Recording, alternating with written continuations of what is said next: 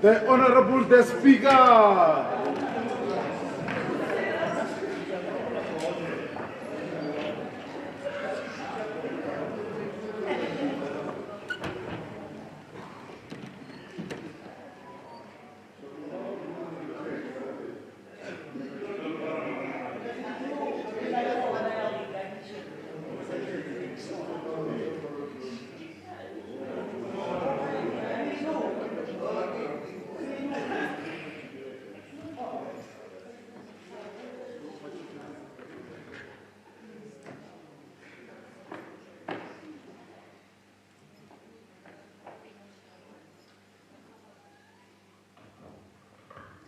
We shall now have the opportunity for silence prayers or meditation.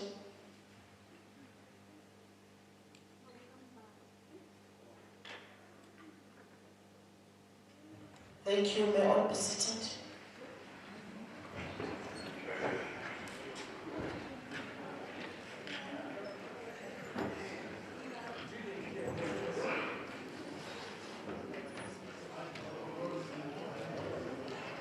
Honorable members, members of the executive, staff members, good morning and welcome to our sitting.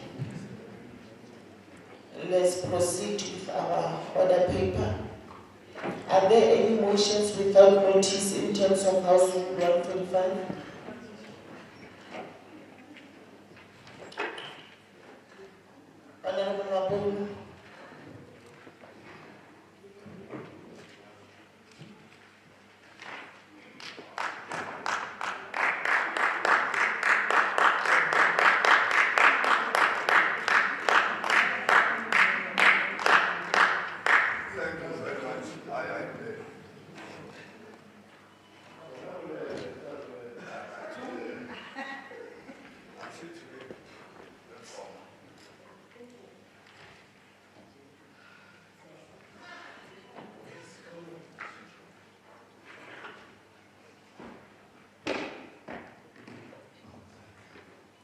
Thank you very much. And Honorable Speaker, and all protocol observed. I rise on behalf of the Economic Freedom Fighters to move a motion without notice. The downgrading of Greater Limpopo municipality from grade 3 to 2 is a serious drawback to service delivery and to the people of Limpopo in general. The municipality is redirecting money into wrong project as a way of stealing money. Secondly, higher salaries for workers as well as failure to collect revenue are also cited as reasons for this downgrade, and also employment of incompetent people. These are disappointing developments given the state of local government in Limpopo, and therefore we are not surprised by the latest MFMA and Auditor General's report. Local government in Limpopo is dead and characterized by all sorts of governance and leadership challenges. At the center of these problems is corruption, maladministration, and local government. Therefore, the majority of municipalities are dysfunctional, with about 6 municipalities facing imminent collapse. It is just a matter of time. The situation at Greater Limpopo is compounded by the fact that the Mopani district municipality is also dysfunctional. And also the office of the MEC is also dysfunctional. But being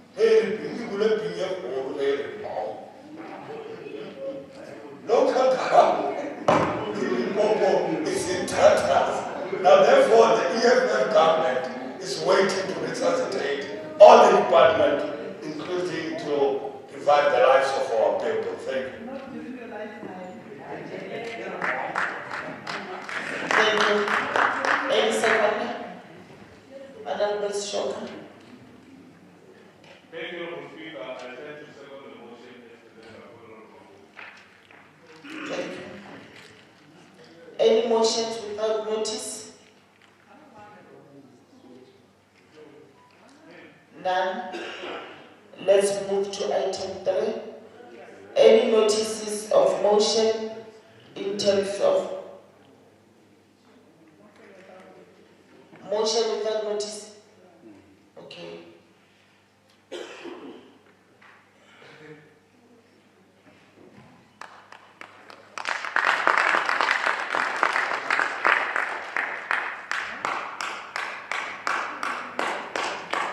Thank you, Honorable Speaker, and greetings to the honorable members in this majestic house.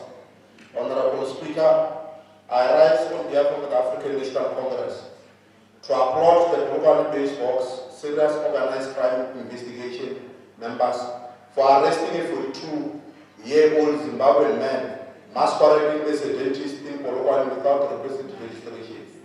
The Hawks team received information from the Health Professional Council of South Africa about someone who was allegedly practicing as a medical doctor without a license in Polokwane. They acted swiftly and tactically beset the surgeon.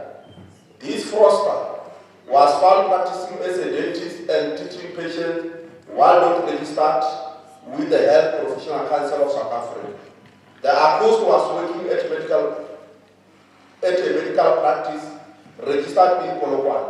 As a result, he contravened Section 17, subsection 1 of the Health Professional Act 56 of 1974.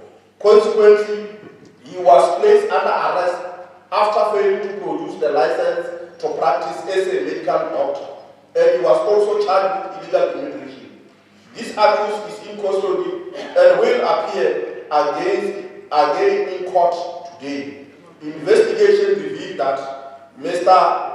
Taurai Chibo was employed by Dr. Masad since September 2022, and as a result, the sub-doctor will be reported to the complaint handling unit for unethical conduct for employing an unregistered person to practice as a local. We call upon our society at large to be wary of unregistered medical practitioners and further encourage them to report all the suspects of illegal practices by unregistered person. I thank you. Thank you. Any seconder? Seconder to the motion? Honorable Bashir.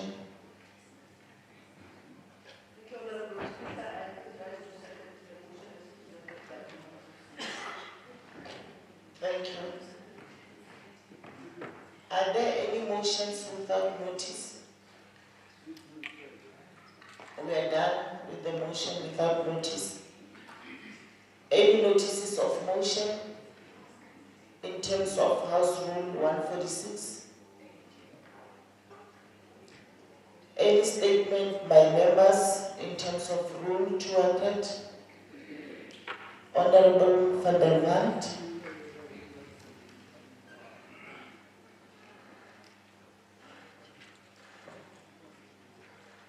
Thank you, Speaker. Morning, colleagues. Speaker, water scarcity and unequal water access are two pressing problems facing not only the province but the country. The Watch report seeks to keep the public and stakeholders updated and informed on the status of drinking water infrastructure, water quality, and the indicative cost to restore functionality.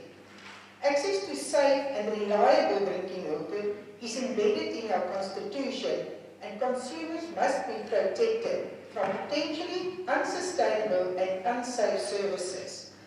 This interim report identified Limpopo as one of the 4 provinces with water supply systems in a poor and critical state, alongside the Free State, Northern Cape, and North West. 11 sites were inspected in Limpopo, and 2, the Donkerpoort and Tabazimbi chlorination plant, were found to be in critical shape. An estimate of 114.5 million rand is required to restore existing treatment infrastructure to its original design capacity and operations by addressing civil, mechanical, electrical, and instrumentation defects at all 11 sites. The MFMA revealed that Limpopo municipality spent the average of 1.7% on infrastructure maintenance. The benchmark is 8%. Honourable MEC, what plans are in place to assist municipalities to maintain and or upgrade their water infrastructure? And when can forgotten communities without any access to a reliable water source expect water services? Thank you, Speaker. Thank you, Honorable Van der Walt. Any member statement? Honorable Ramalome.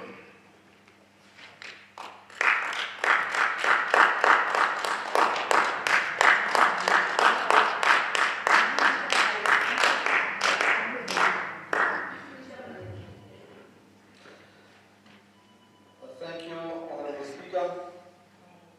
Leadership of EFF under Mama Commissar Chilizi Maranda, compatriots.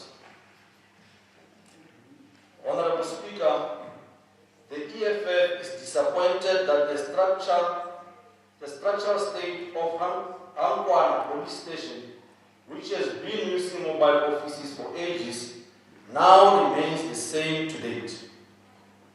Several submissions and concerns were made to the department in relation to the structural condition of this police station, and yet nothing is happened. This police station was once attacked by criminals and guns stolen. Now they are comfortable operating during the night. They are not comfortable operating during the night because of fear of criminals. Those are the policemen. The police and administrative personnel are still traumatized and therefore lock gates during the night. This means that the committees around the police stations are not getting full service from the station as crime continues to soar in the area. Recently, the Bapedi Royal House was visited by intruders, and when the police were alerted about the trespassing, the Royal House was told that the police can't be involved in family matters. Really? The leadership of this police station does not inspire confidence at all, given the attitude when it comes to community issues. We call upon the MEC to investigate this matter and provide lasting solution to the people of Hampwana on this matter to the police station. In conclusion, Honorable Speaker and Honorable Members, as the EFF, we are very much concerned about this issue. And if nothing is being done about it, we are really heading to a failed state. By the way, who is the captain of this state? The Mapolisa Bachava Mahu, Bachava Mutsuz, Maya Babu.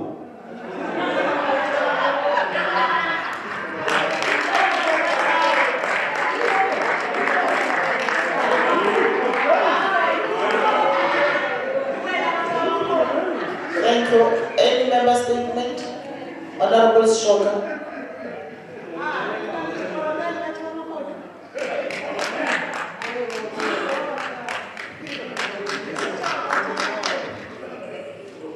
My Babu. Crisis. Thank you, Honorable Speaker. Greetings to the caucus of the EFF led by Honorable Maraga and our whip, Honorable Ramalobel. Greetings to the acting or permanent acting premier. I'm not going to mention the name because I want to be accused, but I know that person knows himself. Members of the Executive Council, the honorable members, please receive our provincial greetings. Honorable Speaker, the EFF knows with concern the total disregard of one of what will be the principle very for money by the Department of Agriculture and Rural Development. This principle demands that public services should be provided economically and sufficiently in order to give citizens the best possible value for money. Honorable Speaker, unfortunately, this principle has no meaning or expression in how the Department of Agriculture and Rural Development dealt with the investment in Norja's tomato processing plant. Honorable Speaker, Norja's tomato paste plant is a company owned by African tomato grower under the umbrella of Apple, which is owning 51% of the company. These growers are jointly owning the company with white-owned new tech company that owns 49%. The project is situated in police industrial area under the municipality of Mopane district. The objective was based on the need to get processing plant for all tomato produce throughout the Limpopo province. The aim was to establish local-based processing plant for local produced tomato. The Portfolio Committee on Agriculture and Rural Development embarked on an oversight after the Auditor General gave an audit opinion on an authorized expenditure of more than 100 million invested in this project. Honorable Speaker, during our oversight, the EFF was shocked to discover that the factory is left unattended and the investment of more than 100 million was turned into white elephant. This calls for concern because the matter has been dragging for a longer time. All kinds of investigation were done. There is an audit finding, internal reports, and many other investigative reports. None of the recommendations were implemented, which gives us suspicions that there is a favoritism and protection by both department officials and politicians. Honorable Speaker, our suspicions are worsened by the delay in releasing the recent forensic report, which was long overdue. The EFF calls upon the MEC of Department of Agriculture and Rural Development to table all the reports and ensure that all the recommendations are implemented to the letter. In the immediate, the MEC must table a report to the House to explain how the department will deal with the issue of buying land since leader has rejected the offer to purchase the land the factory operates for. Failure to comply with these demands, the EFF will be left with no option but to approach Chapter 9 institution in defense of the public purse. All those that are involved must be brought to book. My Babu, I thank you.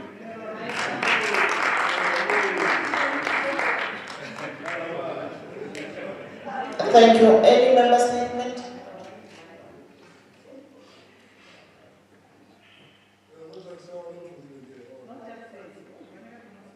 Before we can proceed, let me check with the members of the executive if there are anyone to comment on the issues raised on the member statement.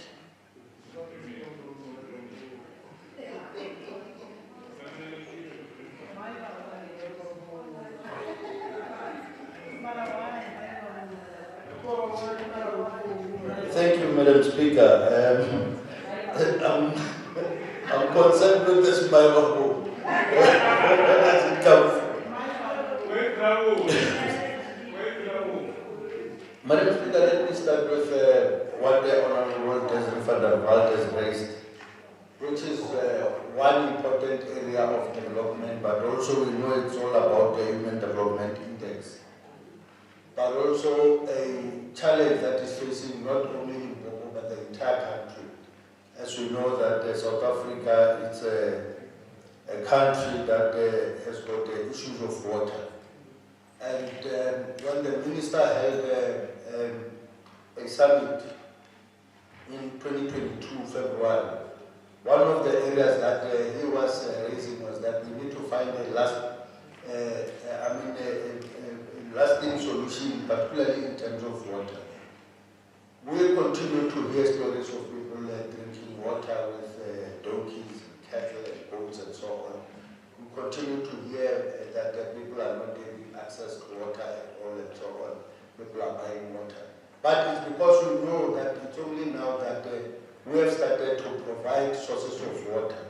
We have started to build the work, we have started to raise Nandoli, and so on. And that is the problem. Yes, you can't have water when you don't have sources. South Africa and Limpopo. Since when? How many dams did you have before democracy? How many dams did you have in Limpopo? Honorable Maraga, we don't do that in this house. Please refrain from interjecting from Honorable What members. they're raising, Honorable van der Walt, is that we need to find lasting solutions in terms of the risk that we have. Honorable Shoga, the Honorable MEC is responding. Can you allow him or give him the opportunity? You were, no, I did not allow you. Can you sit down? You were given an opportunity. You have raised what you wanted to raise. Can you allow the MEC to respond? Yes, please. No, sit down, Honorable Shoga. I'm standing on the point of order. Your duty is to listen to the point of order and give a ruling. Not to stop you to raise the point of order. You can't do that. Point of order on what, Honorable Shoga? This is what I'm saying. All the people that tell us on the podium. Say it.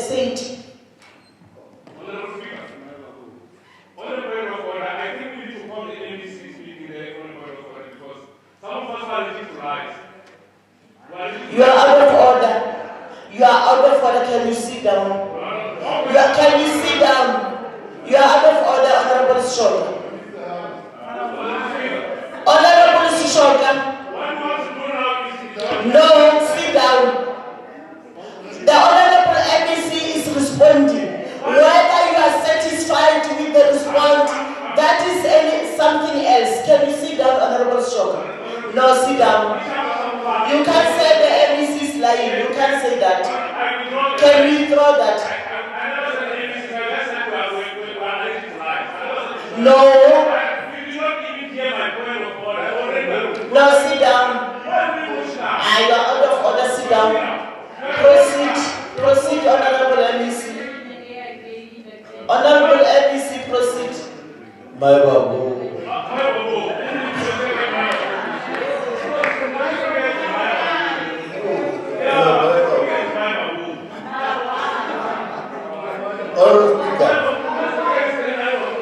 Honourable Speaker.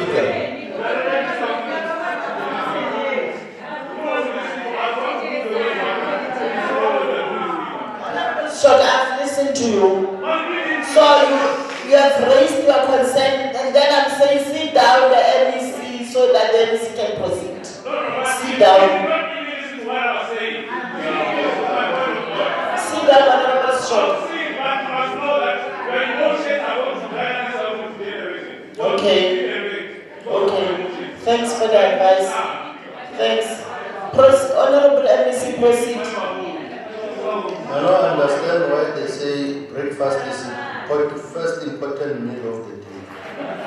Because if you don't have it, then you... Yes.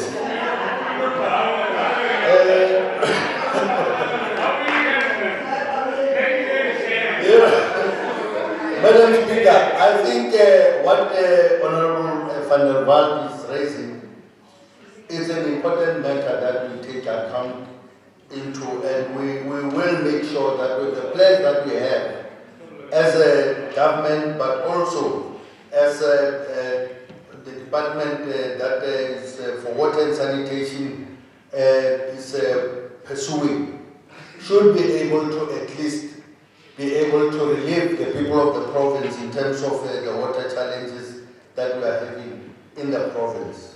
And it's not something that we can deal with overnight, obviously. You need to have the source, you need to recreate, and you need to make sure that it's clean water. It's not something that you just wake up and it's not an event.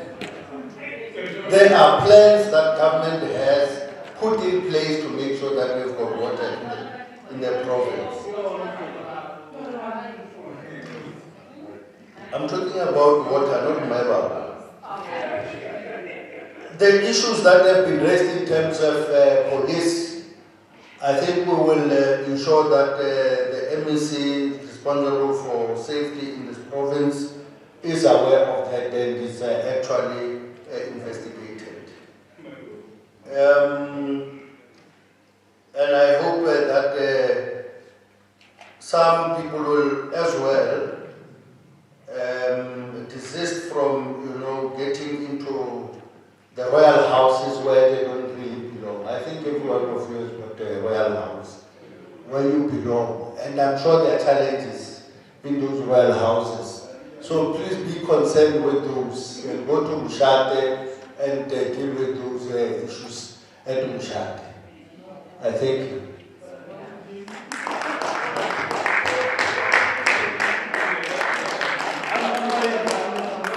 Thank you, Honorable MEC. Let's move to item 5. Any executive statement? None. Tabling of committee reports, other reports and papers. Also, we don't have. Honorable Bruce Sugar, please. Item 7. Orders of the day. 7.1. Consideration and adoption of the following reports of the portfolio committees on Provincial Treasury. Committee Chair.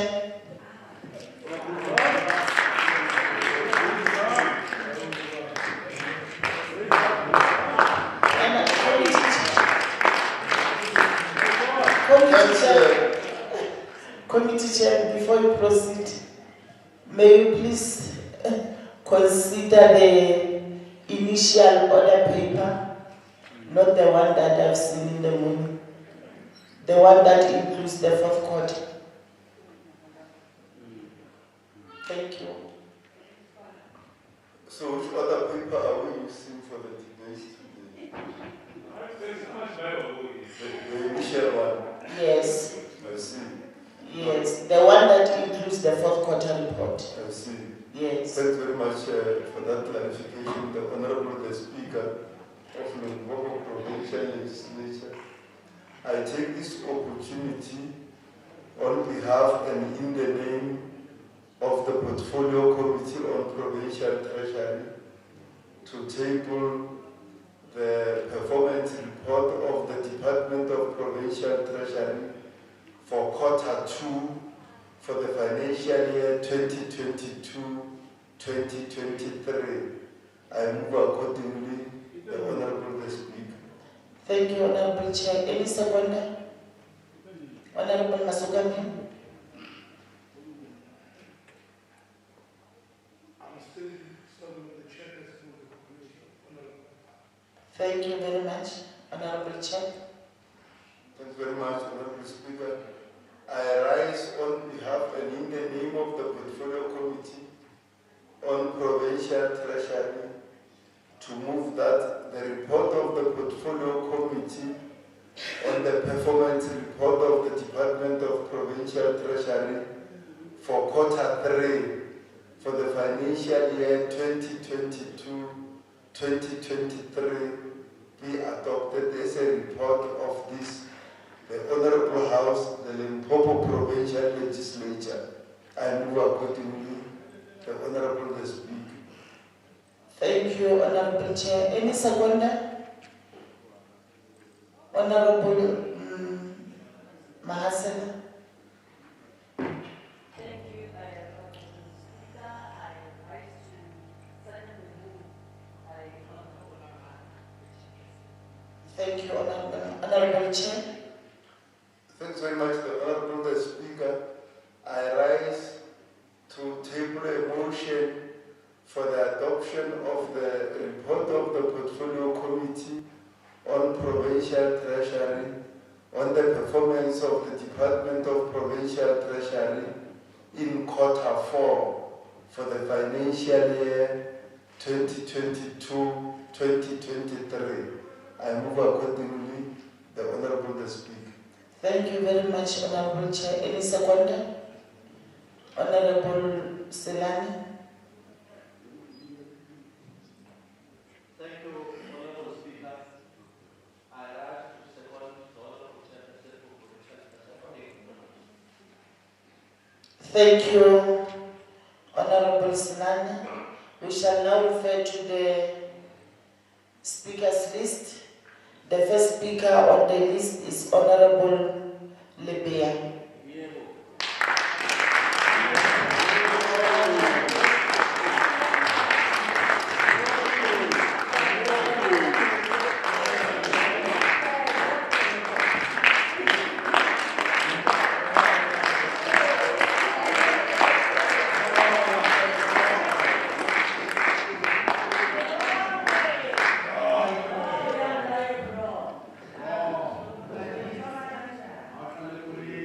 The Honorable Speaker, Honorable members of the Executive Council, Honorable members of this other House, including Honorable Sishota, distinguished guests, members of the media in the House and connected on the visual platform. A very blessed morning to you. Honorable the Speaker, today in 1955, General C.R. de Wet was found guilty of treason for leading an African rebellion of 1914. Someone might ask, who is General C.R. de Wet? General Christian Rudolph de Wet was a Boer soldier and a statesman, regarded by African nationalists as one of their greatest heroes. We could only imagine that. He won renowned as a commander-in-chief of the Orange Free State Forces in the South African War, 1899 to 1902, and was a leader in the African Rebellion. Again, Honorable the Speaker, in 1974, in a dramatic and unfortunate move, Minister of Defense, P.W. Brother, announced the replacement of South African police by the South African Defence Force on the northern borders of Southwest Africa, now known as Namibia. Walter believed that the military forces would be able to resist the pressure exerted by SWAPO. I know members on the right understand what is SWAPO. Honorable the Speaker, yet today in 1976, the youth were planning a peaceful march, a march that was the site of a massive uprising known as the Soweto Rebellion, which began as a protest against the government's insistence that the Afrikaans language be used as a medium of instruction in Soweto high schools, and unfortunately ended as a bloodshed, where not only people, but young people in their majority perished due to the hand of the oppressor.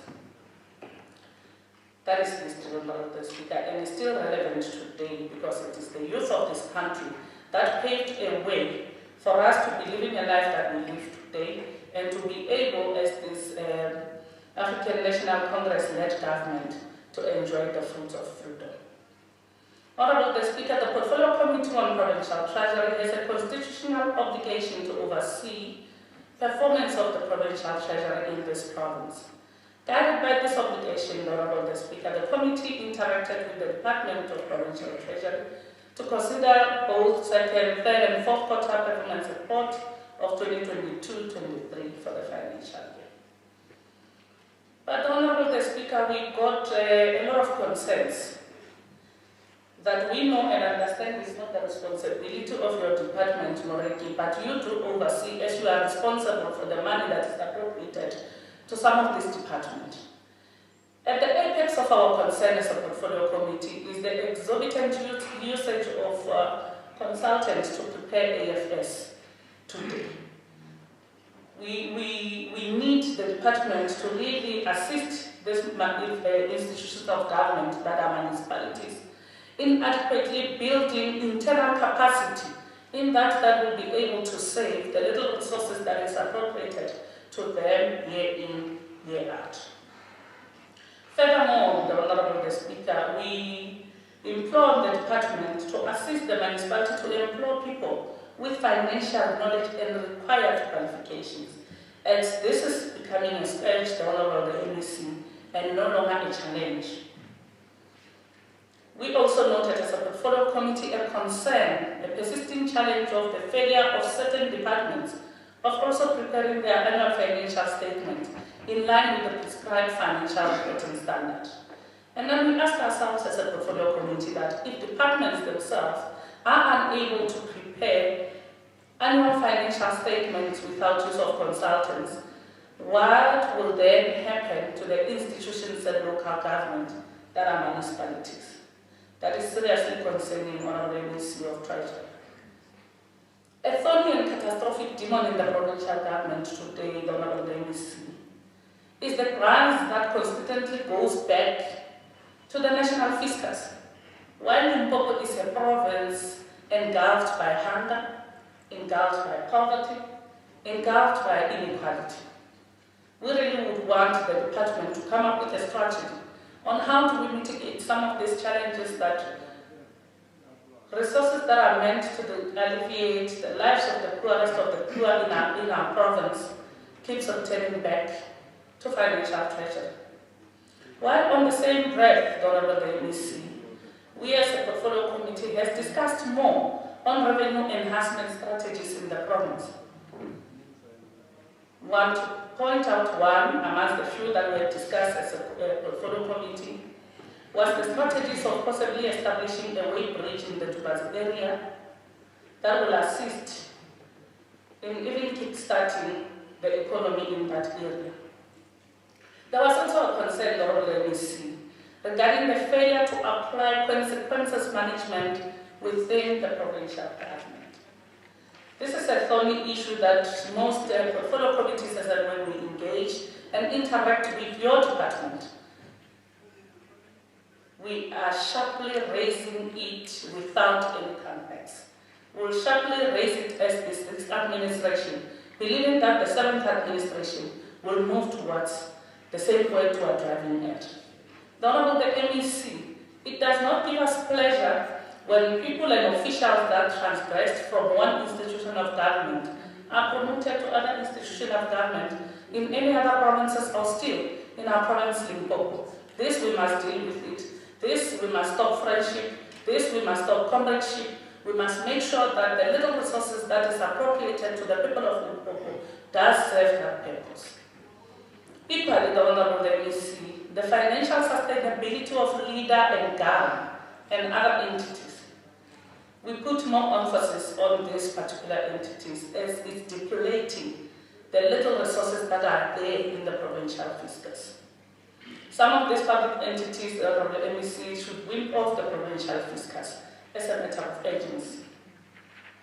We further encouraged the department to work closely with the Department of Education and Health to ensure that they do pay their rates and taxes. It cannot be the provincial government that owes municipalities. This must be dealt with and adequately be moved on the register. And as a portfolio committee in the MEC responsible for oversight on your department, we want to reiterate to the fact that we do not want to witness vacant and funded positions in the provincial government. We've been talking about this. We're even beginning to sound like broken copper records.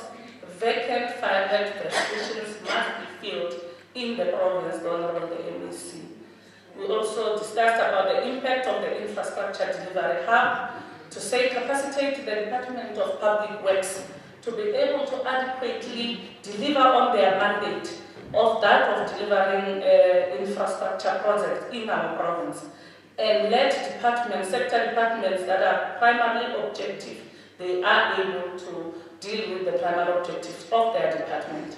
And in an instance where their infrastructure department, in those departments, health, education, adequately capacitate them. So this project will be able to get off the ground and be seen and be able to be executed at the right time, at the right budget, without any amendment thereof. The litigation strategies, in terms of Department of Health, the medical legal is depleting the fiscal, the Honorable the MEC. We want to see you assisting the department in mitigating the challenges that are coming up about from the medical legals. One thing that we should really applaud the department, honorable members, is the fact that the fourth quarter, the department had paid their suppliers 100% within 30 days. And who are these suppliers, honorable members? They are young people, they are previously disadvantaged individuals, and women and people living with disability. That is worth being commended, the Honorable the MEC. Over and above that, the Honorable Chair of the Portfolio Committee on Provincial Treasury, the Department of Treasury is doing very, very well. And we are still on the fact of the Mashashari man that we raised here, that when people are saying, the department is responding through the MEC. And if we are learning from the words of Desmond Tutu, who said to us, if you are neutral in situations of injustice, you have chosen the side of the oppressor. If an elephant has its foot on the tail of a mouse, you can say that you are neutral. The mouse will not appreciate your neutrality. In this case, the people of Limpopo will never appreciate the neutrality of the Portfolio Committee responsible for Provincial Treasury. And we'll keep on robustly engaging the department without fear, without favor, without fear of being contradicted. And I thank you. A blessed moment. Thank you. Another question?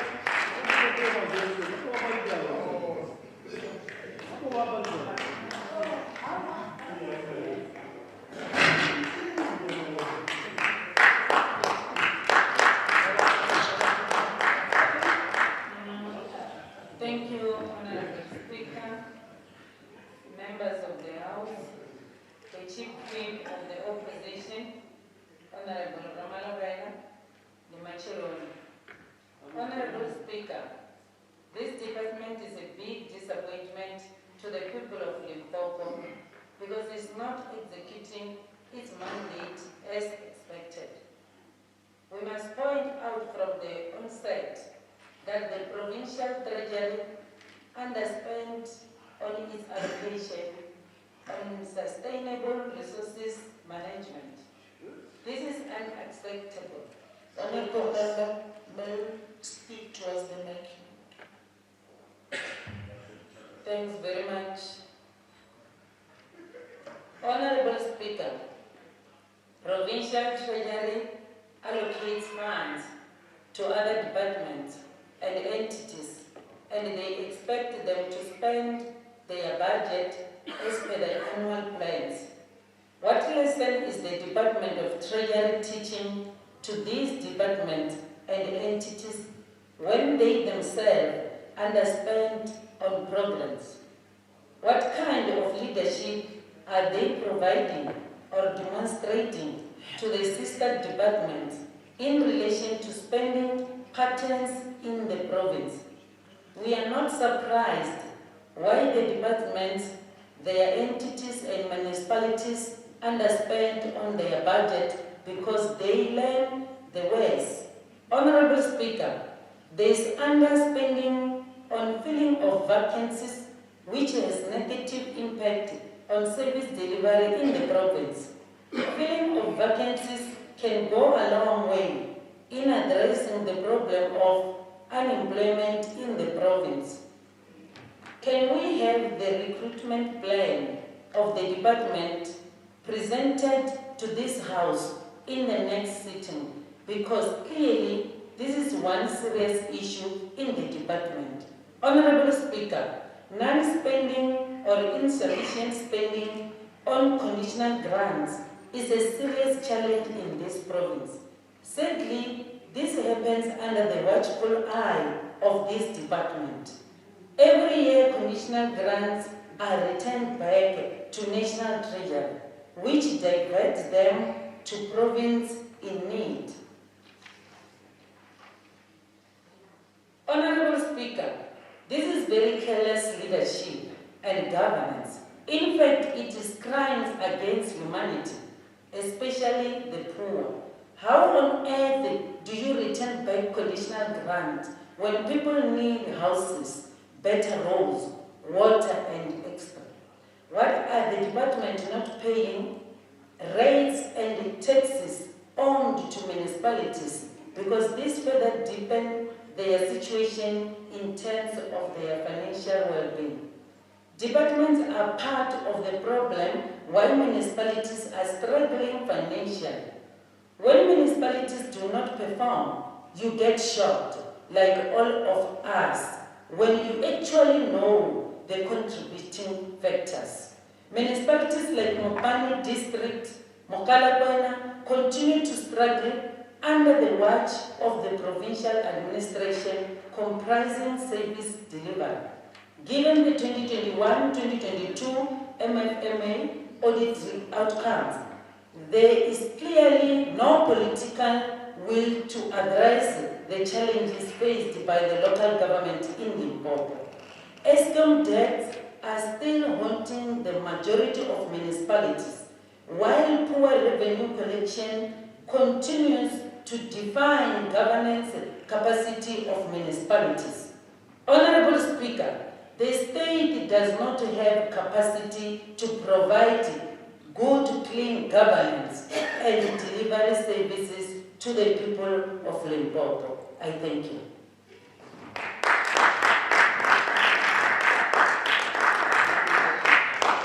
Thank you, Honorable Federal.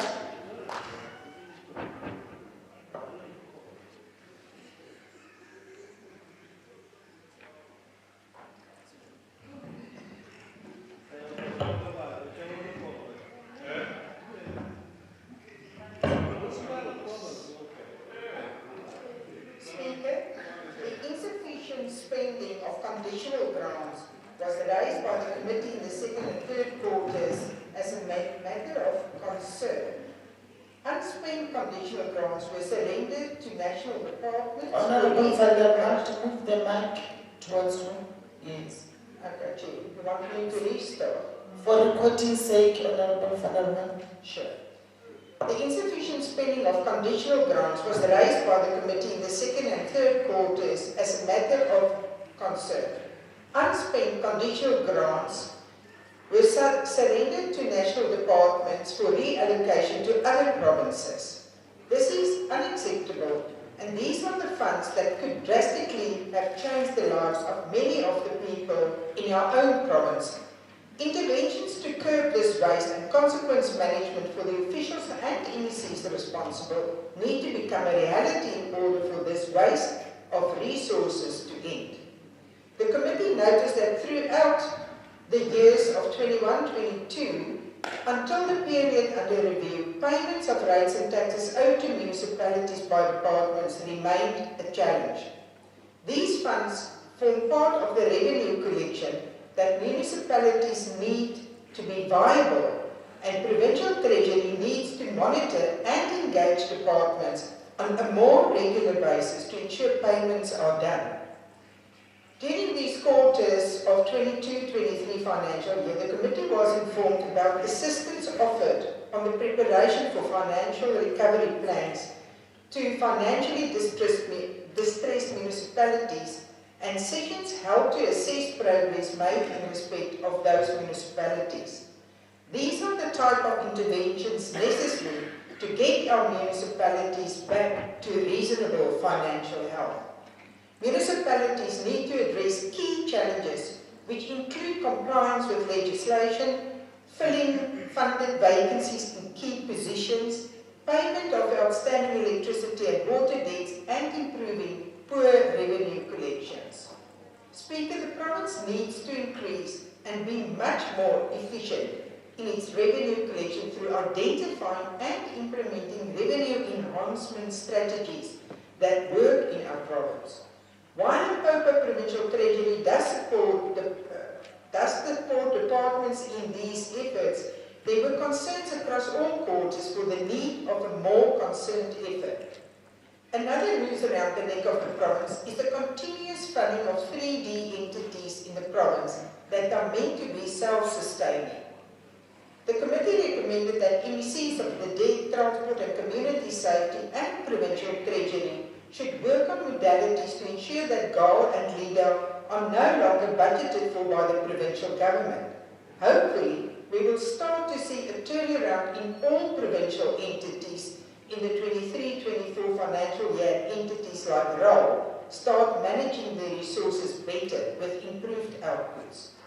The support to the Health Department by Treasury and efforts to reduce litigation claims from over 14 billion to 7 billion rand are welcome, but that amount is still way too much of a threat to the department and the services it is meant to give to our people of Limpopo. In the second quarter, investigations into irregularities and employees' provident fund of the Great North Transport were completed, and the report was handed to the Department of Economic Development, Environmental and Tourism to implement the recommendations in consultation with LEDA and GNT boards. Progress on this matter had been long overdue and a great concern to the committee. In the period under review, the Provincial Treasury indicated that the VBS investigation report had been handed over to implicated municipalities and the Hawks for further investigation and, of course, prosecution. The arrests we are starting to see around VBS are the type of accountability we need to start seeing in order to curb corruption overall in our province. Thank you, Speaker. Thank you. Honorable Chair, Honorable Pana.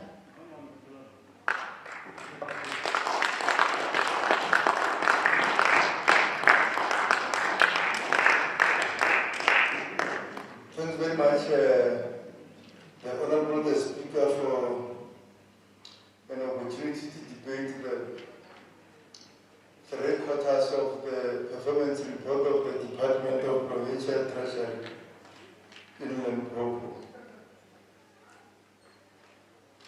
I dedicate this debate to that outstanding son of the soil, Professor Patrick Magapatona, who left this country as a 22-year-old as part of the Lutuli detachment of Mkondo of the ANC, ended up in Hungary and in Bulgaria, went to University of Sofia and University of Budapest and University of Bucharest, studied economics in Bulgaria, passed a junior degree, passed an honors degree in Bulgaria, passed a master's degree, passed a doctorate in Bulgaria, became a professor of economics in that country. Outstanding South African.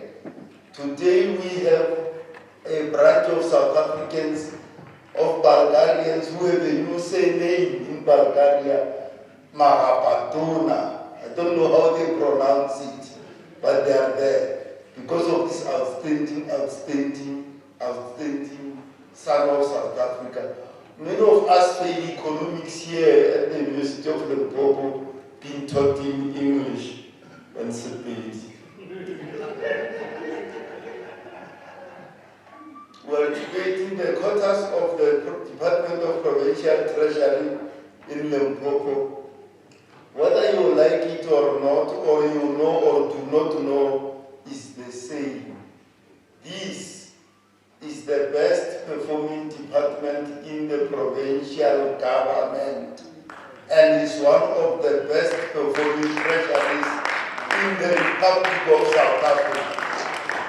So whether you like or you don't like it, or you like it, it doesn't change the price of cheese in a restaurant. So, in this department, when we met for the 3 quarters with them, as Honorable Lebia very well articulated, and Honorable Van der Maalt articulated it also so well, both of them. They were able to indicate the issues we raised when we met the department. Because internally they are doing very well. We generally raise issues about the external work that Treasury must do, focusing outside. Because the performance of other departments or municipalities is not their job. Those departments have HODs and MECs and CFOs agree. So even municipalities have mayors and municipal managers and CFOs. Treasury just guides them, tells them what they should do, guides them, tells them what they should do, shows them the rules, shows them the laws, shows them how they should act. But if they don't, Treasury cannot 100% be held accountable. One of the issues we raised is that we are concerned about which we will raise going forward also, is that we are concerned about the level of consequence management in relation to irregular expenditure. That officials who are found to have irregularly spent monies of the state and resulted in irregular expenditure, it looks like a number of them are not being taken to task by various departments, and we want Treasury, because it has a role there to hit hard on that matter. It will help to turn some of the departments in the province around. And we raised also sharply the matter of strengthening the transversal audit committee of the province, which is the one ensuring that it is watching the departments and how they perform in the course of the year before the year end. And we want it to be strengthened so that it is better able to perform the task that it is supposed to do. We also raised the issue of ensuring that we look at enhancing revenue mechanisms. So because nationally they are reducing our budget that we get from there, but we must be creative in how we get revenue enhancement strategies so that where we are able to raise monies and resources as a province ourselves, we are able to raise them and we are able to move in that regard. Also, we are interested in expenditure. We want all departments to spend up to the last cent, so that if you spend up to 100%, and if you have not spent all money, spend 99 point something percent. That's one of the issues we raise sharply, because when money returns back to national, it goes elsewhere and doesn't return to serve the people of this province. We have seen that in the past there were departments and entities that were able to spend up to the last 1 cent. Those who will remember in the last days of what was called RAL, we have now, Honorable Rahan. In the past 10 years ago, this thing called Road Agency Limpopo, at that time it was called Northern Province Road Agency. It was able to spend up to the last monies. Usually at the end of the financial year, the Chief Executive Officer of Shibambu will show you 45 cents or 10 cents in the account. Real. I'm talking about real things that happen. That's what we want, because we don't want the money to go back. When money goes back, it is a concern to us. Honorable Van der Waal has raised the issue of contingent liabilities correctly, so she's right, and we agree that while it has been reduced from 14 billion to 7 billion, as she correctly said, we are still very much concerned about it because it's still huge and it's still a threat to the fiscus of the province. And we want creative measures in that regard to be taken. And we saw in the Eastern Cape, Honorable Dr. Ramatuba, in the Eastern Cape Health, how they have gone to court and have created certain things in that regard. And it looks like the Eastern Cape Health, they are reaping benefits from that court case in relation to contingent liabilities. We hope that if we learn from people like those of the measures they are taking as a province, we ourselves will be able to improve and enhance the work we are doing in that regard. We raise sharply the issue of how we work with other bodies as Treasury, because we are empowered by legislation to work with other bodies, and that will enhance our work in what we do, including the matter we raise in the 3 quarters that we are debating of various investigative reports of various kinds, otherwise called, some called forensic reports and others called investigations. Others are by SIU and others by other bodies, which report, once they have been done, we want the recommendations of those reports to be implemented. Because on many occasions, in a number of places we have seen, in the Department of Agriculture, we can mention it, we saw that there were investigations that were done, but once the recommendations were made and it looked like they were not happy with the recommendations, they leave the report to gather dust.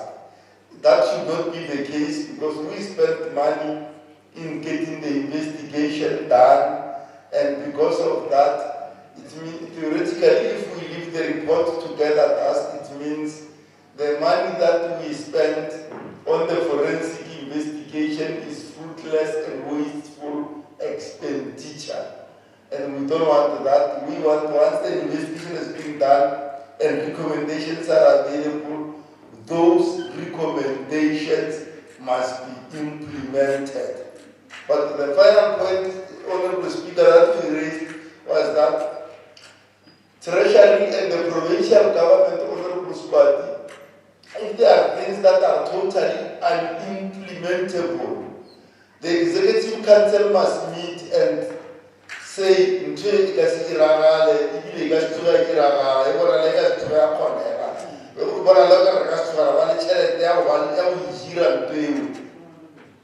give me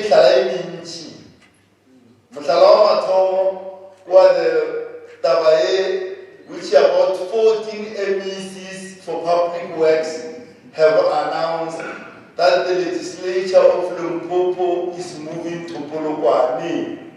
All of them, from MEC Magazi to MEC Greek to MEC Chabani to MEC Tabatia Mufamazi to MEC Patalani, MEC Ndo arriving there, and Kama Fichal Room, Assemble Al Montalan, Kama Fichile Mo, Re, legislature, Evo Chaisa Dono Wamo, ka gore go ya ga tšhelete ya disekentši and re nyaka taba ya mohuta o executive council e tlola go opa ka tšhola gore metlhe ba re no re nyaka di-scientist man ba re botse di-drawings man o drowang toma o ka se yage o drowang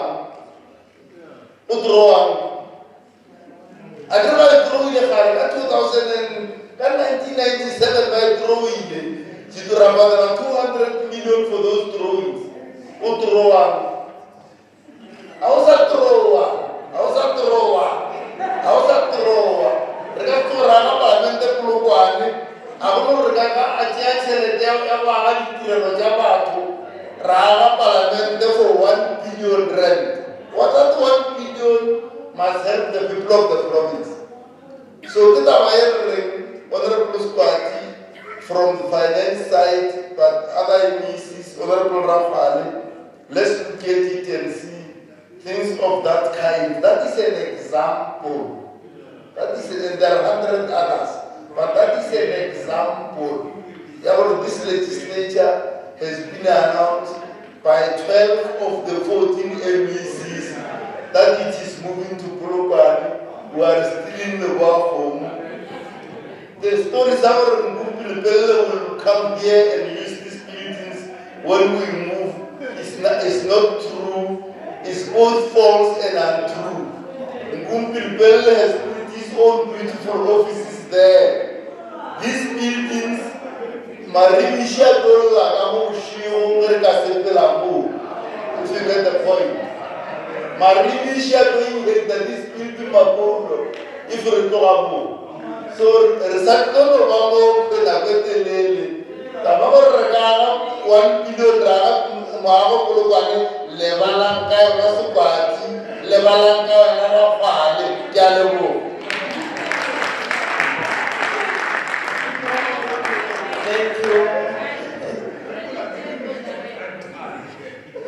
Thank you, Honorable Chair. And thanks for being sitting here because I'm going to skip the MEC. MEC will come at the end to respond. We'll proceed to 7.6. Second reading, approval of budget votes. 7. Where are we now? 7.3. Second reading, approval of budget votes and schedule of the Limpopo Appropriation Bill 2023 B02/2023. Chair. Thanks very much, the Honorable Speaker of the Provincial Legislature of Limpopo. I now take this opportunity on behalf and in the name of the Portfolio Committee on Provincial Treasury to table a report of the Portfolio Committee on the annual performance plan and budget of the Department of Provincial Treasury for the financial year 2023-2024. I move accordingly. The Honorable President. Thank you, Chair. Chair, you shouldn't move. Yes. That was the annual performance plan, and then we'll follow the budget vote. Any seconder? Honorable Slana. Thank you very much, Honorable Speaker.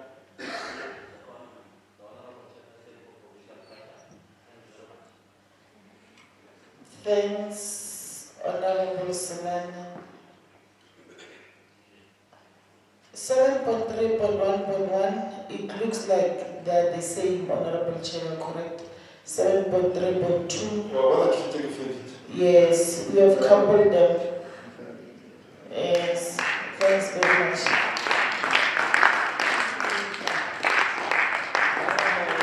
We shall now refer to the speaker's list.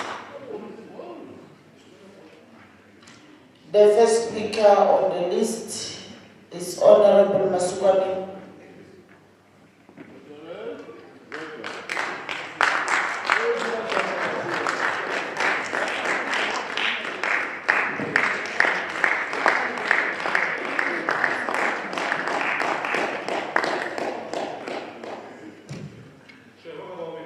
Honorable Madam Speaker, thank you very much.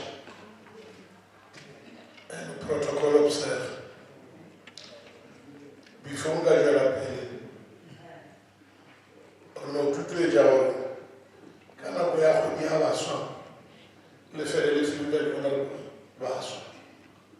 Kahodia Basani, Kahodia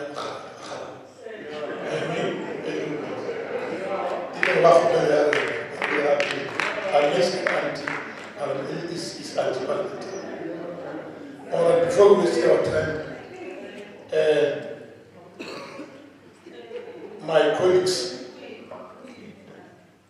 all speakers, they alluded a lot of things which I was supposed to speak.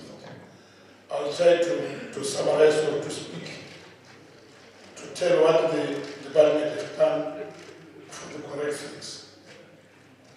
Before I speak, everybody, he or she, who light a candle and hide it under the table, does not know that the light is important to all. For a candle to give light to everyone in the house, it must be placed on the table.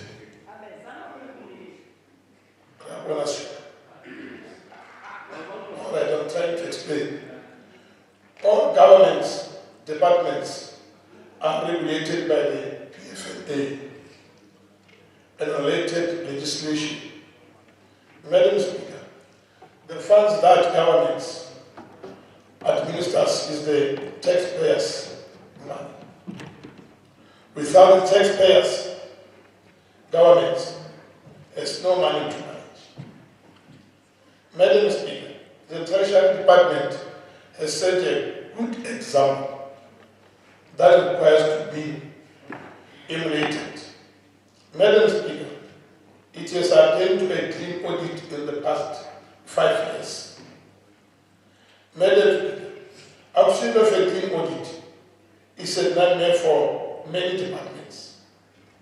Many departments have not achieved a clean audit in the past 5 years. Failure to get a clean audit has resulted in the same department retaining funds to the Treasury. The funds being returned are for service delivery. At Maine, our people have no roads, no water, no access to housing, and some struggling to have food. Madam Speaker, does democracy mean that money for service delivery must not be utilized for uplifting our communities? Does human rights mean money for people's welfare must be returned? Madam Speaker, the example set by the Treasury of complying with the PFMA and other legislation should be emulated. Madam Speaker, attain of a clean audit and non-return of funds meant for the betterment of our people's lives is what all departments must achieve. Inadequate spending on provision of service, delivery is equal to the genocide. Return money is meant for community uplifting to treasuries, indignity to unity. Madam Speaker, when you go for the conclusion, you don't want to waste time. Money returned to the Treasury will result in reducing budget for the next financial year. Why must we get funds if we cannot use them for their correct objectives? Let us all lead by the example. Treasury has said spend all budget allocation and have a clean audit year in and year in year. Lastly,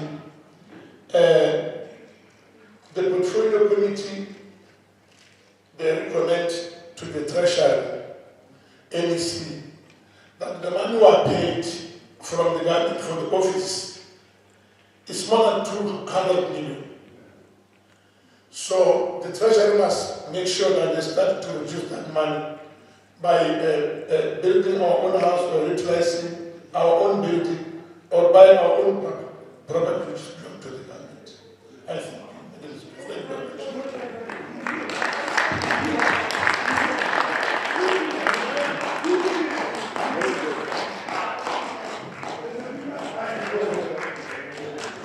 Thank you. Thank you, Honorable Mr. Honorable Passion.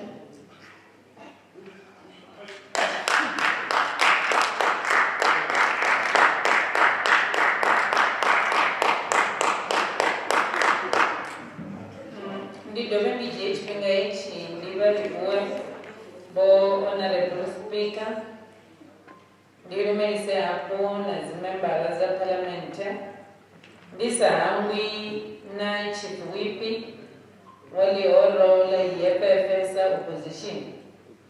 Honorable Speaker, the failure to meet employment targets for people living with disabilities is disappointing to say the least. The people living with disabilities are historically marginalized, and we thought this administration will cater for their needs. But on the contrary, they are the ones who are ambushing and violating their rights. They continue to deepen perceptions, misconceptions, and the mind that people living with disabilities are less important than other groupings in society. There will never be a true and genuine democracy when people living with disability do not enjoy the fruits of democracy. There is no true democracy when the government continues to violate and infringe upon the rights of people living with disability. How many bursaries have been awarded to deserving employees in the current financial year for professional development, upskilling and reskilling, and who are the beneficiaries of the programs? Why is the Municipal Finance Improvement Program not yielding results? Because the latest AG report of Limpopo municipalities does not look good. They will never improve municipal finance for as long as corruption is still rife in these municipalities, while nothing is being done about the situation. Politicians and service providers continue to connive vicious looting and depleting resources for their own selfish gain. An honest analysis of the Auditor General's report will reveal to you that things are not as rosy as some in this House will want us to believe. Honorable Speaker, can we get a report from the department in the next sitting of the legislature in relation to Limpopo Audit Support and Improvement Strategy 2022? We need to know which departments benefited from this strategy and how they benefited, because the reality on the ground tells us something else if you look at the 2021-2022 MFMA audit outcomes. Furthermore, the legal claims against the state continue to rise on a daily basis, creating a serious contingent liability on the part of state which it cannot service. These legal claims imply that the money that was supposed to address service delivery needs of our people is now channeled towards legal claims. The government must find a workable strategic way of reducing its contingent liabilities, especially on legal claims. If the government does not fix potholes and people get involved in accidents or their cars damaged, they will sue the state. What do you expect? If the government does not ensure that doctors refrain from medical negligence. In theaters, people will sue them and the state will have to pay. So all these anomalies can be avoided if government closes all these services delivery gaps in the province. Stop offering mediocre services to the people. They deserve better service delivery than what they are getting now. I thank you.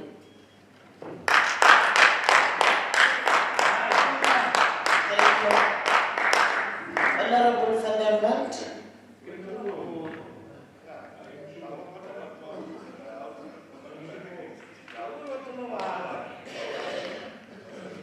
Treasury has been allocated a budget of 457.7 million for the 23-24 financial year.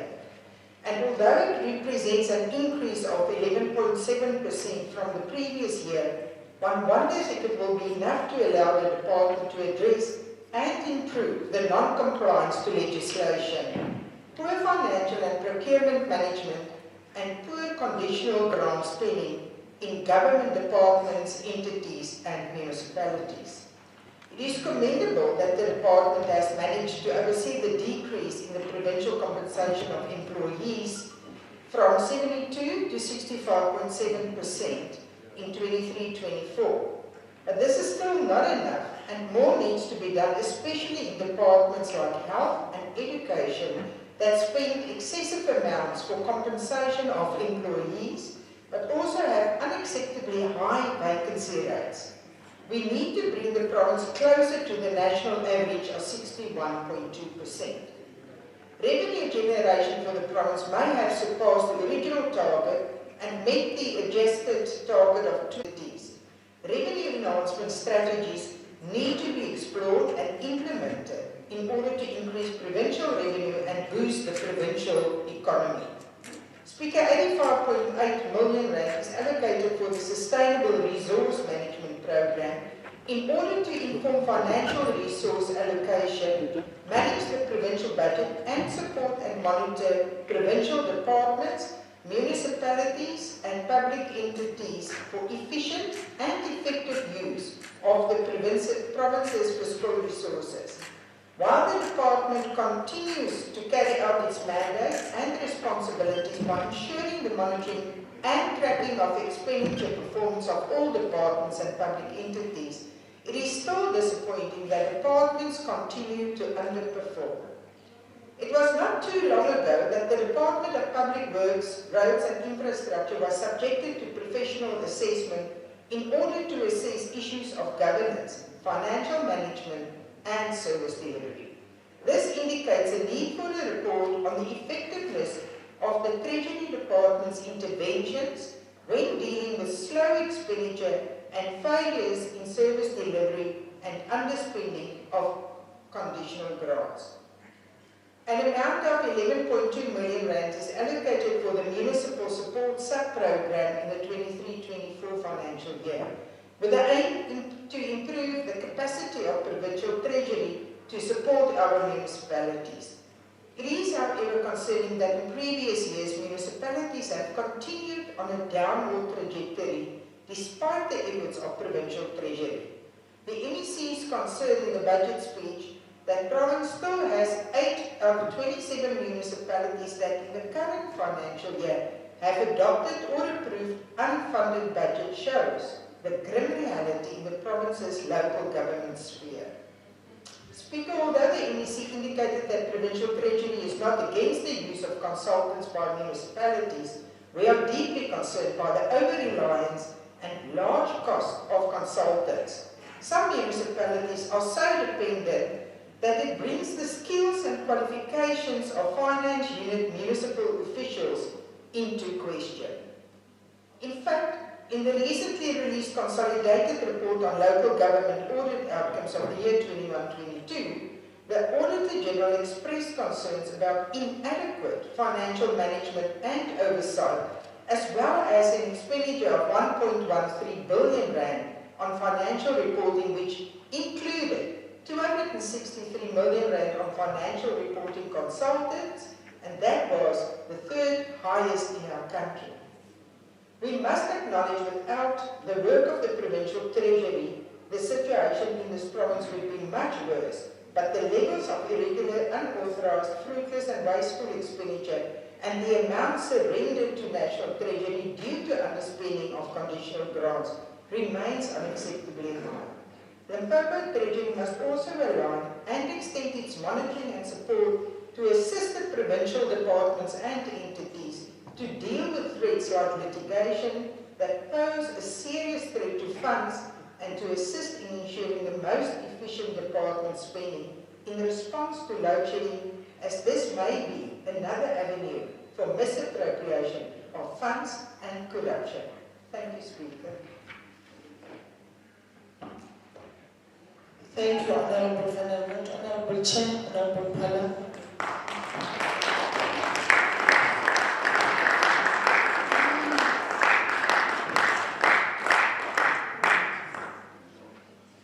Thank you very much, Honorable Speaker.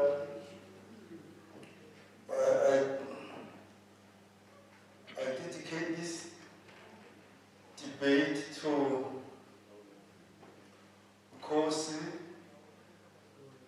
Rasimbi, Franz, Periferi, Muro Baba Chivas,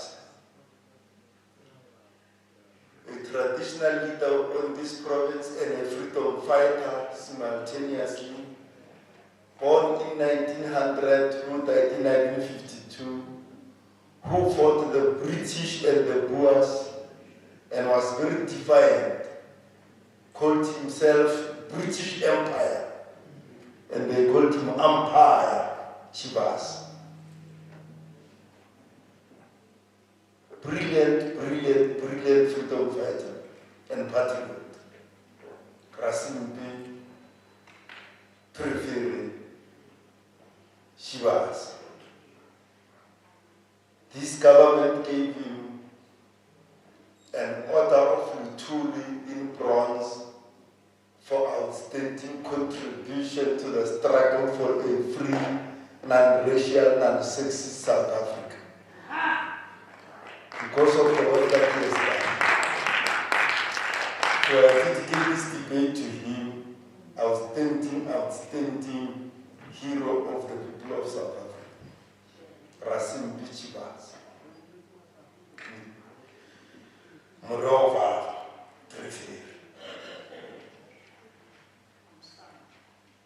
we are debating the annual performance plan and budget of the Department of Provincial Treasury for the year 2023-2024.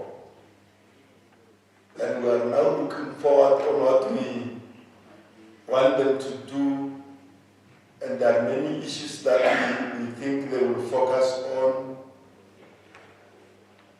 and we hope that they will continue to perform better themselves as a Department of Provincial Treasury, and continue to get clean audits and expand that clean audit to other auditees in the province.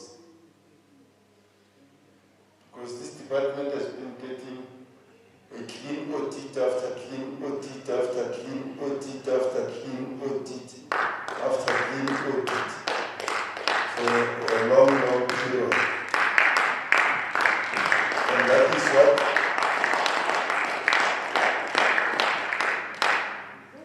amongst the work they do, other than their performance in the department themselves, that is one of the things that make them the best performing department of the provincial government and one of the best performing provincial treasuries in the Republic of South Africa. So amongst the issues we raised when we met with them was how they should use their powers. As Honorable Masukwame captured the issues very well, and Honorable Tesli van der Walt captures them very, very well. Those are the issues we raised that we want them to focus on using the powers they have in terms of Public Finance Management Act to help other departments and ODTs to also improve and use those powers as much as possible. And Honorable Van der Waal has raised a key issue also that they should, because they are holding their purse, help to ensure that they look at the issue of compensation of employees, so that those departments that need more human to work in education, in health, and so on, they should get people to go and work there and get money to get the nurses and people of that kind, doctors and specialists, to help the people of this province. And in education, to get teachers and education specialists and other people. But other departments, we want them to reduce the compensation of employees and focus on spending money on delivering infrastructure, schools, clinics, roads, bridges, libraries, and all those. So if you are a department for an example of public works and infrastructure and your name says it, we don't want to see Michuluchulu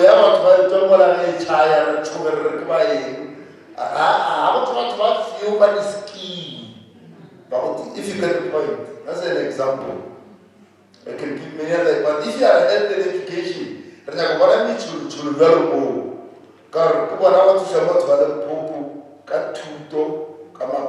so that's the point we raised, and we'll continue to raise it going forward. That matter. We want, as we said, that we want the enhancing expenditure on infrastructure as much as possible. In the earlier debate, and I think also it belongs here, Honorable Van der Waal, you raised the issue of LITA and GAL, that there are entities that are business enterprises that they should not be receiving a cent from the provincial purse, but they are getting money, and those are the ones that we want them to be weaned off.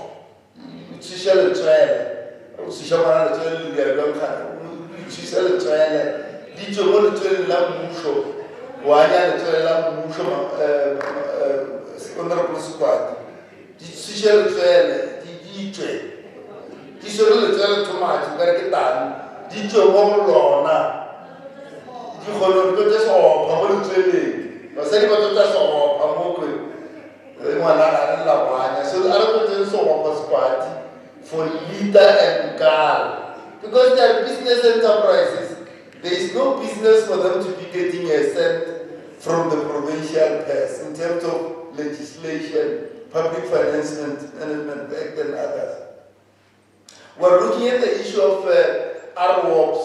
We are looking at it here, officials that do businesses with the state, and while I remember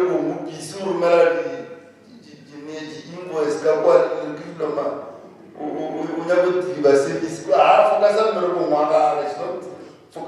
focus on something else, and we spend our time, our money, and even our resources, our computers and others, to try to deliver something, that to deliver tissues in a municipality and to deliver papers in another department, and so on. We want that to, we are going to be paying attention to that as much as possible. Also, we are looking, as Honorable Levy said earlier, as the progress being made to ensure that the infrastructure delivery hub is functional and is able to help the provincial government. Finally, we are also going to look at this issue of consequence management. In areas where there are people who have transgressed, action must be taken against people who have done wrong things. And in this province there are many, and we are going to look at them in this committee and even in other committees where we sit, to ensure that those people action is taken against them. For instance, as an example in the province, in this thing called Great North Transport, 300 million of pension through Provident Fund is unavailable at the time when more than 1,400 workers are retiring.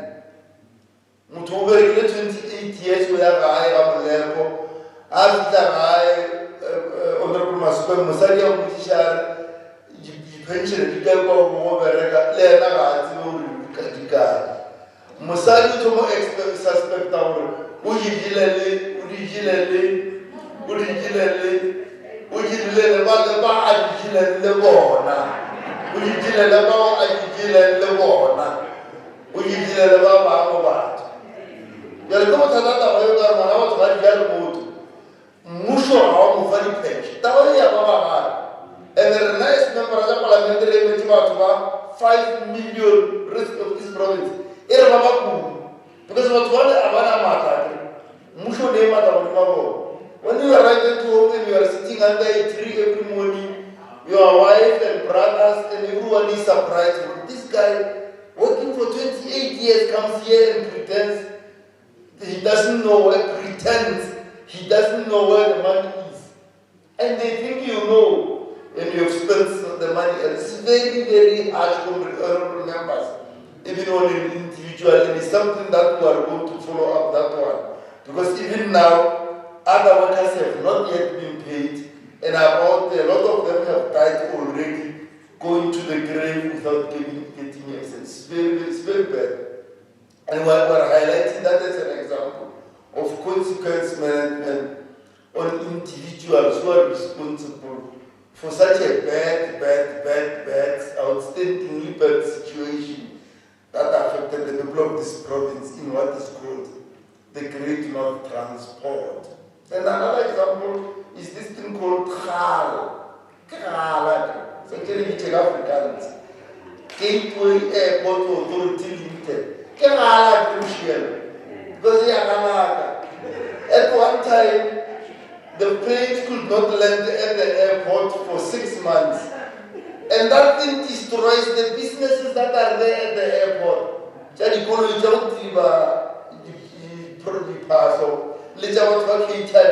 A lot of businesses that depend on the airport. When the airport dies, those businesses die.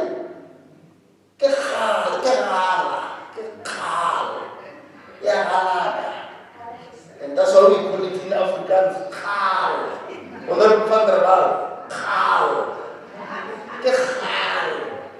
So,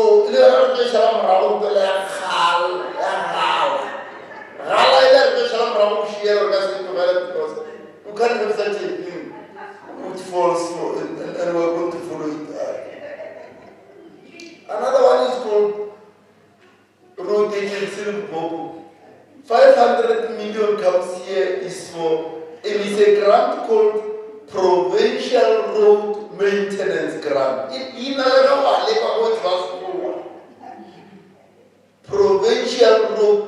They take the money for road maintenance and they build a tar road. I'm going to build a tar road is not road maintenance. We are building a new road altogether. Road maintenance is to patch potholes and do things of that kind, receiving and things like that. They take that money and spend it on something else, which even the name tells you before you look at the conditions. Leonardo de Shalam Bonor Khani, but the Provincial Road Maintenance Grant.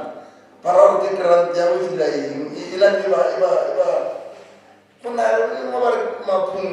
arts festivals. There are about 7 of them, all of them, at one time, a performer was paid while sitting in Canada.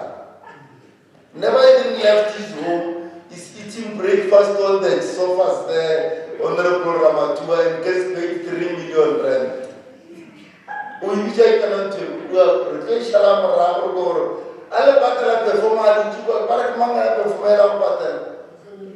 Bata mutio ba dance ku. No, barke Hamilton. O bata lo hana ku Canada. Ai khone ga ke ntse go ba re ntse Canada I ba ke.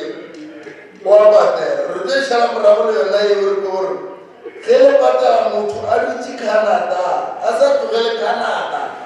A ditse bua le mo bata le ba mara. Ai khone tse shala moramo le eo gore go be consequence. Baba ba re ka lente ka motho wa go motho lente le ke 8 million. Ba re ka 116 million rand. Modimo wa Israel. Ai khone gore lente ya 8 million o ka re ka 116 million.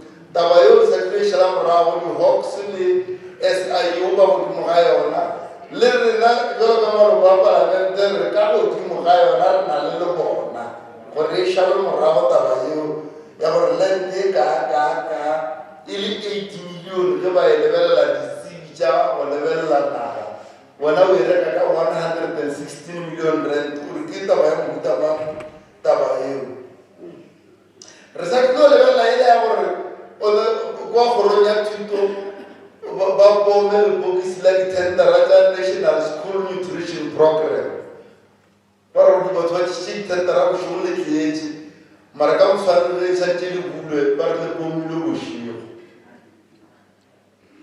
le tshele bomile eba bo le bomi le ba Modimo wa Israel re sa re go mo ga e go re tsebe go tlenya go le bokisana le bomi re sa le go le ba re batho ba ba tsere challenge ya setšhaba ba investa mo godishanong o bitšwa go benda building society mutual bank re godimo ga yona le yona gore re tsebe gore e felela kae so dilo tse re dišitse morago ke tsona tseo re gore sa tlo šala gona le tsona morago honorable speaker gore re bone gore ge ngwaga ya pele go na le consequence management because once there is no consequence management go tla ba bothata because we as a legislature and portfolio committees we are about consequence management and consequence management. Thanks very much. Thanks, Honorable Chair. Honorable Chair. The time allocated to Honorable Chair was 10 minutes. So he was within the 10 minutes, Honorable Chair. No, I'm not saying you must stand up. I'm not saying, I'm responding to what? I'm responding to a reaction, Honorable Chair. There is nothing wrong with that, Honorable Chair. Sit down. May you sit down? Yes, may you sit down now. Respond what?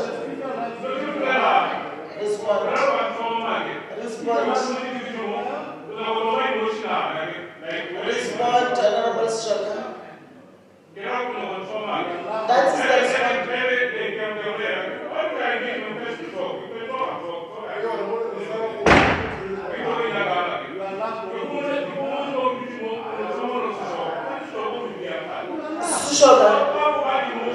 Sushoka, when the Honorable Chair was on the platform, you were talking to me to say time up. Now I'm responding to say he was within the 10 minutes. Can you sit down? Okay, sit down then. Sit down. Okay, sit down.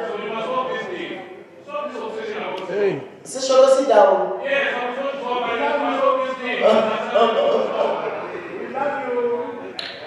Can we proceed with our order paper? We will now call the Honorable MEC to come and respond to the observation that the members have made.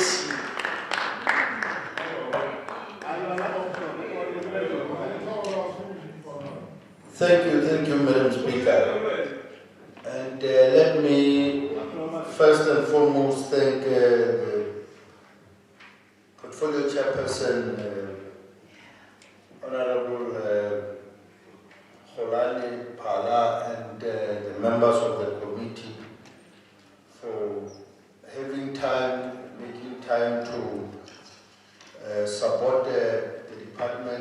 also to make sure that they continue to inspire us in terms of directing us in areas where we might not necessarily be doing well. And I think that actually inspires us to be able to do more, but as well to make sure that we are able to do as expected in terms of the constitution. Chair, we note most of the areas that have been raised here, particularly the use of consultants in municipalities, but also in various departments, the underspending of conditional grants, but also equitable share, which has got an impact in terms of development in uplifting the people's lives. The issues of funded vacancies, which we know that we are supposed to make sure that we make our government effective through those own bodies. I must say that part of the challenges that we are facing as Honorable Van der Walt and the chairperson of the committee have raised in terms of the compensation of employees, which is taking much of the resources that are supposed to be meant for development and directed towards funding the work bodies, which is very, very much important. And Chairperson, I can say that even yesterday we had a meeting, special meeting, as a provincial executive council to look at those and make sure that we do not go beyond where we are, but also continue to make sure that we review some of the structures and make sure that they become more purposed or structured for purpose, so that we do not necessarily have home bodies for the sake of it. So, but we are also impacted by the recent wage bill, which is going to actually force us to reconsider the manner in which we are doing things, because surely there is technology that should be able to enhance the work that we are doing, and therefore we cannot continue to do things in the same old way. And we believe that we should find better ways and means to really reduce the cost of the compensation of employees, because it's quite high compared to the rest of the country. And we are also doing some investigations in terms of other provinces, and we have realized that we are actually above average in terms of the rest of the country.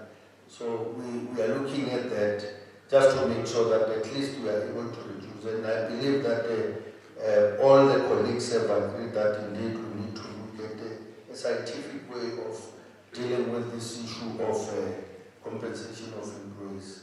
The issue of consequence management, indeed, it's something that they continue to give us sleepless nights, because it does take a long time for us to be able to see results. Though we see results, but yes, it does take a long time. But we still need to do more and make sure that every one of us is accountable for their own actions, which goes hand in glove with the forensic reports that we are continuously following up to make sure that at least all of us are able to ensure consequence management. The contingent liabilities, we cannot agree more, Chair, and we are also following up on the Eastern Cape to make sure that at least we are able to take lessons, learn lessons from there, and make sure that it does not recur in the province, but also continuously reduce this contingent liabilities, because it actually poses high risk in terms of sustainability of the province. If they were to lose most of the cases, that would mean that would be in the red and would not be able to continue to provide services as a province. The issue of GNT and GAL, indeed, we are looking at those, Chair. The main challenge with the GNT is that at some point we were saying it is supposed to be profitable, but we know there are also some challenges that are dragging it down. There are certain routes that are not necessarily funded, where they will not be able to get any subsidies, and other areas where we believe that there is a need to continuously still support it. Yes, we are aware that they are also not necessarily maximizing the utilization of the subsidy in areas where they are getting. However, we still need to take that developmental space that they also play in to make sure that at least we are able to balance. But we do take into account what the community is saying, and we'll continuously make sure that they actually reduce the liability on the state funding. And the issues of GAL as well, we are dealing with that. We are hoping that we are concluding the agreement with AXA to make sure that they can take over and we relieve the state of the role that it has been playing. But also the weaknesses that we have in there, we've been trying to deal with them. However, due to the skills levels, we believe that AXA will be the best positioned entity to be able to take over Gateway Airport and be able to run it effectively. Honorable Marala is not here. I thought I wanted to speak to some of the issues of people living with disabilities, because there's nothing like that. We have got people with disabilities. I think it's important as a member of this August House. So she does not go out in public and say this, because they will say, oh, this is what the members of the provincial legislature are saying. So I just wanted to know that it's people with disability. No, please don't say it again, Honorable Mapu. It's people with disabilities. So let's call it properly, because otherwise those people will not be happy with us. But again, just to deal with the fallacy that she has actually expressed, that we are equally shocked when municipalities are not paid rates and taxes, but also when municipalities are getting audit outcomes that are not really favorable. We are not, because we are working with those municipalities on a daily basis. And it's only unfortunate that we had hoped that by this time we would have strengthened the Provincial Treasury to focus on MFMA at a bigger scale. Unfortunately, due to the challenges that we had with organized labor, because then they had to fight for NQF levels in terms of the people that were supposed to be appointed in those positions. So hence we had underspent with 3 million because of that dispute that we had, which was taken to the Public Service and Administration, but also to the bargaining chamber, and it took about 8 months for us to be ultimately to agree as to what route to take. So we believe that in a few months we should have everyone ready and make sure that the municipalities are actually more strengthened, but also we are able to intervene timeously where we are supposed to. But we must also understand the challenges that we are faced with as a provincial treasury. I mean, other municipalities are taking us to court when we are supposed to have interventions and so on. And I think at some point we also need the House Chair to be part of that struggle to make municipalities to be functional, so that they also account to this provincial legislature, because they do account to the National Parliament and National Assembly portfolio committees. But at this level, we have not had some of those committees dealing with municipalities to at least focus on them in terms of their outcomes, make sure that they account, because I think that would also help to strengthen the role that we are playing as a provincial treasury, but also as a COX. The issue of rates and taxes, we do take it into account, and we continuously make sure that we work with public works to ensure that every one of us are complying when it comes to that. Yes, we still have other national departments that should also come on board to make sure that we do not really handicap these municipalities by not paying what is due to them. So we do take into account all those concerns that have been raised and want to thank the committee for the support. Hello.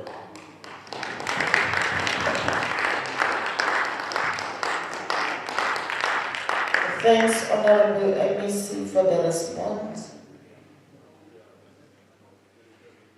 We will now move to item 7.4, consideration and adoption of the following reports of the Portfolio Committee on Health Committee Chair.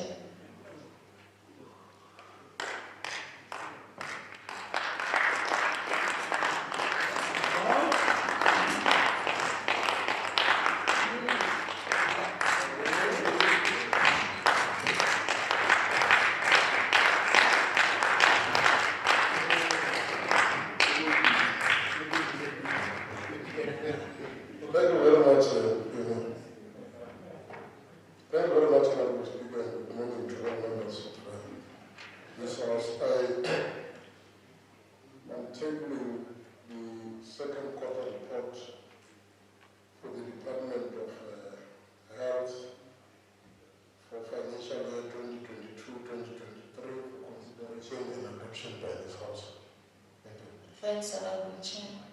Any seconder? Honorable Madam.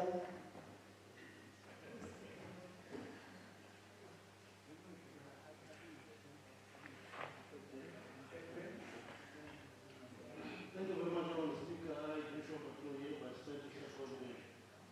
The feasibility is done by the Chair of the House. Thanks, Honorable Chair. Thank you very much, Speaker. Again, I rise to table the third quarter report for financial year 2022-2023 for the Department of Health for consideration and adoption. Thank you. Thank you. Any seconder? Honorable Nyamani. Thank you, Honorable Speaker. I rise to support Honorable Marshall. Thank you, Honorable Chair. Thank you again, Honorable Speaker. I rise to table the fourth quarter report for Department of Health for the financial year 2022-2023 for consideration and adoption by this House. Thank you, Honorable Chair. Any seconder? Honorable Pala. Thank you very much, Honorable Speaker. I rise to support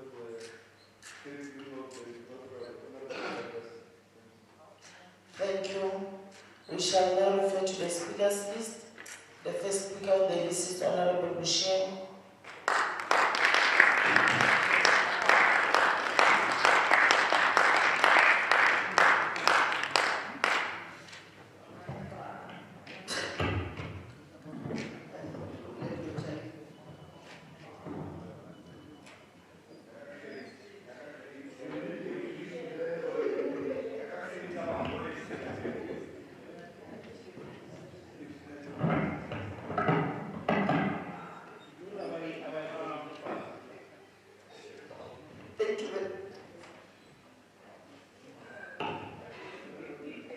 Honorable Pala, we must go to Polokwane as the legislature.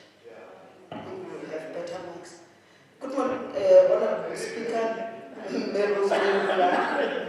members of the Executive Council present today, Deputy Chief Whip of the Minority Party, Chair of Chairs, and Deputy Mesa Rafa Mnamani, Leader of the Opposition, honorable members of this House, ladies and gentlemen, good morning.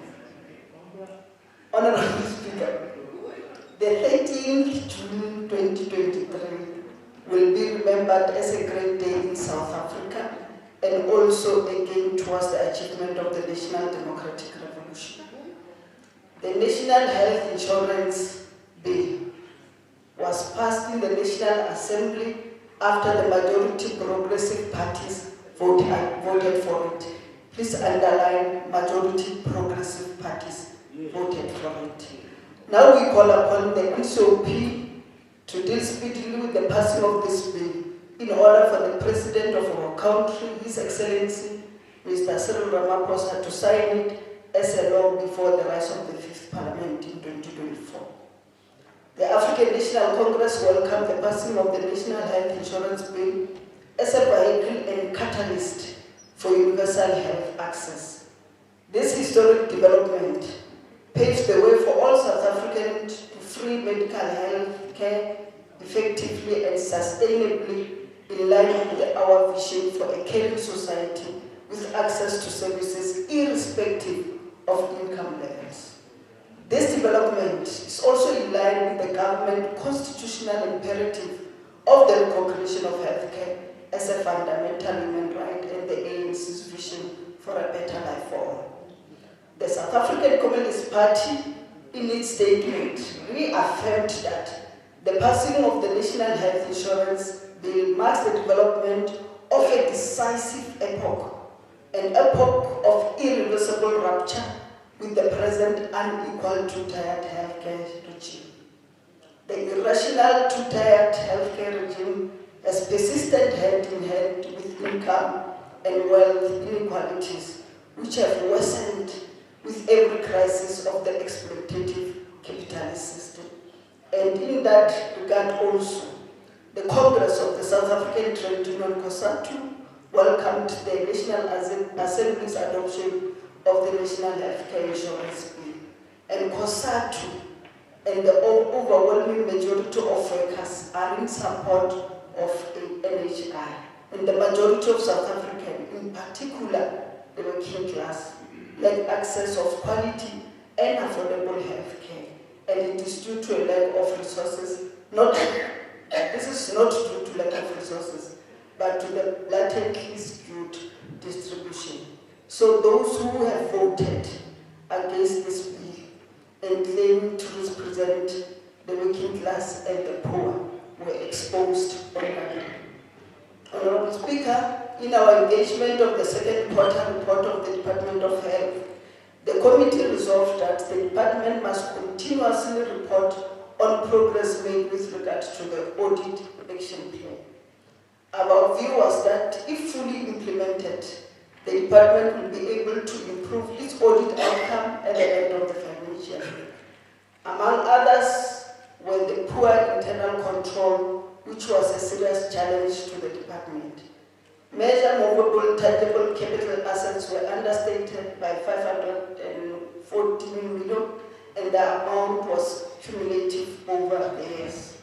The department could not review its contingency liabilities periodically, and as a result, they were overstated by 2.8 billion. The department must report to the committee about progress made regarding this matter. The committee was also concerned about the revenue collection strategy of the department. During our engagement with the department on the second quarter report, the committee observed that there was total revenue impairment amounting to 456 million, which was 87% of the balance accrued by the department. And in comparison to the previous financial year, the accrued departmental revenue was 85% or 355 million. The department must report to the committee whether the revenue collection strategy is effective and whether they are able to collect money that is due to them. And Honorable Speaker, the department has a duty to create jobs and ensure that funded vacancies are filled and to increase capacity in terms of human capital. The department briefed the committee during the second quarter report review that patient admin officers would be employed, and the patient administrative officers will assist in ensuring that patients immediately registered will receive their bills before leaving the hospital. If those bills are paid on time, this will assist the department to increase their revenue collection. The department further reported that they have submitted a plan with cost to Treasury and was awaiting approval for the appointment of the patient admin officers. During the review of the fourth quarter, Honorable Speaker, the department reported that the overall expenditure for the 2022-23 financial year was 899.5%, with 94% and 100.2% spent on program 1, 2, 4, 5, and 7. The department has overspent, and the department has underspent by 120 million on program 6 for nursing colleges.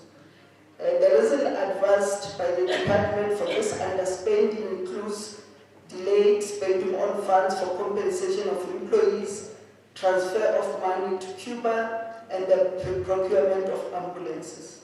The committee noted with concern that the same underspending occurred in all the quarters of the 2022-23 financial year. The committee also noted an expenditure of 104.42% on EMS in program 3 in the fourth quarter, as compared to 73.1% spent during the third quarter. The other concern also is in relation to program 8, healthcare facilities, whereby 91% of infrastructure development was spent in the fourth quarter, as compared to 61.3%, which the department spent during the third quarter. The department must clarify this underspending because the annual performance plan was approved and it was also budgeted for in terms of the planning and allocated budget. Underspending on infrastructure is not acceptable given the shortage and all infrastructure of hospitals and clinics in the province. The committee also noted the improvement in the payment of invoices during the fourth quarter as compared to the third quarter. The department could not pay 105 service providers despite reports that corrective measures have been taken. The committee requests a report on how the challenges related to late payment of supplies have been resolved, and the report from the department is still outstanding. The department must further implement consequence management on officials who continue to delay payment of supplies. Honorable Speaker, the Portfolio Committee on Health support the adoption of the second, third, and fourth quarter reports of the Department of Health by this August House. I thank you very much. Thanks, Honorable Bishop. Honorable Malema.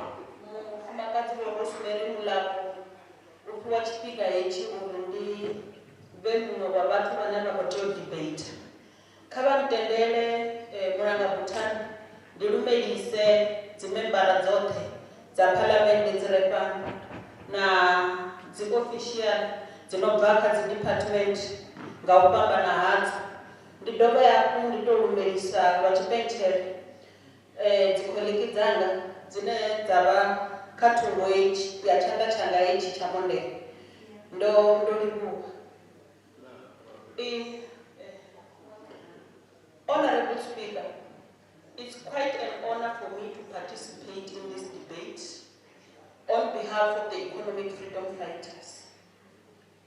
The department, Honorable Speaker, must present a comprehensive report on contingent liabilities that are arising from operations of patients which resulted in people suing the department. All the honorable members, Honorable Speaker, during their quarter 2, quarter 3, and quarter 4 debates for Provincial Treasury, they did talk about this matter. The report that we are requesting must include the number of people suing the state, for what, and how much is anticipated to be spent on those cases if patients win court cases against the state.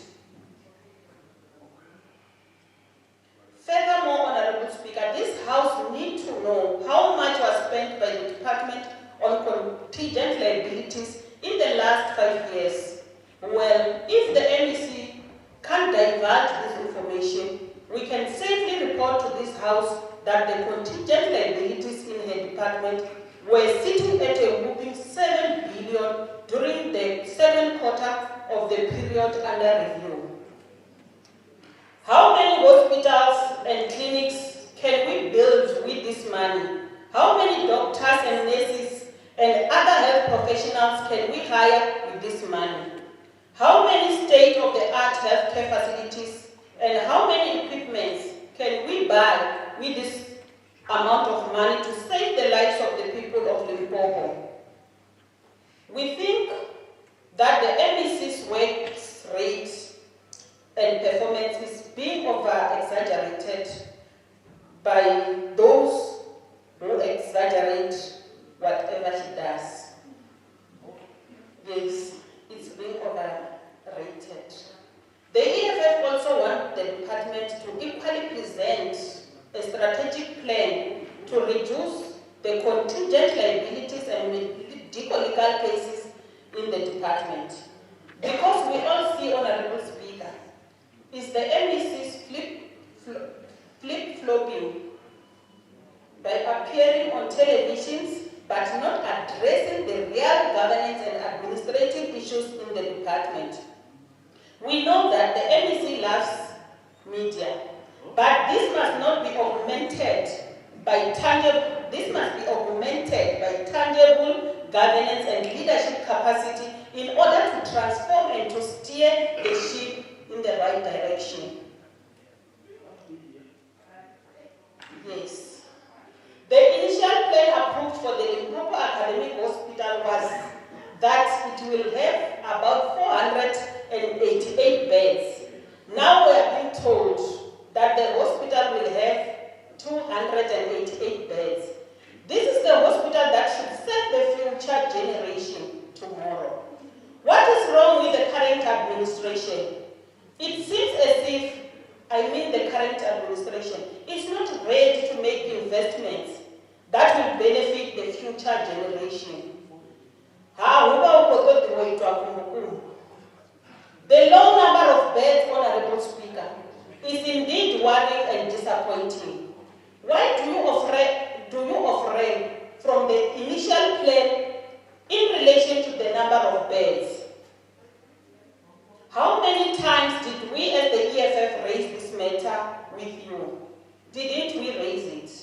The most logical thing is that the more the beds you have, the more patients will be admitted and assisted, and it will, to some extent, relieve the burden the department is currently facing. Honorable Speaker, what informed this backward thinking, and what happened to the money that was allocated to those beds that were reduced? The number of clinics offering 24-hour service in the province are now 50 out of 482 clinics in the province. Clinics in Limpopo only operate during business hours. It is for this reason that women in rural areas are turned back and told that the clinics are closed and not yet opened. Does this mean, Honorable Speaker, that our people only get sick during the night, during the day? What kind of medical and scientific analogy is this, Honorable Speaker? We can only describe this as an illogical thinking of highest order.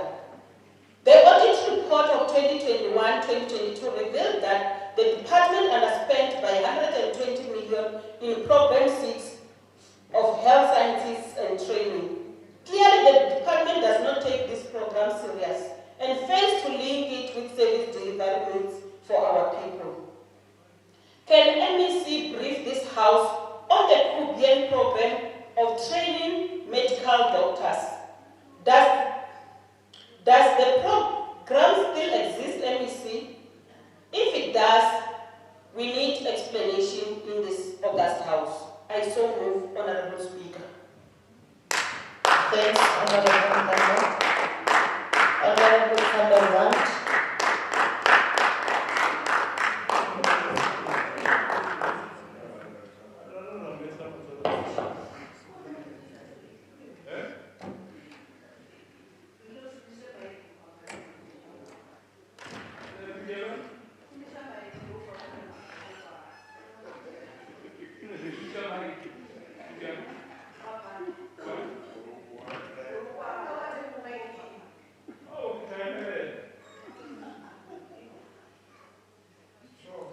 Thank you, Speaker. Before I start, I'm glad the MEC is here. I called her 2 days ago and she was very, very ill. She couldn't speak. So I'm glad you're here, MEC. The fourth quarter report shows the department is at 46%, 29 females out of 63, total in senior management level. But it is a concern that there are 0% for people with disabilities at SMS level and only 0.4% for the entire department for people with disabilities as of the 31st of March 23. The department exceeded its targets in terms of revenue collected in the second quarter, collecting 45.9 million rand instead of the target of 37.4 million. The department also exceeded the target again in the third quarter, collecting 69.8 million rand instead of the targeted 38 million rand. However, in the fourth quarter, there was a significant drop and underperformance, only collecting 42.5 million rand of the targeted 77.3 million rand. We should seek to increase revenue collection to offer more support to the services offered at our health facilities. The underperformance in the period under review in the Emergency Medical Services Program to meet response times in both the urban and rural areas was of great concern. The reasons given was of the reduction in number of operational ambulances rostered per shift, leading to delayed response to patients, and also the result of the high mileage of the fleet and ambulances not replaced at the same rate as their disposal.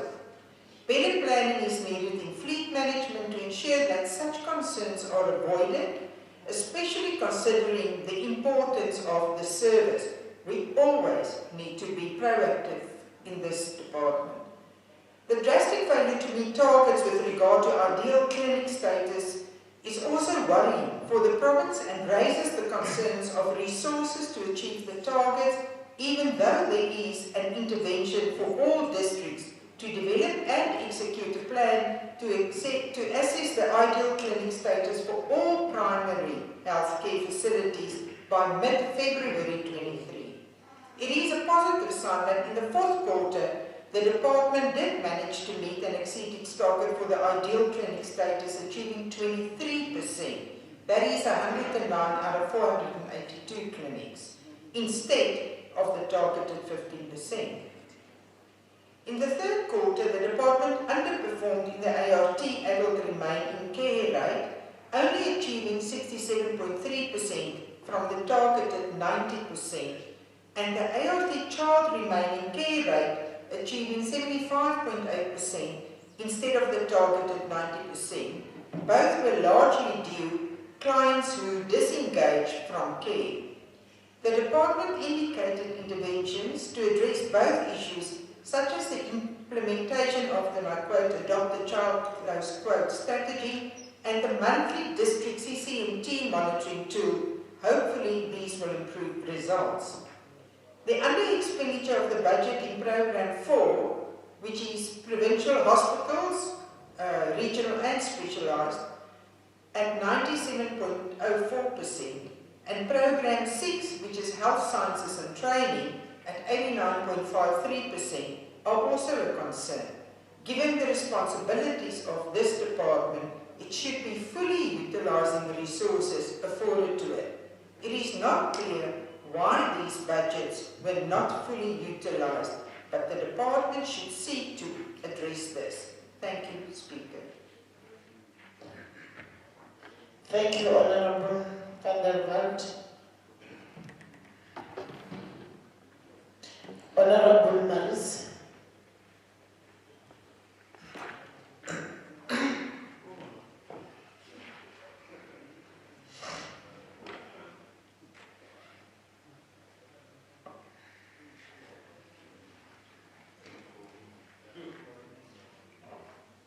Thank you, Honourable Chair. Honourable Chair, I'm going to start. The health department in the province have severe challenges and failing to give service to those in the dire need.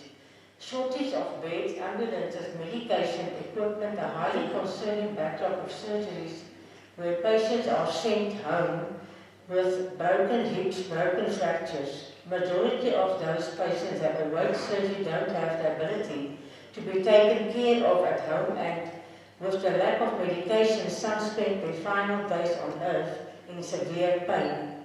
Is that human? Honourable Speaker, the 2021-2022 department underspent 120 million in Program 6, which could have been used for ambulances. The poor implementation of ideal clinic status have affected the number of clinics for operating for 24 hours. Only 59 clinics are operational 24 hours and 180 clinics are on call. How do we know if the call will be successful during load shedding? And will that patient be assisted, which is in need? Honourable Speaker, the department stated that the nursing college infrastructure is very poor. However, the majority of clinics and hospitals are also falling apart. The Freedom Front Plus would like to see the dignity of patients restored, and should we strive to uphold the dignity for all who put their trust in us. We urge the MEC to please take the matter of shortage of medicine very seriously, and the MEC needs to find a way to solve the backlog of surgeries, even if we must outsource. I thank you. Thank you, Honourable Maris. Honourable Chair, Honourable Martin.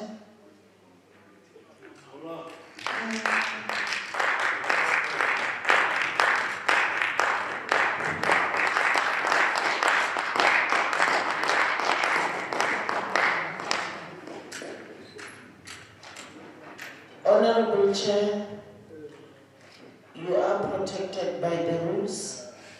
It will be upon yourself whether you want to speak standing or sitting. I thank you very much, Honourable Speaker, and let me assure you that there is no need for any panic. I'm as strong as the PPC Senate. Honourable Speaker, members of the Executive Council present, members of this August House, the Deputy Chief Whip of the ruling party, members of the opposition, some of course with objective opposition mentality, and some with anarchic and subjective opposition mentality. Those are two different things. Objective opposition mentality and subjective and anarchic opposition mentality. This is English.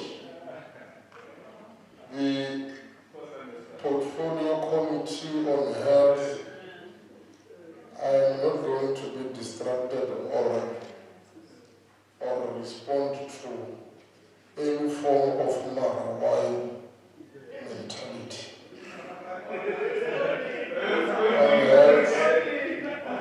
Met with the Department for a briefing Honourable Mabu.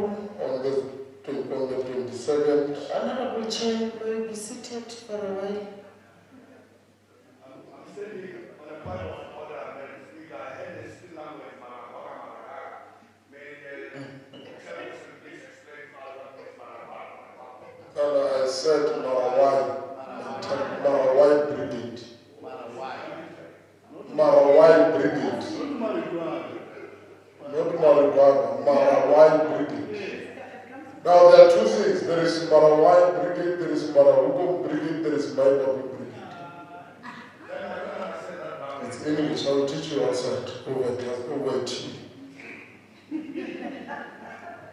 The Portfolio Committee on Health met with the Department for a briefing on the 2022-2023 second, third and fourth quarters financial and performance reports. The purpose of the briefing was for the committee to monitor the progress and performance of the 8 programs of the Department of Health and to monitor how the department was progressing with the implementation of its 2022-2023 budget. We want to objectively commend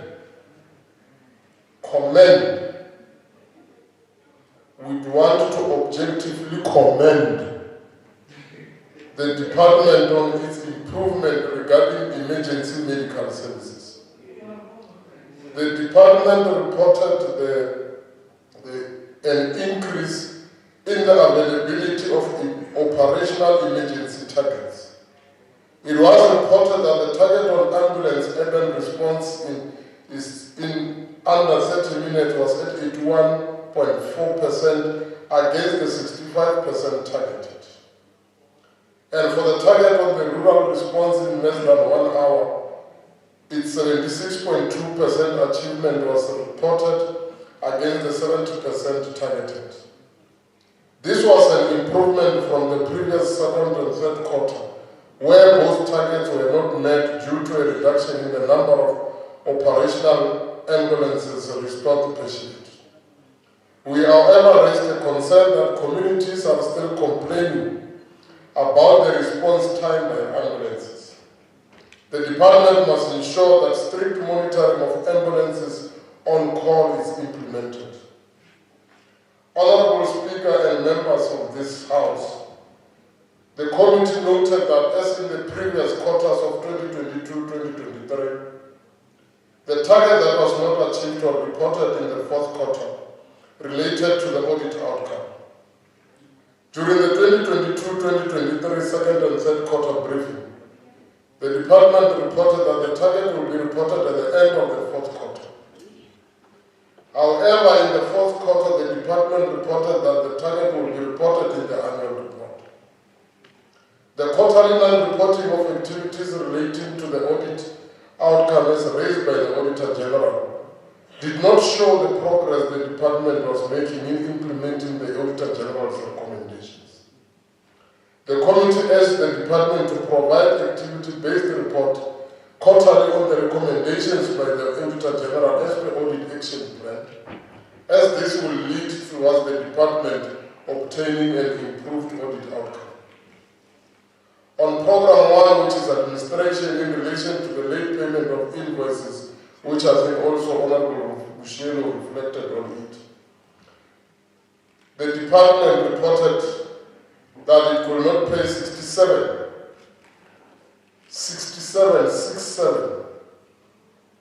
out of, you must listen objectively, 67 out of 21,439 invoices within 30 days, which is a 99.69% achievement, and in terms of academical language, this is what we call a distinction. In the fourth quarter, Nanaga, you have never achieved a distinction in your life, don't be surprised. This was reportedly due to never, you don't believe in God. How do you believe in God? This was reportedly due to inadequate supervision by responsible managers for the invoices to be paid. The department that reported that corrective measures were taken against 3 responsible officials. The committee raised concerns that the non-payment of invoices on time had several implications. Amongst others was that they may accrue interest, and such interest will amount to fruitless and wasteful expenditure. The committee directed the department to explain how they will manage the fruitless and wasteful expenditure incurred because of non-compliance to the stipulated 30 days period to pay suppliers. The committee further directed the department to report on why supervision was not done as it was supposed to. What were the root causes?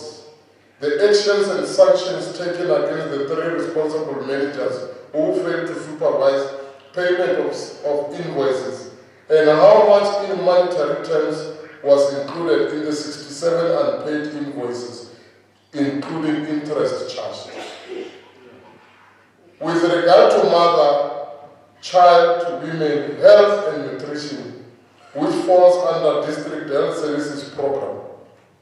The department reported achievement on the target for couple-year protection rate, women protected against pregnancy by using modern contraceptive methods. Modern contraceptive methods. Modern, not old contraceptive methods. As well as delivery of 10 to 19 years youth in facility raise. Deliveries when the mother is 10 to 19 years old. This was due to improved availability of contraceptives, improved contraceptive stock levels at facilities. This achievement was an improvement from the first, second, and third quarters of 2022-2023, where the department failed to meet both targets due to inconsistent supply of contraceptives due to low stock levels. The department met its target for immunization of children under 1 year in the fourth quarter, as 77.3% was met against the target of 75%. This was an improvement from the third quarter, where the target was not met, where 61.1% was reported against 75% target. In measles, dose, and vitamin A coverage for 12 to 59 months catch-up campaigns were conducted and both targets were met and exceeded. The committee commends the work well done by the department. Alala. When others say my babu, we'll be saying alala. The department reported that the pharmaceutical services rendered from the depot were responsible for effective and efficient procurement, storage, and supply of medicines and surgical sundries to all health facilities. The procurement of surgical sundries was done using national tenders awarded by the National Treasury and National Department of Health, while distribution of medicine was done by service providers on behalf of the Provincial Department. It was further reported that the targets of 70% for availability of medicine at the depot and 80% for availability of medicine at hospitals were achieved. However, for clinics the target was not met, and the report showed that the availability of medicine was at 77% instead of the targeted 80%. This target was also not met in the third quarter, where 75% was reported against the 80% that was targeted. The department reported that the challenge for the non-achievement was due to inadequate support to clinics by hospital pharmacists. As part of intervention, the department reported it would enhance its outreach to primary health care facilities. The committee requested the department to provide a report on plans and activities it will embark on to address the above-mentioned challenges of availability of medicines and clinics. The report should also indicate what was the ratio of hospital pharmacies that provided support to clinics and whether the current ratio is according to the law. But of course, currently the department has already started with interventions in relation to the appointment of assistant pharmacists so that there is an intervention in that particular part. There is that program already. The department reported that about 23 projects were withdrawn from the Limpopo Department of Public Works, Roads and Infrastructure, and a list of those projects was submitted to the committee. However, the committee raised concerns over the general maintenance of clinics that should be done. The department did not report on any progress regarding how much it achieved with regards to facility maintenance. The committee resolved in the last meeting that a joint meeting should be held with Public Works to resolve the maintenance and major infrastructure challenges. The department should also provide a full comprehensive report on all infrastructural projects completed in the year under review. The portfolio committee recommended that the department accomplishes the following activities. 1. The department should desist from reporting that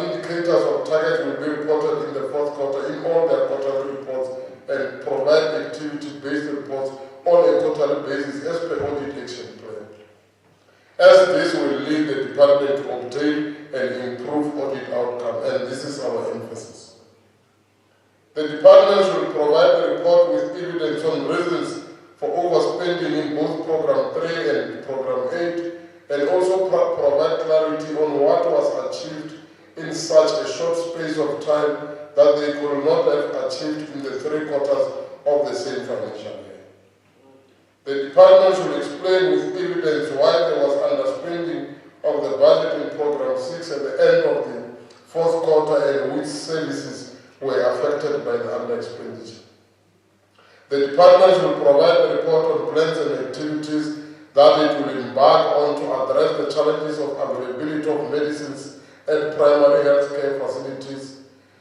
And normally when we speak about primary health care facilities, we normally refer to clinics, so that we have an understanding.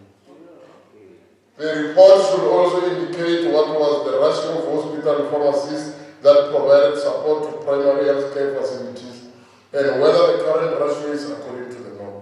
The department should provide a full comprehensive report on all infrastructural projects that were completed in the year under review. And in conclusion, Honorable Speaker, the committee, after scrutinizing the 2022-2023 second, third, and fourth quarterly performance reports of the Department of Health, suppose that these reports be adopted as reports of this Honorable House. I thank you and halala.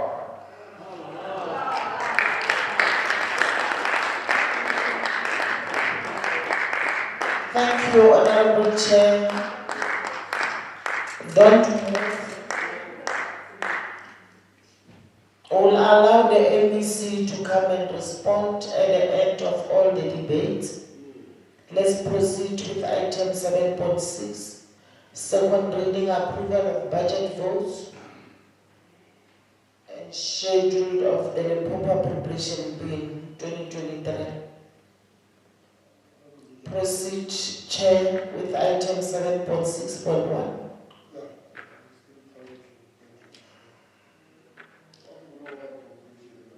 Yes, consideration and adoption of the report of the Portfolio Committee on Health on the 2023-2024 Annual Performance Plan and Budget.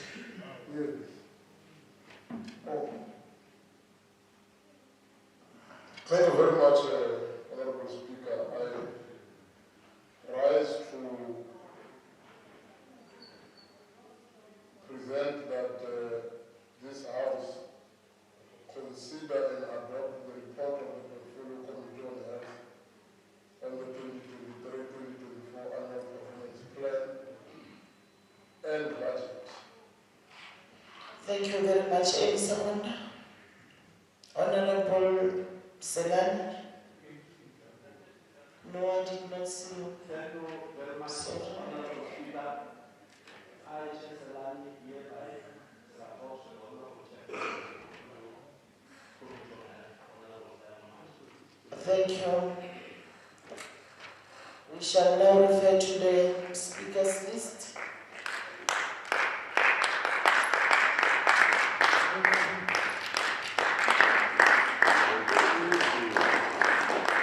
Yes, Honorable Michelle, again.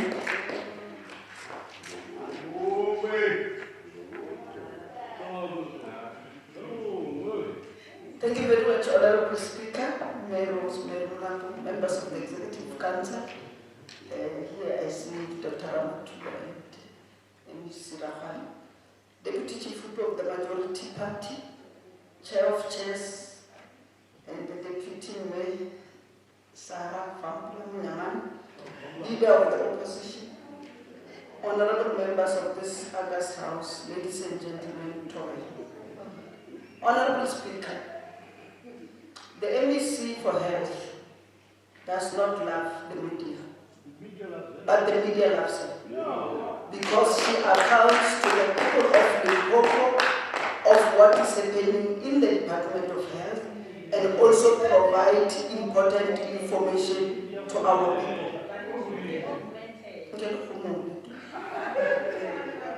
You want to come and debate for me? I'm going to repeat, Madam Speaker, they disturbed me.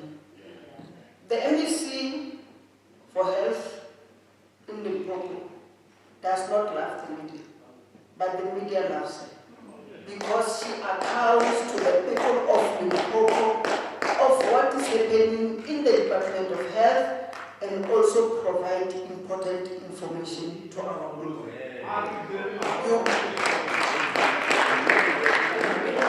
You can only reach out to our people through the media, especially social media. Keep on doing the good job, MEC, and never be deterred by people who hardly appreciate the good work that you are doing, but only looking at the bad side. Our people are happy with our work, with your work, including the organization that I'm representing, the African National Congress.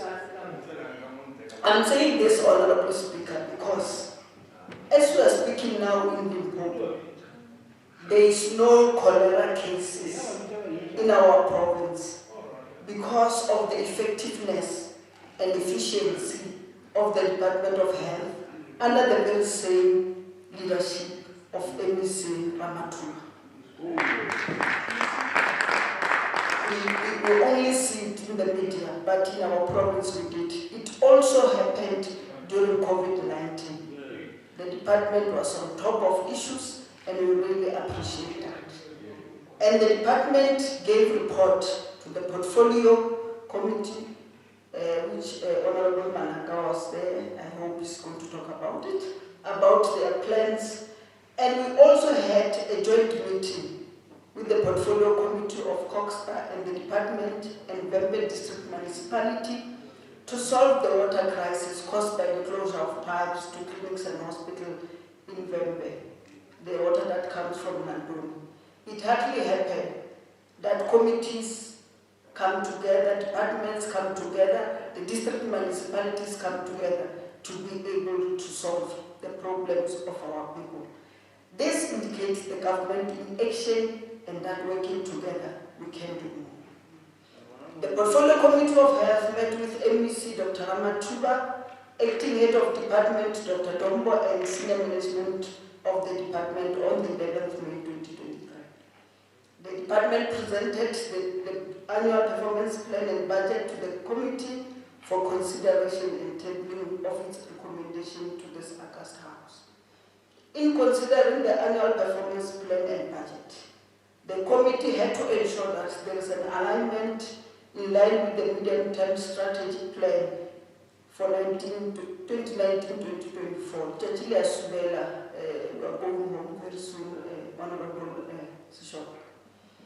And the budget allocation serves as a key instrument to ensure the provision of quality healthcare services to our communities outlined in the APP. And I can safely say, without any share of doubt, that the department is doing that. The Department of Health overall budget allocation for the financial year 2023-24 is 23.7 billion, which indicates an increase of 4.6. The main appropriation of the financial year 2022-23 was 23.5, including an increase of 0.8 from adjustment appropriation. The committee noted that despite the increase as indicated, because of the many challenges that we have in the province, the Department of Health might not be able to implement some of the programs that they have. The first program is administration, which is allocated 312 million, and program 6, health and training, allocated 683 million, which was reduced from 730. And in program 7, healthcare and support was allocated 228, which is an increase from 150 million in the previous financial year. In program 8, health management. The budget was reduced from 1.1 billion to 851 million. And that's why, as the committee, we raised the concern that we, at this moment, we should not be decreasing the budget of the department in terms of infrastructure. We should be increasing it. And rest assured, MEC will fight with you side by side to ensure that the Department of Treasury understand that we need to improve facilities for our people. Furthermore, the department reported that the budget increase will not adequately address the health services requirements and will impact negatively on its achievement to deliver its strategic goals and objectives. The committee also noted the decrease in the funding of the maintenance of facilities and equipment, medicines including vaccines, blood and laboratory services, security services and health technology equipment. This will have a dire impact on the provision of health services in the public hospital and clinics.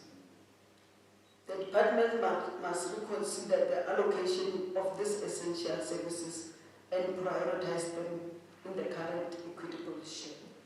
Honorable Speaker, having considered the 2023-24 annual performance plan and budget, the Portfolio Committee noted the challenges raised by the department in the previous quarterly report and recommended the following activities be undertaken to help the department to deal with those strategies. The department must, in this financial year, submit a comprehensive report on the progress made with regard to the implementation of the adopted strategy to reduce medical legal cases. We know that MEC, you are trying our best to do this, and Bagadichom will come here and indicate as if you are not doing anything, while we know you are trying your best, and you should give us a report so that they can also see for themselves. The department must also give us a report of the committee, the report on the placement of all qualified Cuban doctors that have passed the board examination for employment in South African hospital. This report must include students still studying in Cuba and the completion date of their program. We need these doctors, MEC, to come and assist you in trying to better life for all people in Limpopo. And we'll also need them more because we know that the NHI is coming whether you voted for it or not. So we will need to have it. So if you can do that, we'll be very happy.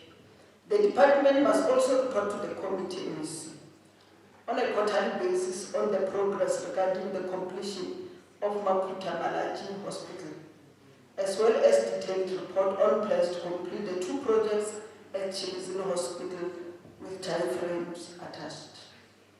We went to Maputa Malachi Hospital.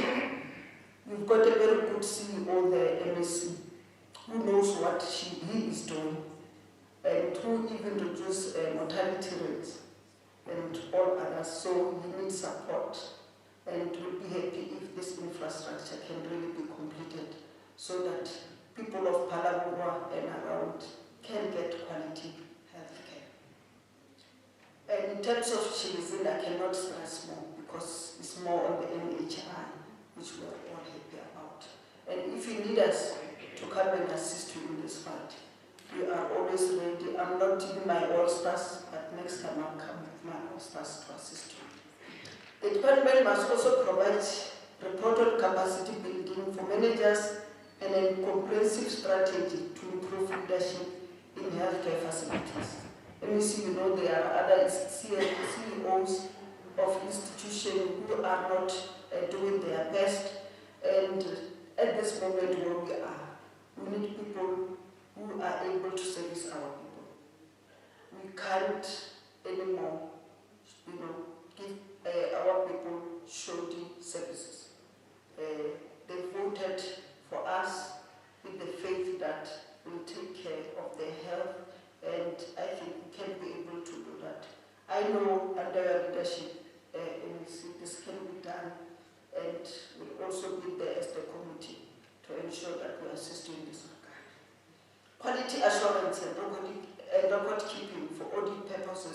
should be prioritized and relevant managers be adequately trained and equipped to improve audit outcomes. If you do this, in the next Auditor General's report, I can definitely say you'll get your clean audit, which is not very far. And the department must submit a comprehensive report on the approval and finalization of the department's organizational structure, the vacancy rate for clinical and operational staff, and the cost the department is currently spending on compensation for employees. Honorable members must take note that the Department of Health and Department of Education, like the chairperson of Portfolio Committee of Provincial Treasury have said, are labor-intensive departments. So you need nurses and doctors to be in your hospitals and clinic. So some people I can see they like commenting on the high compensation expenditure, and we need more doctors. All of us know we need more nurses, we need more specialists. So and we see if we can fund those posts, I think we can get what we want to. And also the department must seriously address the challenge of shortage of essential posts of cleaners, ward attendants, and general workers at healthcare facilities. We have gone to some facilities like the David Schoolfield Center, which is expected to work 24 hours, but they don't have cleaners, ward attendants, and general workers, and the nurses there have to do it themselves. So maybe you can help, especially those clinics and health centers that are operating for 24 hours. And the department must come up with turnaround strategy on laundry management, especially at clinics and hospitals, to promote clean hygiene to our patients. Honorable Speaker, the department is doing very well in terms of dealing with backlogs in surgeries that require specialist services.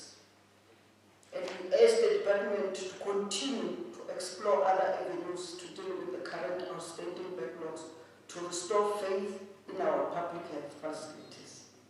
The intervention strategy on dealing with this backlog must be supported by all of us, because it's a good initiative that we've seen the MEC taking and ensuring that we provide health care for all. And a comprehensive audit on all public health facilities and infrastructure projects completed partially or incomplete from last financial year must be submitted to the committee, indicating budget allocated, timeframes of completion, challenges, and intervention plans to ensure that the projects are completed as planned. Honorable Speaker, the Portfolio Committee of Health, after discussion and consideration of the two reports, support the Department of Health Annual Performance Plan and Budget for 2023-2024 and table both reports for adoption by this August House to improve the lives of our people for the better. Together we can do more. I thank you very much. Thank you, Honorable Malala.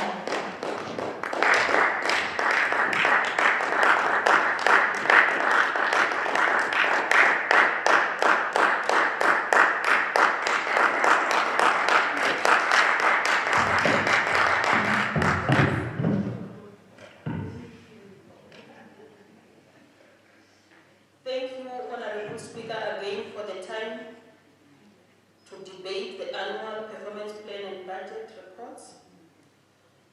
Honorable Speaker, the Economic Freedom Fighters is worried that the department had, since 2014 up to date, experienced a growth in medical legal cases due to medical negligence in healthcare facilities.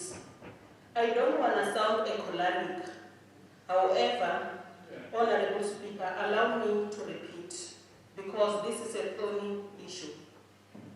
For the period 2014-2015 to 2021-2022, the department has registered about 1,773 cases, incurring liabilities amounting to 8 billion. What does this mean? This means that the budget of the department spent on medical legal cases instead of being used to provide or to render services to our people. Whatever the strategy you have adopted, Honorable MEC, to deal with these issues is not working because medical legal cases keep on rising every year. Coming to the Cuban medical program. Cuban medical program. Honorable Speaker, there is no specific allocation for the Cuban medical program, and we are being told that there is no money to fund such an important program when there is a dire need for doctors to provide services here in the province. New students have not been admitted in this program, and we are now being told that the Cuban model focuses on prevention, while the South African training model focuses on treatment. The economic freedom fighters, Honorable Speaker, is alarmed by these disappointing developments because the question is whether the government didn't know that the Cuban model focuses on prevention when they first introduced the program to South Africa.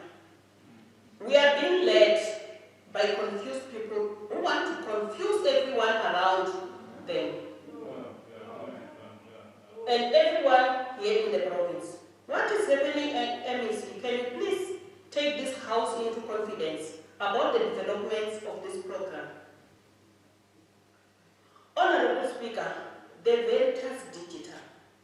Can the MEC table a comprehensive report to this House on Veritas Digital since it was introduced in 2022? Coming to the hospital, Madam Speaker, what are the developments in relation to the incompletion of the building at Maputa Malachi Hospital there in Bakalapura sub-region in Mopani? This building has been on an incomplete state since the time immemorial. Nothing is being done to rescue this situation. What did the hospital, how much did the hospital exceeded? And how much has the project exceeded? And then how much was added? There were some outstanding things which were not yet delivered at Chilizino Hospital, like the RO machines, our hemodialysis machines. Is the water purification process complete? And are the renal machines delivered, Honorable MEC? Service providers were paid and therefore they must deliver as per contract agreements. The government has developed the culture of outsourcing. Even the very, very smallest thing, they even outsource tissue papers, plastic spoons, etc., etc. Honorable Speaker, at the center of internal control challenges is poor record keeping in financial management and all sorts of problems within supply chain systems. Has the approval of organizational structure been finalized? If not, why not? Mara, why? The EFF is worried about the maintenance of healthcare facilities around the province. The majority of these structures are literally posing a serious danger to workers and patients. Coming to the EMS services, Honorable Speaker. The EMS service here in the province is dysfunctional and it is characterized by all sorts of problems ranging from broken vehicle and poor working conditions. There is no political leadership in the department to address challenges that they are facing. The big question, Honorable Speaker, is Marawai. Thank you so much.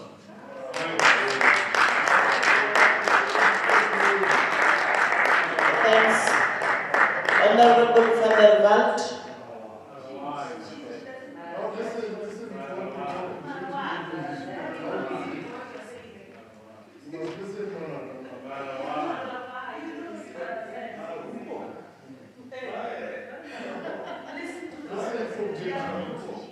May we allow Honorable van der Walt to questions.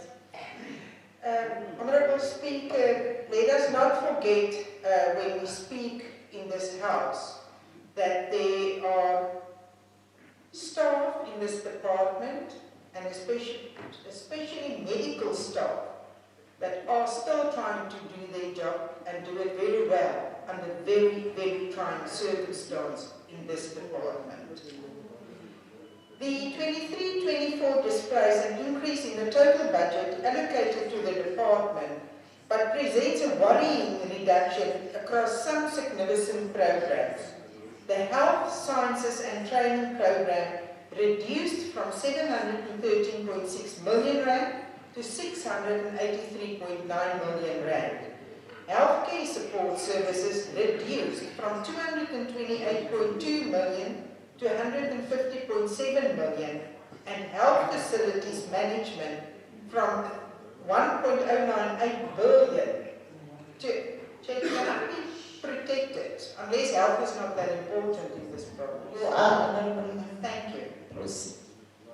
Healthcare support services reduced from 228.2 million rand to 150.7 million rand, and health facilities management from 1 billion and 98 to 851.6 million. And it remains to be seen how this will impact healthcare services in the 23-24 financial year. An increase in funding in the district health services, provincial hospital services and central hospital services programs are welcome changes, and we are hopeful that the large increase in the emergency medical services from 994.5 million rand to 1.3 billion will see a much needed increase in ambulances, EMS equipment and EMS staff. Furthermore, we hope the MEC will honour her pronouncement in the budget speech to procure 500 ambulances this financial year. The 23-24 financial year seems destined to face the same historical changes that have gone unaddressed in previous years. The medico-legal litigations in the province have reached unacceptable levels and threaten to bring the province's health system to its knees. For the period 2014-15 to 21-22, the department registered 1,773 cases, incurring liabilities that amount to 8.4 billion rand. Maybe we should one day show people what that amount looks like on the floor here, because nobody knows. Despite the existence of a strategy to reduce these claims, they have in fact continued to increase. This indicates an ongoing culture of negligence, malpractice, and poor healthcare in our health facilities. It is for this reason the committee has requested a comprehensive report on the progress made on the implementation of the strategy to reduce medico-legal cases. The National Health Insurance Program seems to be another challenge that the department needs to address. The National Department allocated 1.5 billion rand for the implementation of the NHI in its 23-24 budget, but there were no plans in the Provincial Department's budget or APP for the implementation of the NHI program. But Honourable Bushiru stands here and brag about the vote yesterday in Parliament. But let's see how you implement it successfully, because 8 provinces under your watch has got very poor health services. Infrastructure, Speaker, and the development thereof and the maintenance is one of the most crucial factors that this department needs to navigate in giving the people of Limpopo adequate health care. As a committee, we noted a reduction in the health facilities management budget to 851.6 million rand from 1.098 billion in the previous year. Coupled with capacity challenges and low expenditure of the budget. While the infrastructure development work done at Maputo Malachi and Chilidzini hospitals are promising, they are a drop in the ocean compared to the major infrastructure overall needed at many of our health facilities, if not the most. It is also worrying that both these hospital infrastructure projects exceeded their budgets, especially Maputo Malachi, that was 90 million rand over the budget. Could have built another facility with that money. It is clear that there is a need for plans to improve this infrastructure budget as well as the management of existing and planned infrastructure development and maintenance projects. Speaker, another historical challenge that the department continues to grapple with is the failure to reduce the compensation of employees' costs that remains far too high and is worsened by the fact that the department has very high vacancy rates. 23-24 APP failed to display how the department planned to address vacant, critical posts, although the budget did indicate an intention to advertise for 52 operational manager positions and to recruit 300 professional nurses. The department needs to address the challenge of vacancy rates for clinical and operational staff, as well as filling the posts for cleaners and general workers at healthcare facilities. The committee also identified the need for comprehensive reports on the department's plans to achieve its ambitious targets of 193 clinics on ideal clinic status and 229 clinics operating 24 hours, either on call or straight shift for the 23-24 financial year. Chair, there's a lot to do in one of the most high priority portfolios, not only in Limpopo, in the country. Thank you, Speaker. Thank you, Honorable Van der Walt. Honorable Maris.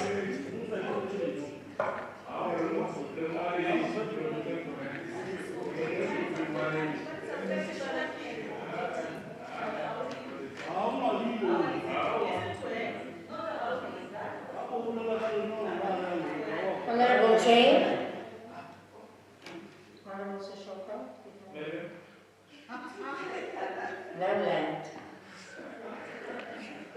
Honorable Speaker, I want to quote the Honorable MEC in her budget speech. What started as a catch-up strategy following the COVID-19 lockdown period, it is now a unique and highly successful rural health matters campaign, which is a legacy.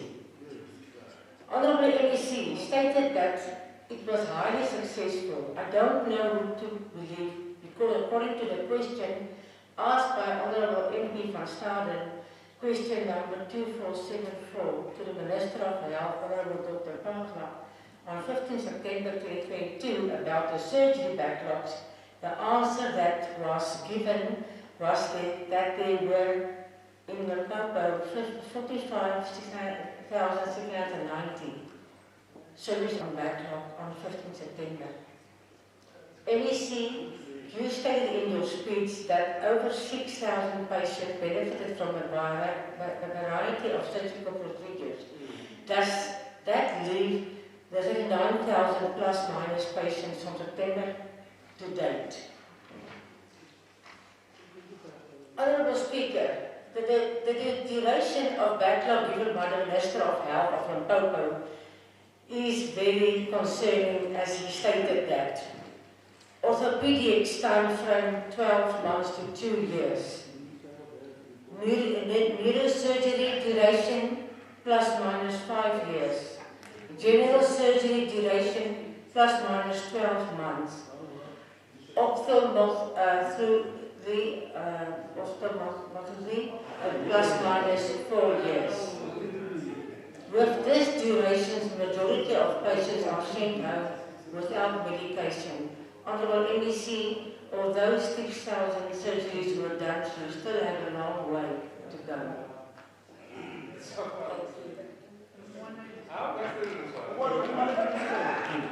Thank you. Thank you, Honorable Maris. Honorable Chair, the last speaker of the debate, Honorable Martin.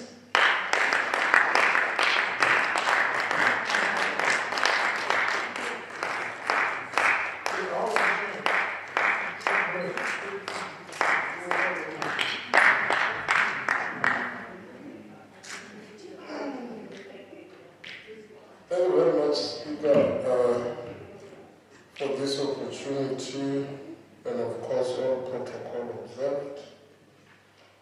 notice that I gave them certain labels. Maybe on those labels still remain. I'm going to start by quoting Gabriel Livingstone.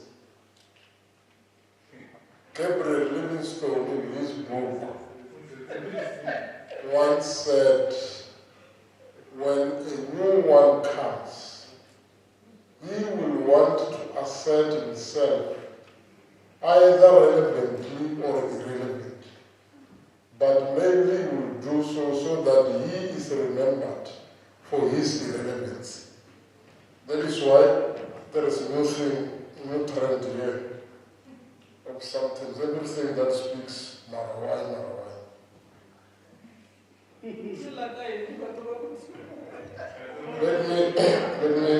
me join my colleagues. Let me join my colleagues and welcome the budget speech presented by the MEC for the Department of Health. We are debating the budget speech on the eve of June 16, which many of us regard as a month that has revolutionized the whole country and changed the minds of liberals to start thinking freely. It is a month that must be celebrated with courage because the revolution of June 16 played a role in bringing back the image of a black person. We are happy that in recognition of this month, the President of the Republic of South Africa had enacted the National Health Insurance, which capitalists and liberals hate the most. The department was allocated 115 million for the, let's pronounce it correctly, because some people have a tendency of coming here and pronounce things incorrectly. Cuban, not Cuban.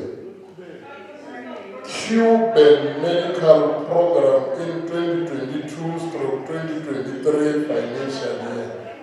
There is nothing called Cuban.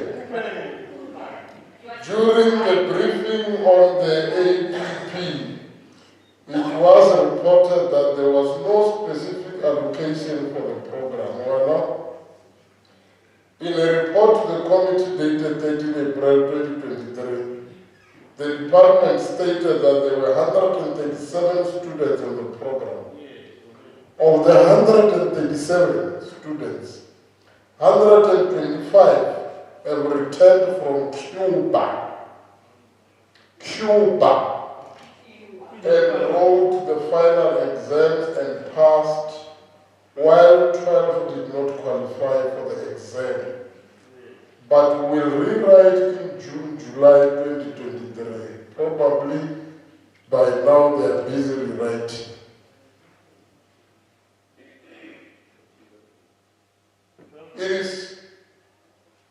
The committee noted that the program did not admit new students due to unaffordability by the province, and of course because the training in Cuba focused on prevention while South African training model focused on treatment. And those are two different things if we want to speak medically. Prevention approach, preventative approach, and mental approach those are two different things, medically speaking. Yeah. Yes, sir. The introduction of the National Health Insurance was mostly contended to fulfill the constitutional mandate under Section 27 of the Constitution, the right to health care. The National Department allocated 1.5 billion for the implementation of the National Health Insurance in its 2023-24 budget. Despite this pronouncement in the provincial budget speech and annual performance plans,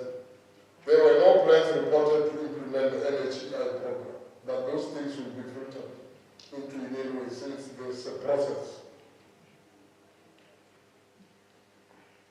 I hope, Honorable Van der Walt, that in your spare time,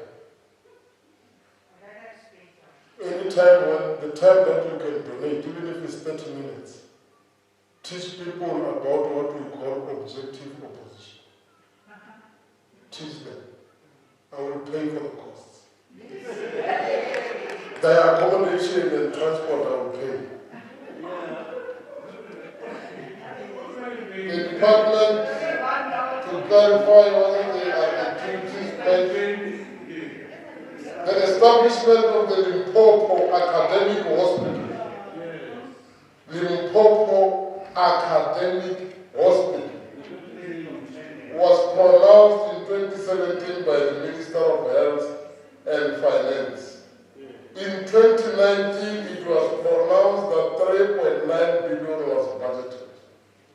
The department previously reported that this was a national project and not directly implemented by the provincial department. In a report dated 13 April 2023, the department reported on various milestones in relation to this project. We commend the department on the sword turning for the establishment of the Limpopo Academic Hospital. Limpopo Academic Hospital. Let's give us an opportunity to speak, because when we speak, we allow you to speak.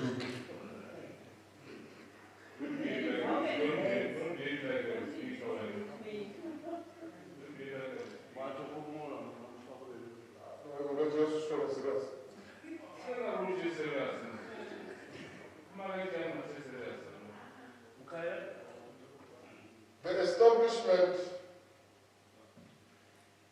the committee directed that there must be a breakdown on expenditure since the inception of Veritas Digital from May 2022. It was previously reported that the head office, regional training, pharmaceutical depot, and 5 clinics were spent thus far. With regards to transfer of skills to the departmental employees, skills were transferred to employees in records and contract management.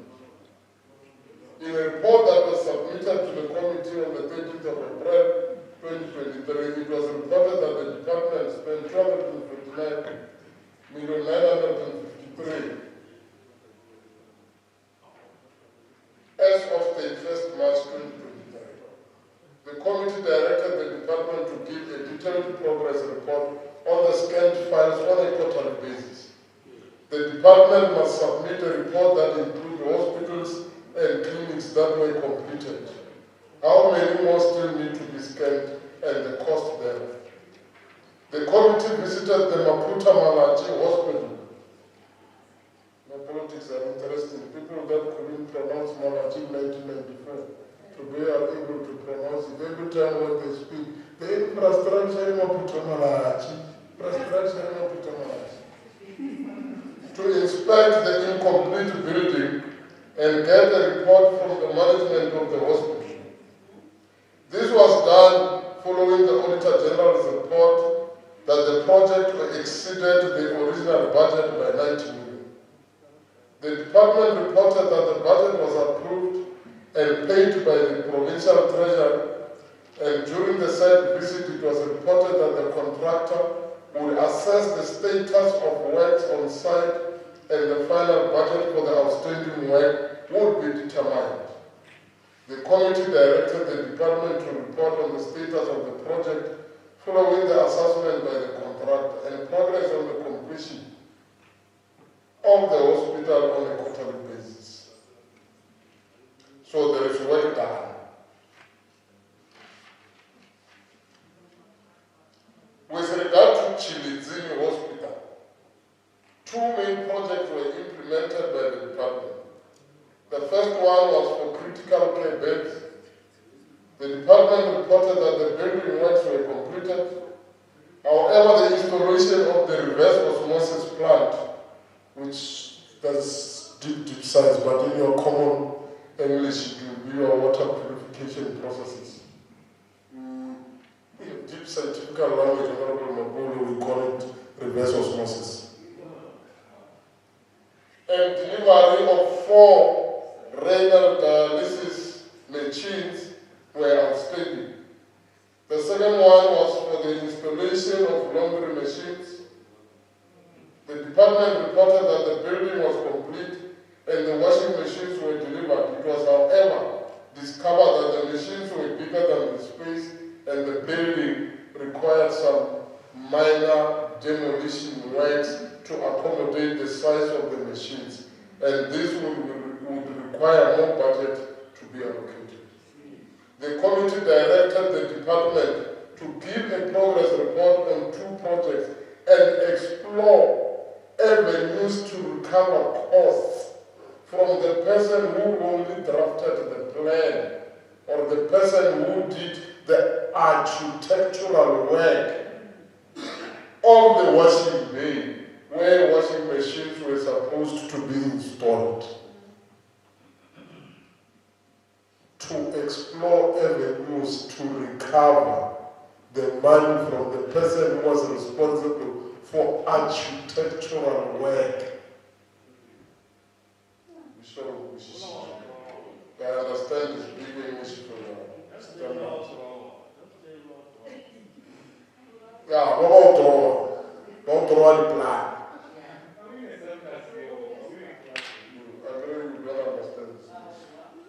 In the quarter of 2022-2023, the committee raised a concern about poor internal controls. The AG raised concerns that lack of capacity and leadership at institutions had a negative impact on internal controls. In addition, there was poor quality assurance by management.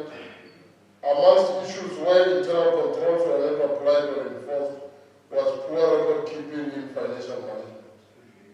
The department must provide a progress report on capacity building for managers, strategy to improve leadership in institutions, improving quality assurance by managers, and most importantly, improving record keeping for audit purposes. The committee observed that it has been more than 5 years since the department reported that its organizational structure was fragmented and not aligned to its core business. The challenge of compensation of employees was first reported to the committee in 2008. Several turnaround strategies were also presented to the committee. The departmental compensation of employees was reported to be at 74%, while there was a vacancy rate of 87% for clinical staff and 45% for operational staff.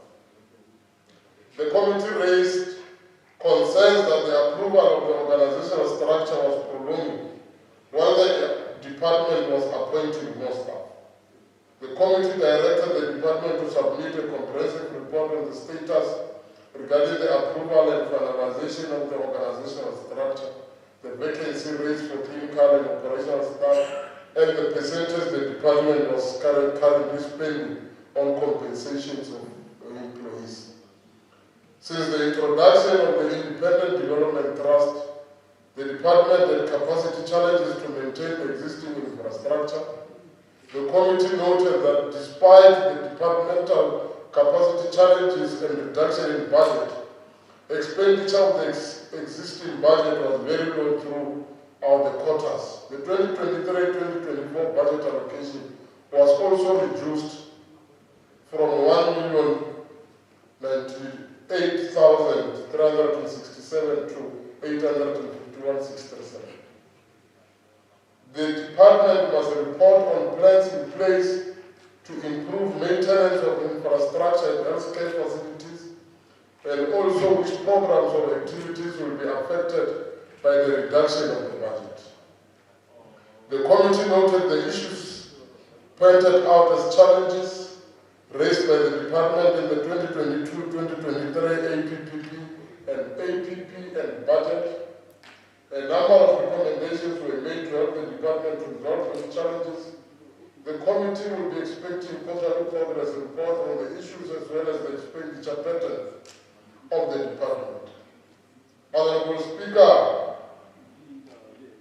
the Portfolio Committee on Health, having considered the annual performance plan and budget for 2023-24 financial year, further supports that the report be adopted as the report of this Honorable House, and that budget vote 7, Department of Health, be passed. Thank you so much.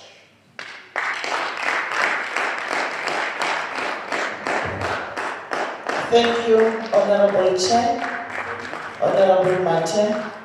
We shall now call upon the Honorable MEC for Health to come and respond to the debate made by Honorable members. Thanks.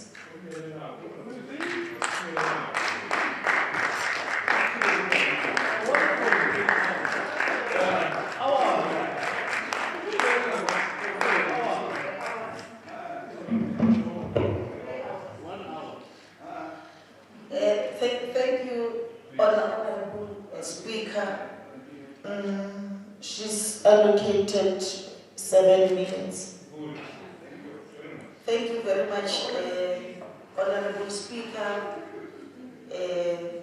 Honorable members of the House, the leadership of the opposition party, members of the opposition party who are here, and of course the leader of government business, my colleagues in the Executive Council, honorable members of the ruling party of the African National Congress, and most importantly, the chairperson of the Portfolio Committee on Health.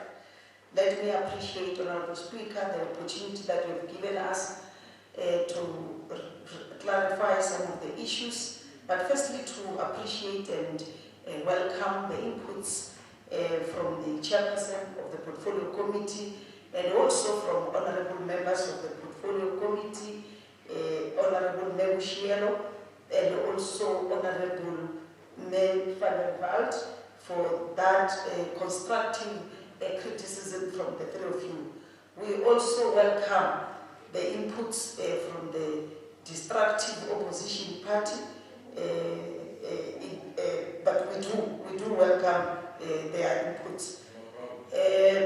Honorable Speaker, on the issue of contingent liability, the department has always provided all the information that the honorable members need at all times.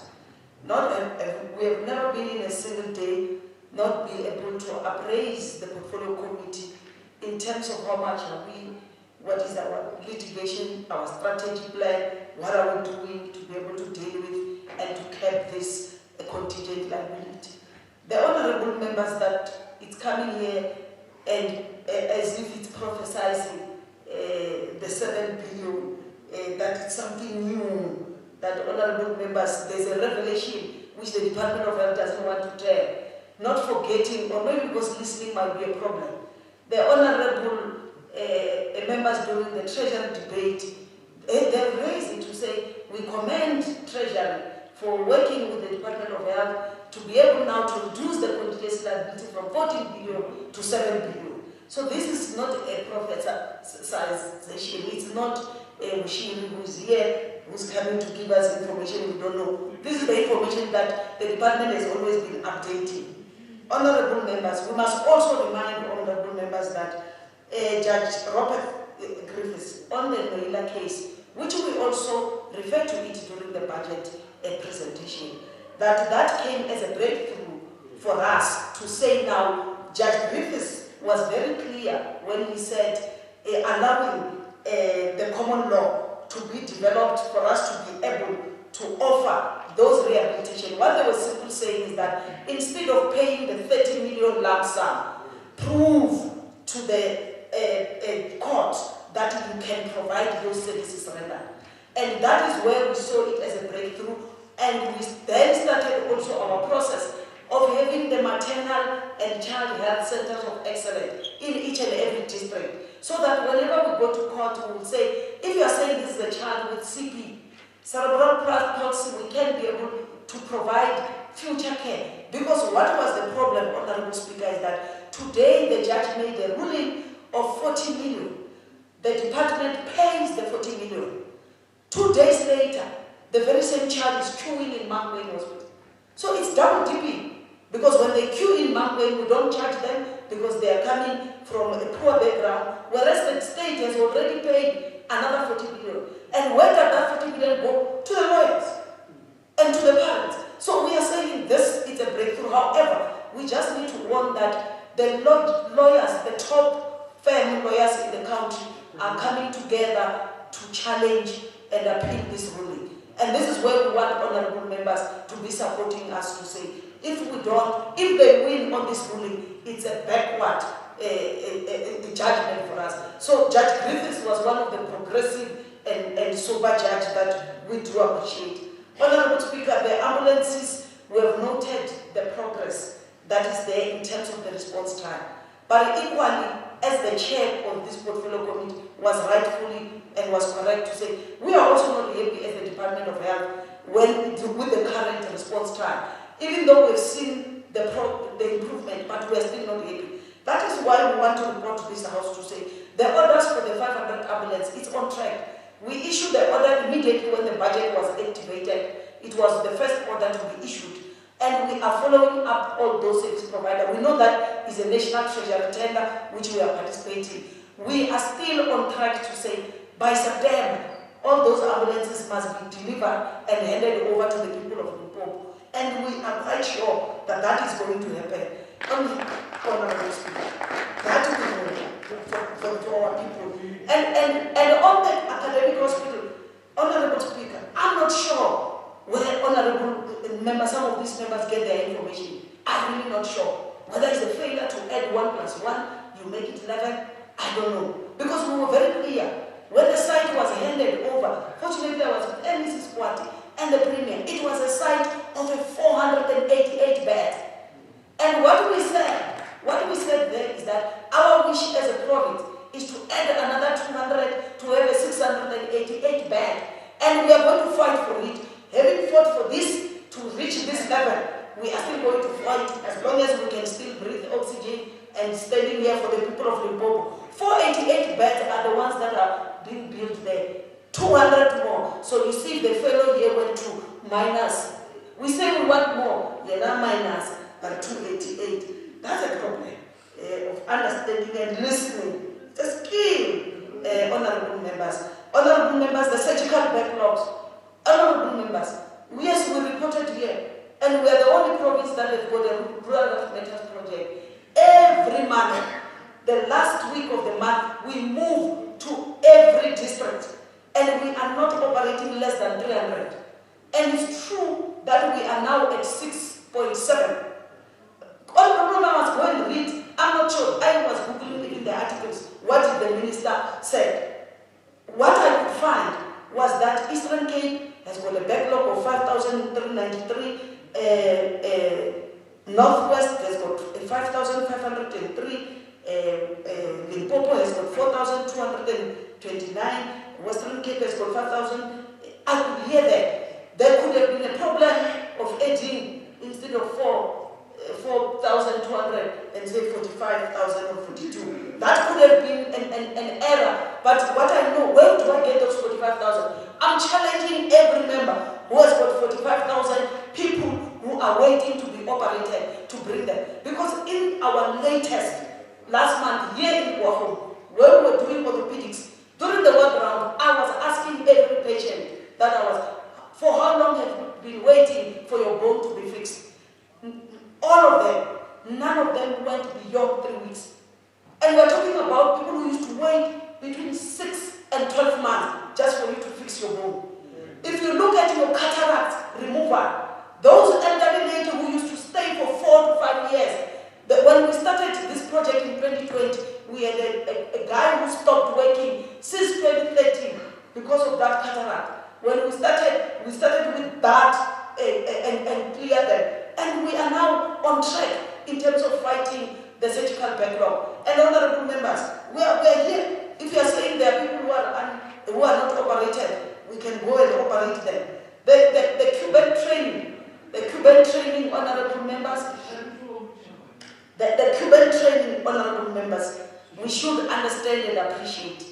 The program is still on. A decision was taken by the national when we had so many of those students in Cuba. And the challenge was when they were coming back to get the space for internship training. There was a lot of fight, if you remember, because South African universities are now starting to wake up and to produce more doctors than before. So we felt we need to first deal with that backlog of those students who are still studying before we could resume the program again. But also as a province, in 2016, we were bold and started the first ever medical school since 1994. The first ever post-94 breakthrough medical school was established here at the University of Limpopo. People say over our dead body, this thing won't go, won't fly. They are still breathing oxygen, they are sitting on the other side. We have produced the first group, the second group just graduated. Even this year, the third group will be graduating. Of our own doctors produced by our own universities, who their training is not only in Petersburg or Mangwe. We even take them to district, rural hospital, because we are training a doctor with the mentality of understanding that rural healthcare matters, who will understand that preventative healthcare, that clinic, they will understand how to deal with. We are there, we are on course. And even the specialists, when we started here, 2016, we were not sure whether we can ever produce specialists in our province. Year in, year out, we will show you the oncologists, radiation oncologists that we produce here.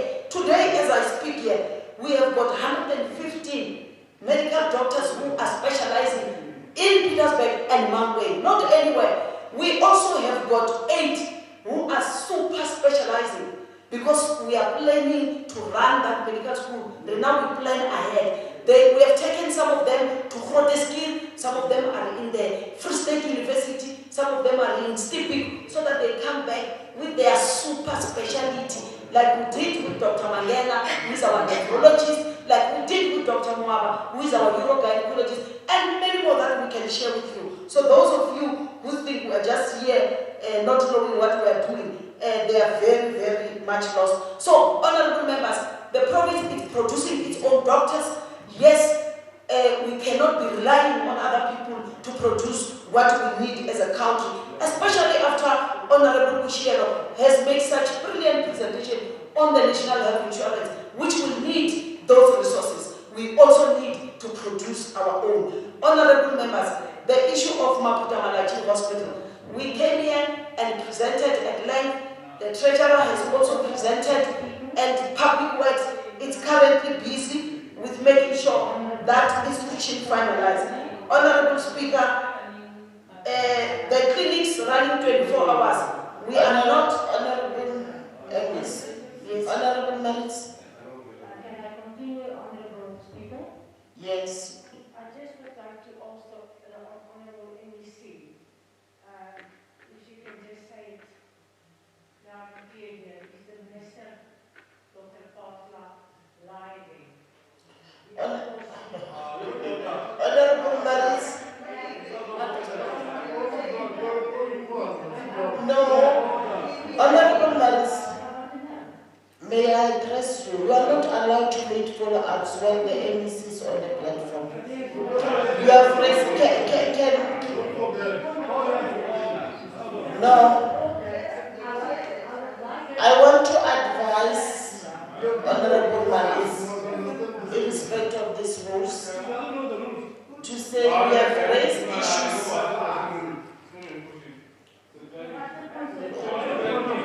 Can I finish? I want to respond to honorable members, honorable members.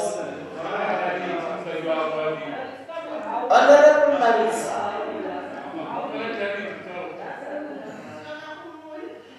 Honorable members. I'm still on honorable members, honorable members. Honorable Maris, we were given an opportunity to come and debate. So now is the opportunity for the MEC to respond on the debate. You are not allowed to make follow-ups. Yes, it's what I'm saying.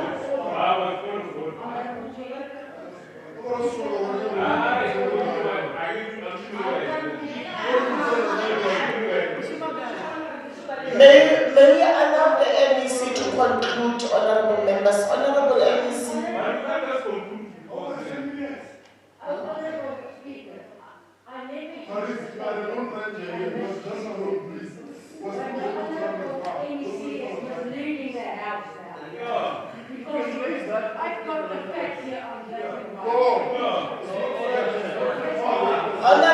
Honorable Maris.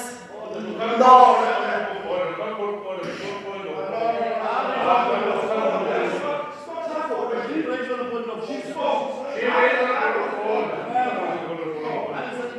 Honorable members, honorable members, honorable members.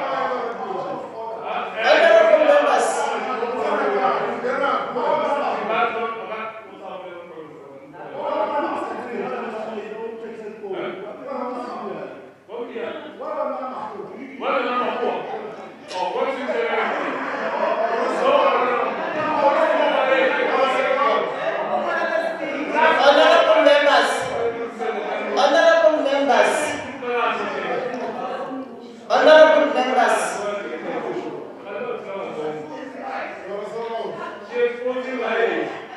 Honorable members, I'm not going to allow any hand, Honorable Van der Walt. What I'm saying is procedure. And it's in terms of the House rules. Honorable members, can you listen? What I'm saying is that you were given an opportunity to debate. Now it's an opportunity for the MEC to respond. You are not allowed to interject, Honorable MEC, what is on the platform. Honorable MEC, proceed. No, honorable members, I'm not going to allow you. Thank you.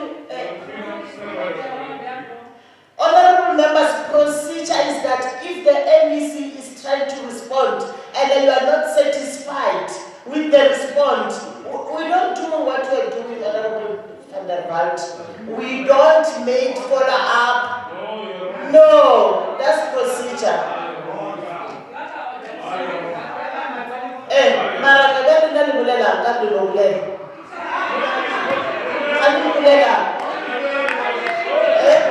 Everyone is just talking.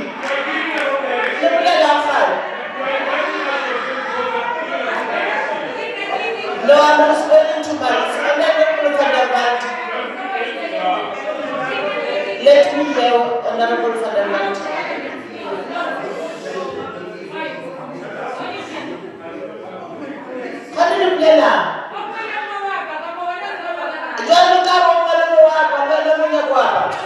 No, I don't to show her. No, Honorable Van der Walt.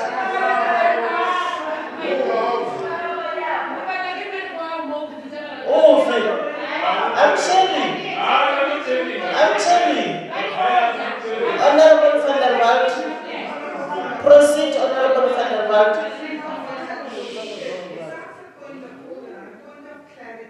Yes.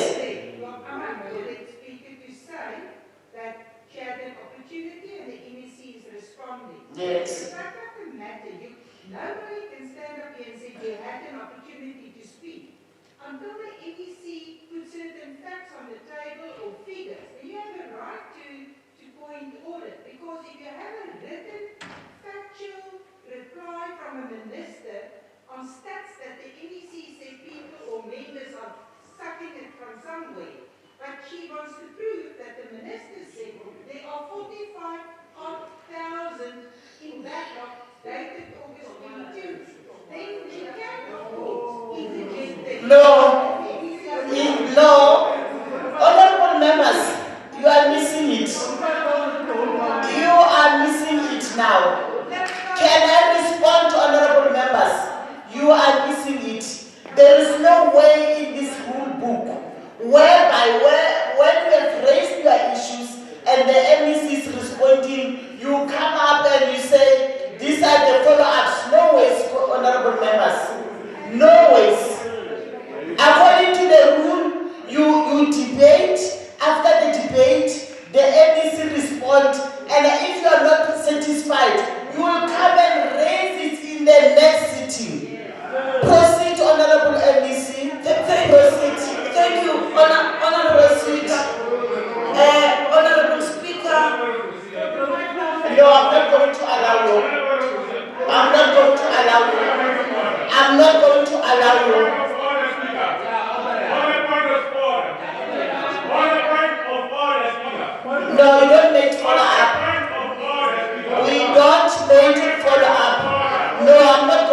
allow you.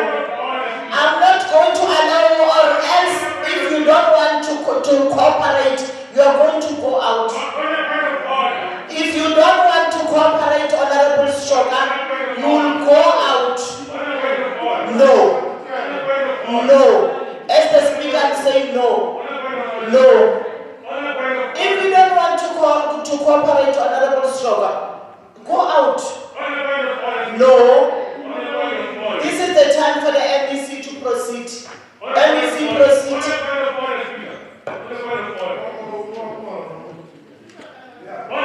Honorable NBC proceed. I'm not going to allow you.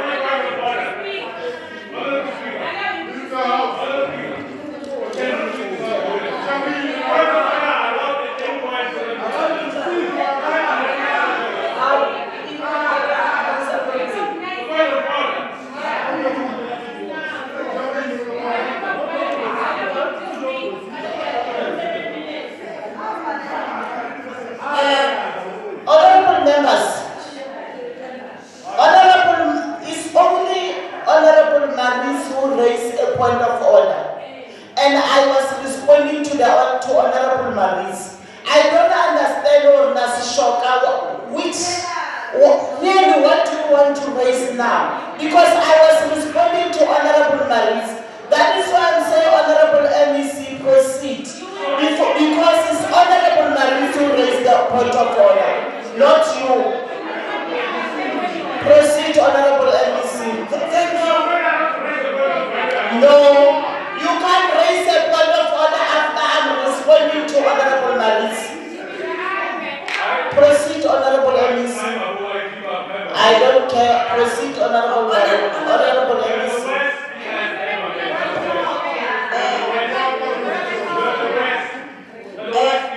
Proceed, Honorable MEC. Honorable Speaker, on the...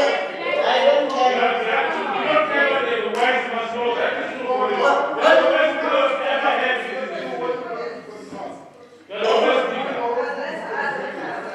Honorable Speaker, on the issue of clinics operating 24 hours, we want to report the progress that we have seen so far. Yes, indeed, in the previous financial year, it was only 50 clinics.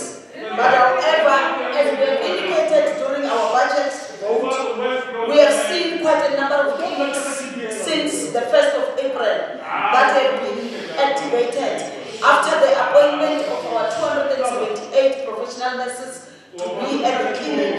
We have seen, for instance, if you look at Kakala, Shomela, Zaba, Rapachelo, Tomut, Basani, Dani Clinic in Mopani. If you go to Waterberg, Pinas Refill, Bakenberg, Shambane, just to mention a few.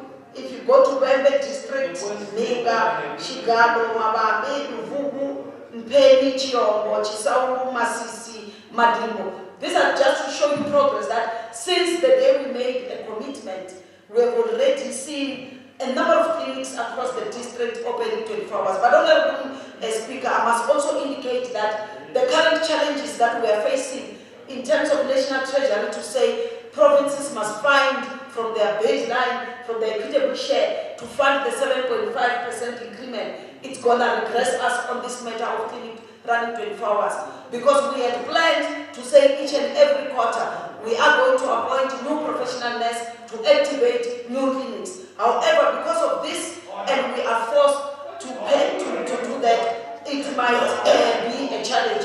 Lastly, Honorable Speaker, yes, lastly, in issues of vaccine availability, Honorable Speaker, I must indicate that there is serious progress that in terms of the clinic. Just to share with honorable members to understand that the issue that makes a medicine to be running short, one is poor leadership. We have addressed this by bringing all our operational managers for training to understand. The SBS, thank you very much, and I'm also looking into that. Thank you very much, Honorable Speaker and honorable members.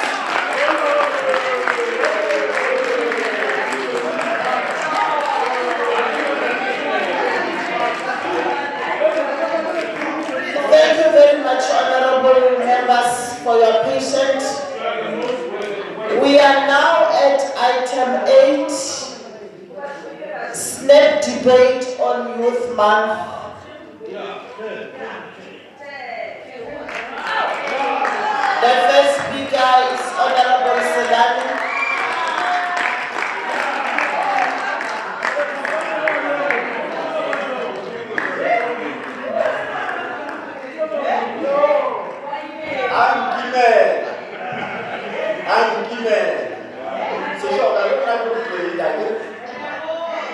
Speaker, the Deputy Speaker, in his absentia, the Chief Whip and the Deputy Chief Whip, the Honorable Chair of Chairs, Leader of the official opposition, the members of this August and Majestic House. Last year in this Majestic House, Honorable Speaker, we said that we are not going to wear school uniform in remembrance of the generation that came before us. We agreed to wear our academic regalia by decorating ourselves in the manner in which Hector Peterson would have loved to see us. This is done correctly so, with our revolutionary consciousness to acknowledge and celebrate the role which these martyrs fought for. It is important to remember and preserve the collective wisdom of this generation in the face of the challenges we are facing today. This simply suggests that for us to forget or neglect the past, such act will hinder progress and the ability to learn from history. Honorable Speaker, Abraham Unguputse-Tiru, the then president of the University of the North, when he was addressing the people in graduation ceremony, he said, I quote, "Our history is written in blood, and no amount of lies and propaganda can erase it, because our struggle is a struggle of memory against forgetting." His views were further echoed by Milan Korenda, who said that the struggle of a man against power is a struggle of memory against forgetting. Honorable Speaker, indeed our struggle is a struggle of memory against the struggle of forgetting. How can we easily forget that apartheid was a crime against humanity? The very same system that committed a political genocide against the black people. It is now 47 years of relentless struggle against colonialism. A neo-colonial project of a special type where our people suffer deliberately and systematically of the designs and the architects of apartheid. June 16, Honorable Speaker, allows us to commemorate those who lost their lives during the Soweto uprising, honoring their sacrifice and ensuring that their memory is not forgotten. June 16 holds a significant and relevant political milestone as we commemorate the historical event known as Soweto uprising, which took place in 1976 here in South Africa. Understanding the relevance of June 16 requires us to recognize the historical injustice in context and also the impact it had in various aspects of society. The Soweto uprising was primarily led by students and young people protesting against the vexatious and draconian regime on educational policies. Today, June 16 serves as a reminder of the power and the energy of young people to drive social change, highlight the importance of youth empowerment, activism, and address contemporary issues in the attainment of economic freedom in our lifetime. The Soweto uprising was a significant political milestone and the turning point against apartheid. It also served as a call to continue fighting all forms of discrimination, inequality, and injustices. Soweto uprising played a crucial role in shaping educational reform. This event ultimately led to the transformation of the education system with the focus of dismantling apartheid policy and promoting social inclusive education. Honorable Speaker, how can we forget that the introduction of Afrikaans as a compulsory medium instruction in black South African school created a problem of the people of this country? How can we easily forget that the system brought unequal access to quality education in South Africa, and it is a struggle which we must continue to wage even today? How can we easily forget that countless of people were tormented and machine-gunned in favor of free and democratic society. That was a geopolitical genocide, Honorable Speaker. Honorable Speaker, we are forever indebted as this generation by the forever fearless, courageous, radical and militant generation of Solomon Kalush Masangu, Abraham Nkukuzekiru, Tamsan Kahubusanga, Teti Mashini, Steve Biko, Oscar Mpeta, Peter Mukaba, Franz Mutala, Ephraim Morale, Norman Fellow Fighter Mashaban, and many others who fearlessly and tirelessly fought for the attainment of democracy and freedom in this country. This generation profoundly changed the socio-political landscape in South Africa. The strategic defeat of apartheid, Honorable Speaker, in 1994 brought serious unresolvable challenges of poverty, inequalities and lack of quality education, high unemployed graduate and jobless growth. These challenges negatively affect the youth of this country to realize economic freedom in their lifetime.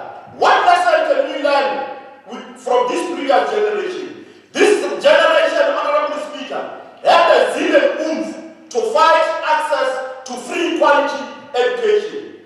What is it that the youth of today can do to honor the role played by this previous generation? In following the idea of Franz Fanon, I quote, each generation must out of its relative obscurity discover its mission, fulfill it or betray it.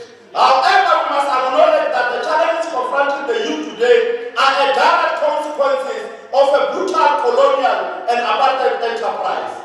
At the center of this particular problem, Honorable Speaker, Vladimir Lenin of the Russian Federation,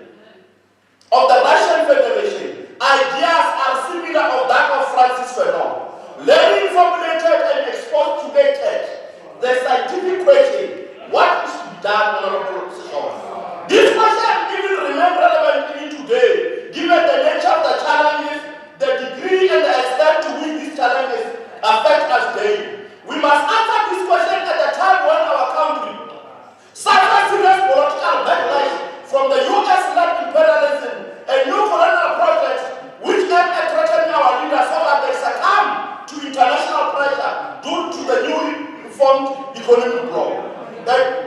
A new colonial project aimed at ensuring that we forget everything about the past injustices. A new colonial project which aimed at ensuring that we forget that they funded apartheid government to commit black genocide.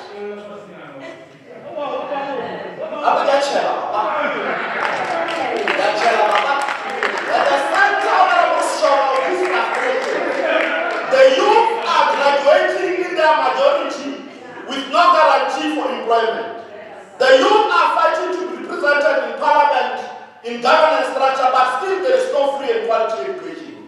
The unemployment rate of young people is at 63% with no hope for success. Our government and other strategic industries or sector for economy lack leadership with the requisite skills to realize the developmental agenda of the South African government. Our people are still landless. We have not yet created state-owned bank. We have not yet nationalized the mines, the other strategic monopoly industries, the banks. We are not even yet expropriated the land without compensation for the benefit of our people. But, Honorable Speaker, to answer that, the National Development Plan speaks about high-quality education, which must be accessible and affordable to all. This NDP also recognizes the critical role of technical and vocational education and training that must play an important role in addressing the country's skills development need and achieve the developmental goal. This NDP also encourages TVET colleges to develop a curriculum which will help the government also to have employment, also to reduce inequalities.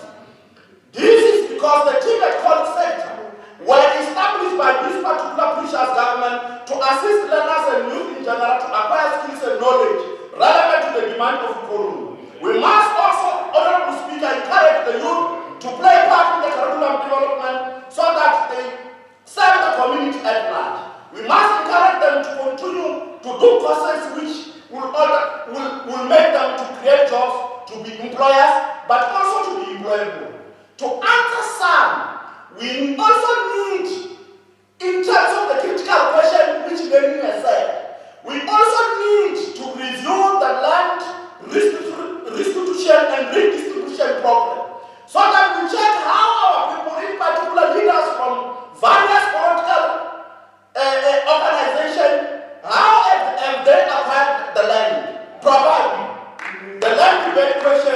must stop. If it is debatable, surely we will get answer or we will have closure of this particular problem. To answer also some honorable speaker, the youth cannot continue to enroll courses such as human resource management. The youth constitute majority in election processes. They are the ones who suffer from our failures to deliver service. They are the ones who see us every day when the department fail to fill critical funded posts. They are the ones who see us every day and every year when budgets have been returned to the national fiscus. They are the ones who see us every day when leaders who steal government money, they resign with no consequence management. They are the ones who see us every day when we implement consequence management. We just write love letters of suspension of perpetrators for 6 months that they must continue looting. They are the ones who see us failing to deliver the promise, like what which happened in the Anglo-Boer War, Honorable Matu. Our people were promised the bicycles, that they must continue to fight in a tribal war, a tribe of the Afrikaner and the English. They will benefit from this particular war. The colonial government, Honorable Mother, could not give the people the promises what they promised. They angered many young people in that era and they started to fight themselves against the regime. Analogous to that incident in conclusion, we are not immune, Honorable Speaker, we are not immune to be confronted by the student and young people in general in this particular country. In fighting for free and quality education, we are not immune when the young people are going to fight for high unemployment rate, whereas they have graduated in their majority. In order for us to defeat this, Honorable Speaker, to defeat this unjust possible crash, let our institution implement the precious policy we have and some of the legislation that we have developed without fear. They must also do so with the sole intention of helping our people without failure. Thank you very much.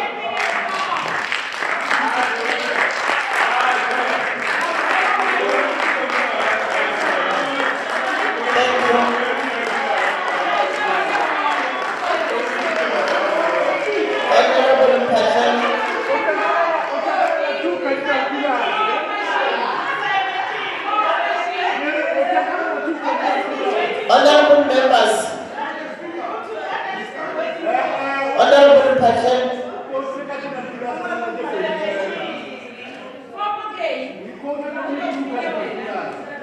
let's move.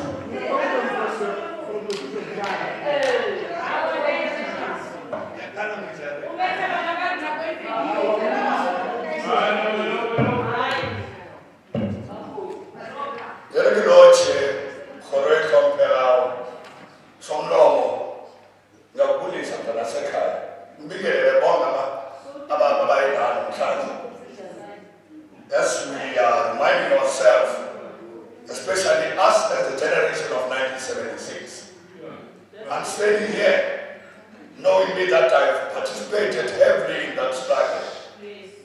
But Honorable Speaker, let me tell you, standing here on behalf of those that have died, I'm not yet satisfied. You are an embarrassment to the entire African continent in the manner on which our youth is treated. The youth that are benefiting today are the youth that are belonging to the ANC Youth League. For them is to go and get tenders from your ANC strategic procurement policy and feed them so that they can go and flaunt to the poor. That's what you are doing. You are number one in terms of making sure that you steal money and give it to your young ones and go and flaunt in front of the poor masses. One of the things the strategy encourages all fears. Today, each and every department, when you go and check in their list of people who are given tenders, we can come and give you a proof, and the names of that are benefit in all the department. Department of Health is West. Yeah. You know, one of the things the youth of this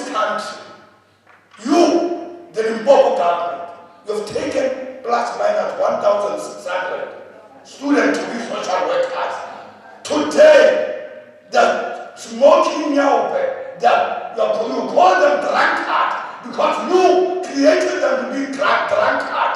You created them to be those that are smoking nyaupe. You, the government of Limpopo, you are heartless. You are heartless.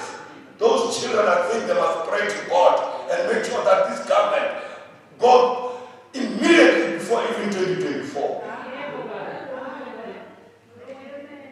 The majority of young people leave the province.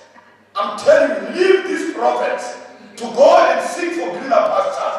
All of you who are here, you've got children in your house, including you speaker. They are staying in Kimanofa because of their own making. Today, you've got children. Each one of you above a day because of your policy. It's killing the country. Whether you say what or what, we're going to put the blame on you because when you look, what will Daniel Manziti, Supamuloi, Bu Khoto Siakule, Bu Elas Masinga, what they fought when they were in the street of Pefeni, when they were in the street of Soweto, they were marching for nothing. But they never even thought if they were prophet, they were not going to do it for you. Because you are here to infront.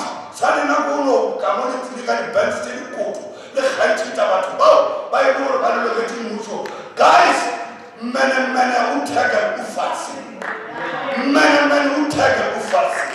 continue doing what you are doing. The people are looking at you. And don't think you'll fool the people forever. You can't. If you think you're going to lead until Jesus Christ comes, shame. Count your days.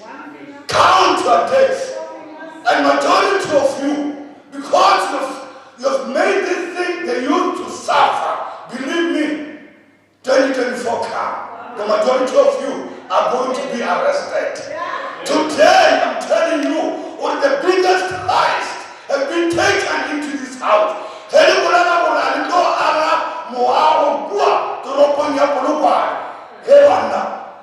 There are people who are benefiting in this house. They are becoming billionaires day in, day out because of those rented buildings in town. We know everything. We are going to break that mountain here. All of you are going to be embarrassed. All of you are going to be embarrassed. And I'm emphasizing it, speaker. All of you are going to be embarrassed. And others will be arrested here. I'm telling you, the successful government starts with prioritization of the younger people.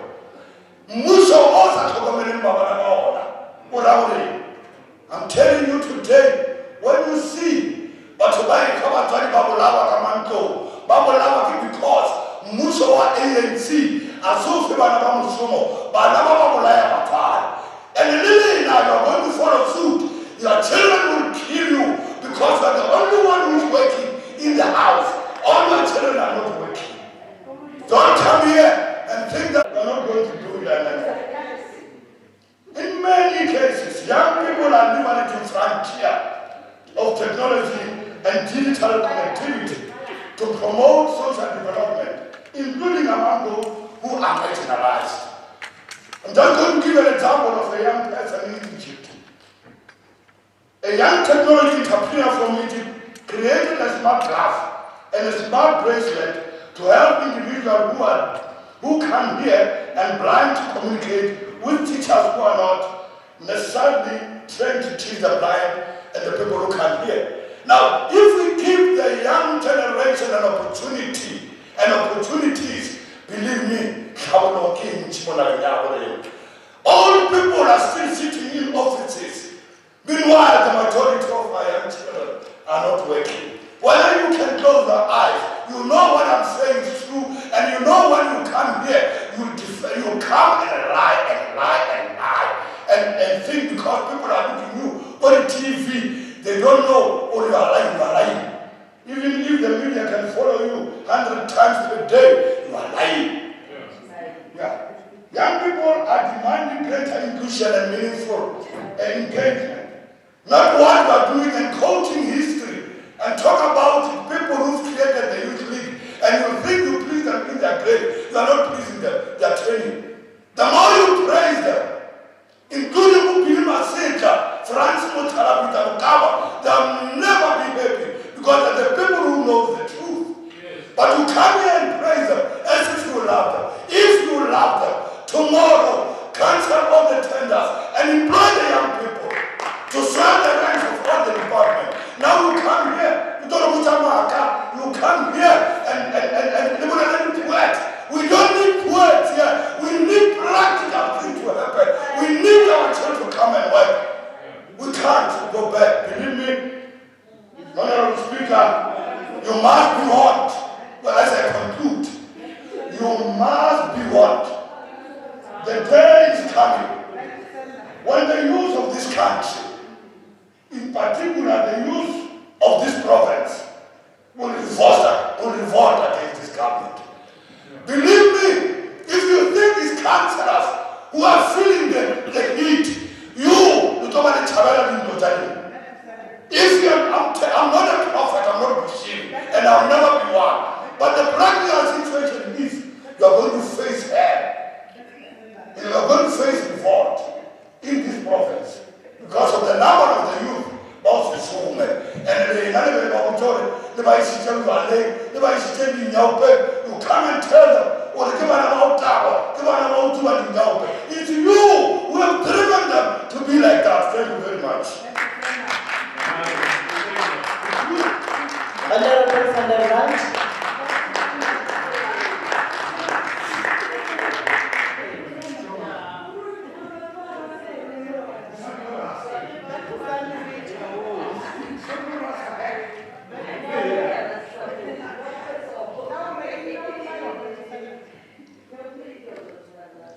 Honorable Speaker, tomorrow marks the 47th anniversary of the 1976 student uprising, where Hector Peterson lost his life on June 16.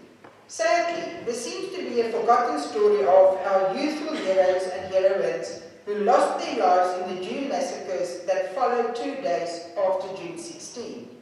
Just to mention a few of our fallen heroes, Yapi Vilankulu was shot 6 times with a 7th bullet landing in his head to his fatal fall. On June 18, Sipu Mavimbela never came home. He was amongst the 34 people mowed down by the police in Alex, 8 of them being school children, including the 17-year-old Sipo, 12-year-old Shadrach Kekani, and 13-year-old Godfrey Mapu. Sadly, 4 years later, when the then undemocratic apartheid parliament tabled the Silhi Commission report into the causes of the 1976 uprising, it exonerated the actions of the police. Honourable Speaker,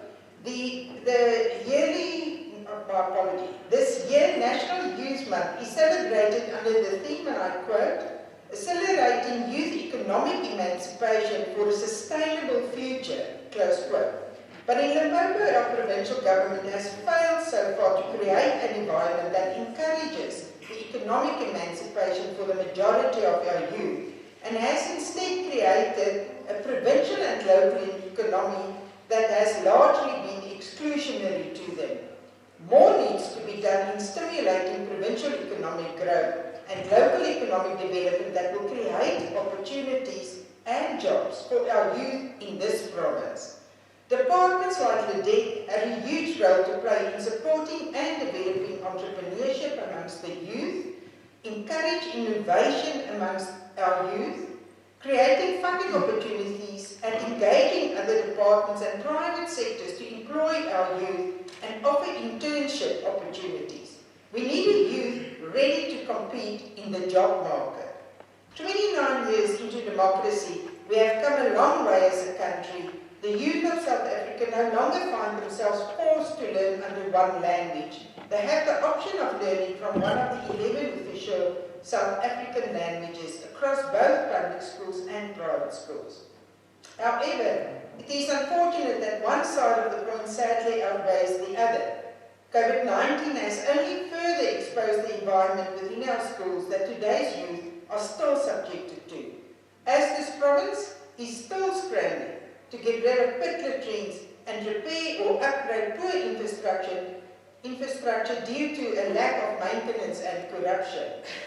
Almost 13 women and children are raped every day in our province, Limpopo.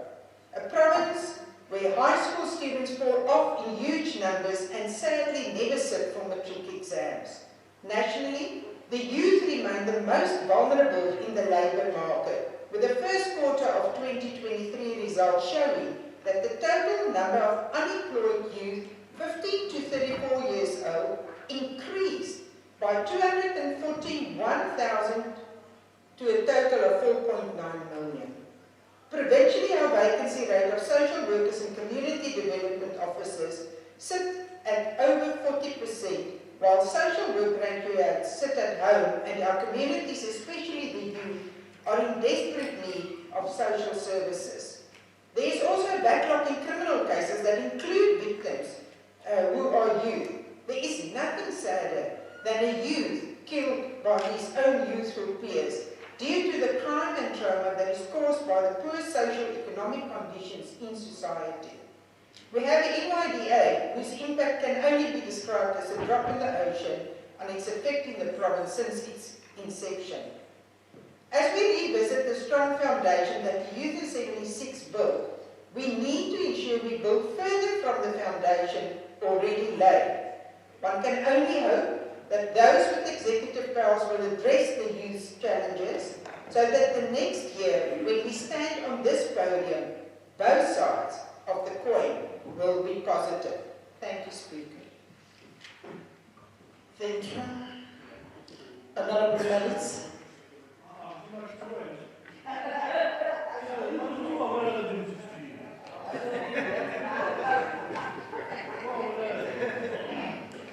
Thank you, Honourable Speaker. I think I must also talk loud like the previous honourable members. Maybe they can't hear me. Before I start, it's a privilege for me. Many of you know me very well. And I just want to tell you about youth quickly. Just give me some time. I was born deaf. And I learned to talk since I was a small child. I can only hear 20%.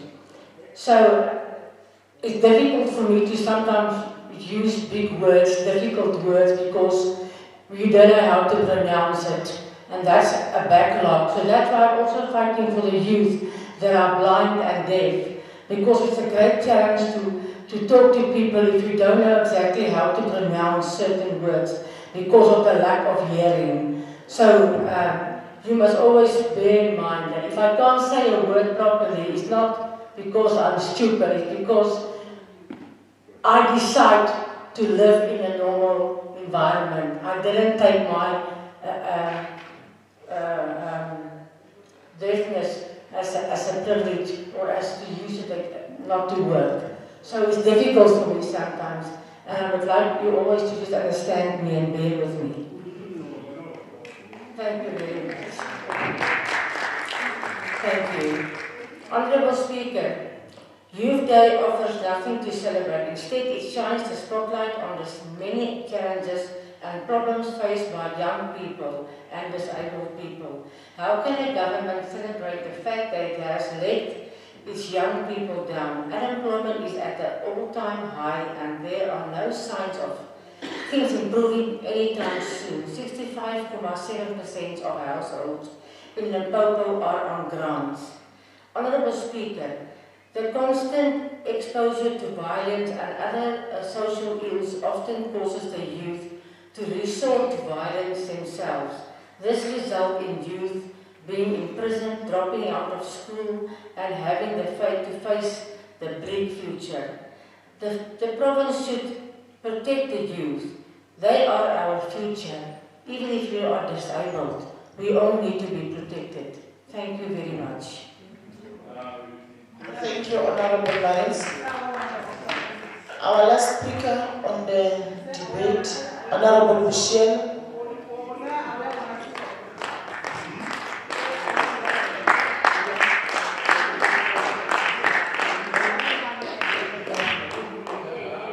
Honourable Speaker.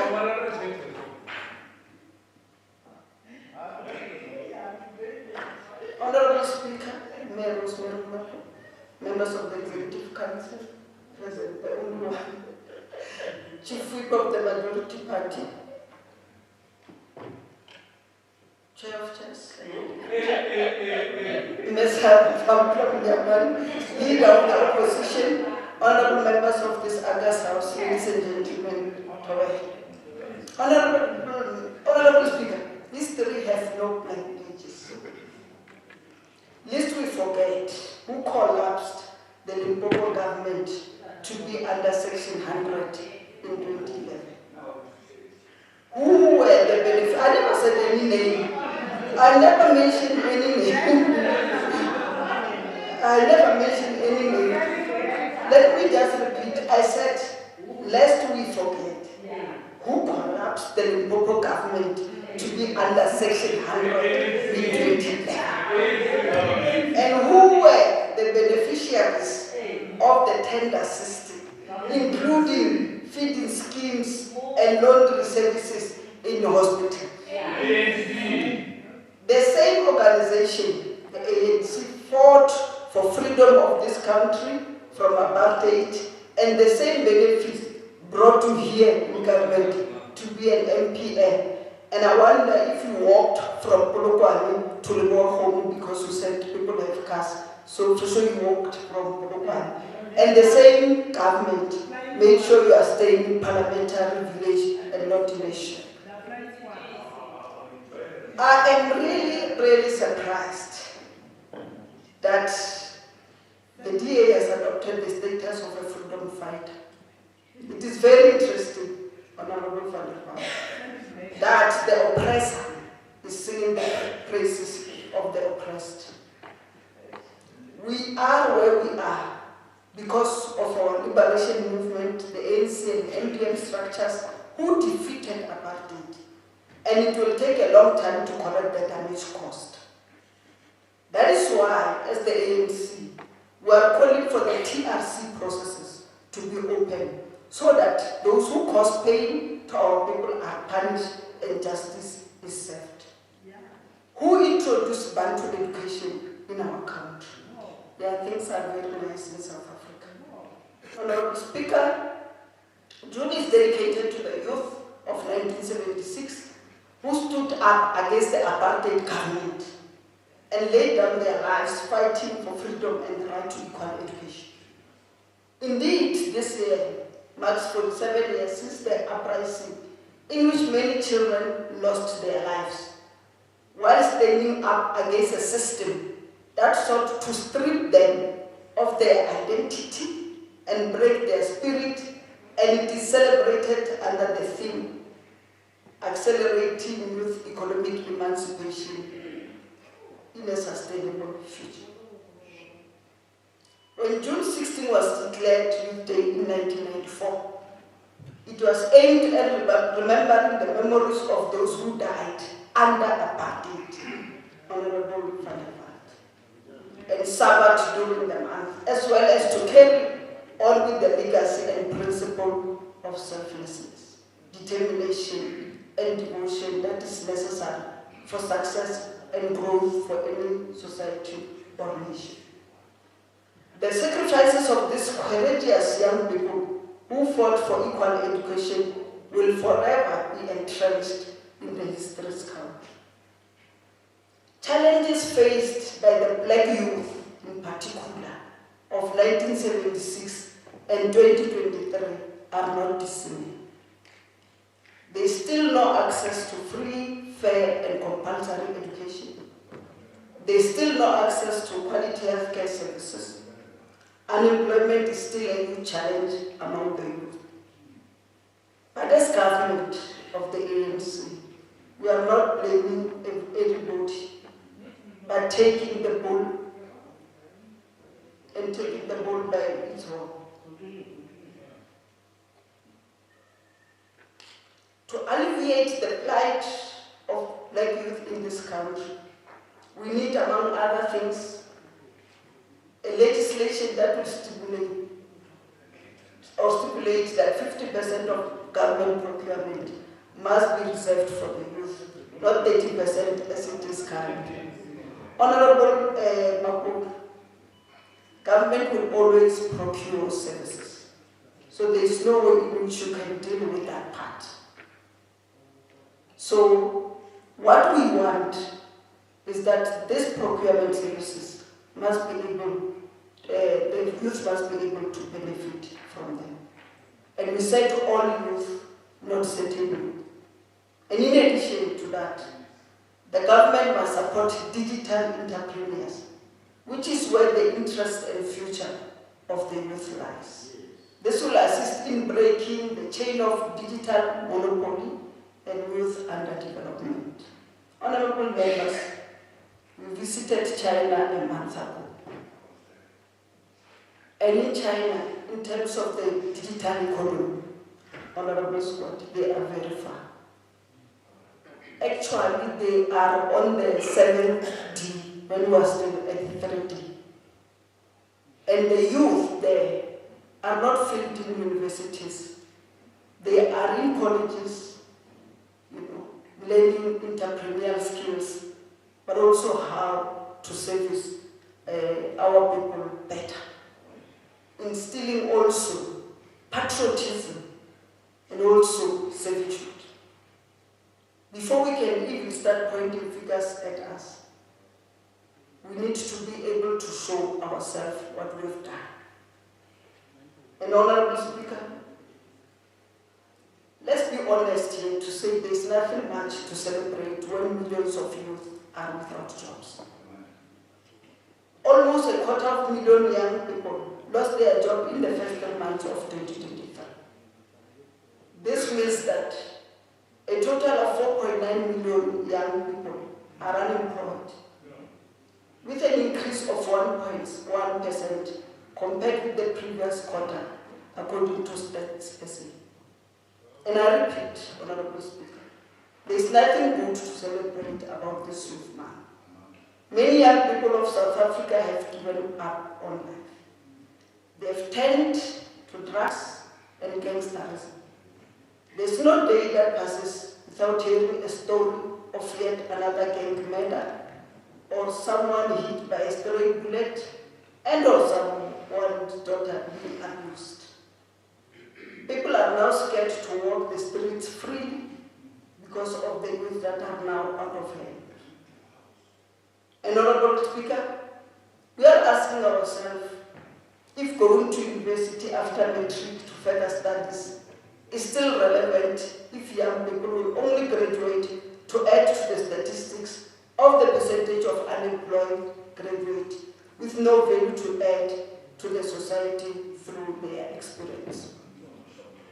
There is no way from all of us to come up with a plan to be able to assist this graduate youth or graduated youth from higher education. Yes, we assist them in terms of paying for their funds through NSFAS, but I think we need to do more and be able to place them at work when they are done. In the spirit of Tumamina, we must not only talk, but act. We must walk the talk by frustrating our pace to improve the lives of our people. What is this economic freedom that is needed? It is characterized by a fundamental shift of the ownership patterns of the economy, by the return of the land to our people. We could not pass, history does not have blank pages, honorable members. We could not pass the expropriation of land without compensation because our opposition on the left did not support us. But we will not give up on that one. We will still go on to try to return our land to our people. It's also characterized by the creation of employment opportunities to both our youth, in particular women and girl children. And we also still insist that we need state-owned bank that will be able to fund initiatives started by our youth. The youth radicalism have brought about the agenda of radical economic transformation as the main agenda in government. It has forced the nation to begin to speak about expropriation of land without compensation. We are saying to our members that let's ensure that opportunities are shared with youth, women, military veterans, and people living with disabilities. The entire country is encouraged to participate in Youth Month by recognizing the present and future role of the youth in shaping the socio-economic landscape. Honorable Speaker, we need tangible, realistic, and courageous programs that will be aligned with the ambitions of young people, because that's what the scale of the challenge demands. We need an inclusive agreement because everyone has to play his or her part on keeping the challenges faced by the youth of today. The provincial government will be commemorating Youth Day tomorrow, June 16, at Verbe District. We expect the premier of our province, Dade Chuku Matabata, to address young people about the plans the Limpopo government have for them, including skills development and empowerment programs of various government and institutions. Let us give hope to our young people. They are indeed our future. No nation will prosper without investing in the development of its youth. I know this is a tall order to all of us as public representatives, but let's join hands together and ensure that we develop our youth for the future.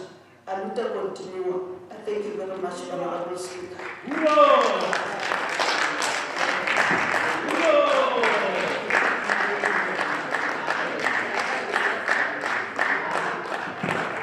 Thanks, Honorable Bushe.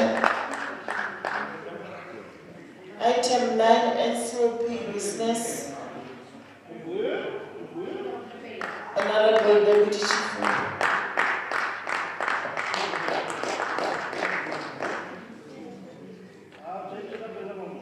Madam Speaker, leader of government business, I greet you all in the name of Jesus Christ and protocol himself. Madam Speaker, thank you very much for affording me the opportunity to present motion for a ratification of the appointment of special delegate who attended the NCOP plenary. Madam Speaker, House Rule 26 open brackets 3 close brackets of the standing rules and orders of the House read together with Section 61.4 of the Constitution of the Republic of South Africa provide for the designation and appointment of special delegates when the House is not sitting. In line with these provisions, the following honorable members were appointed to attend the following virtual National Council of Provinces plenaries when the House was not sitting. 20th April 2023, Honorable E.M. Mpanyana, Honorable T.B. Matibe, Honorable N.S. Munyamani. 2nd May 2023, Honorable Falasa F.J. Maseko, Honorable S.M. Mochadi, Honorable M.A. Mugaba. 3rd May 2023, Honorable R.R. Molapo, Honorable T.B. Matibe, Honorable E.M. Mpanyana. 4th May 2023, Honorable M.G. Makurubeche, Honorable F.P. Mugaba, Honorable M.A. Mugaba.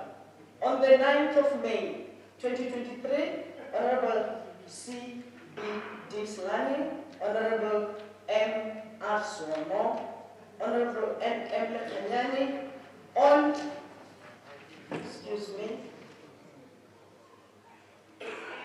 on the 10th of May, Honorable R.R. Molapo, Honorable T.B. Matibe, Honorable E.M. Mpanyana. 11 May 2023, Honorable M.A. Mukaba, Honorable S.B. Mate, Honorable C.B.D. Slani. 16 May 2023, Honorable K.M. Libya, Honorable MC Mahasela, Honorable F.J. Museko. 17 May 2023, Honorable Hanyan N.M., Honorable Sibiti Slani, Honorable M.C. Marcella. 18 May 2023, Honorable M.A. Mokara, Honorable M.C. Mantata Mahasela, Honorable N.M. Hanyan.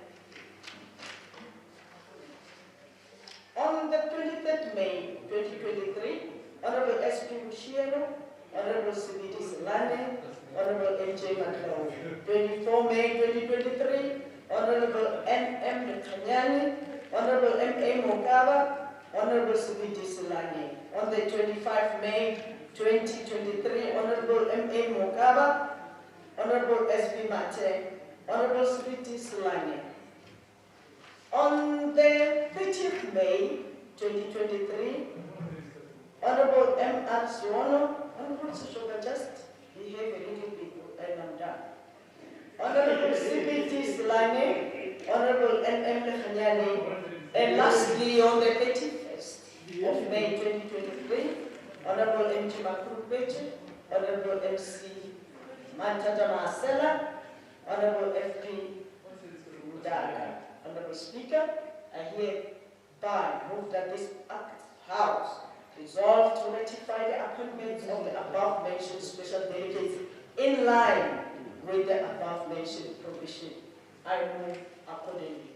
Honorable Speaker. Thank you, Deputy Chief Whip. Any seconder? Honorable Salam.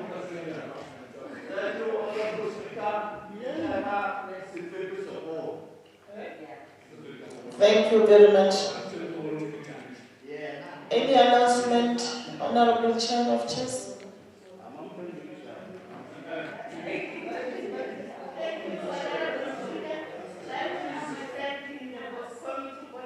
Tomorrow, honorable members, you are all invited to Madula's Freedom in the legislative and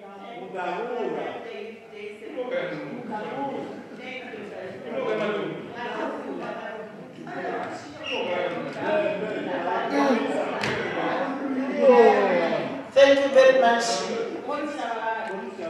The House is adjourned to Tuesday, 20 June 2023 at 10 hours in the Limpopo Legislative Chamber. Thank you very much.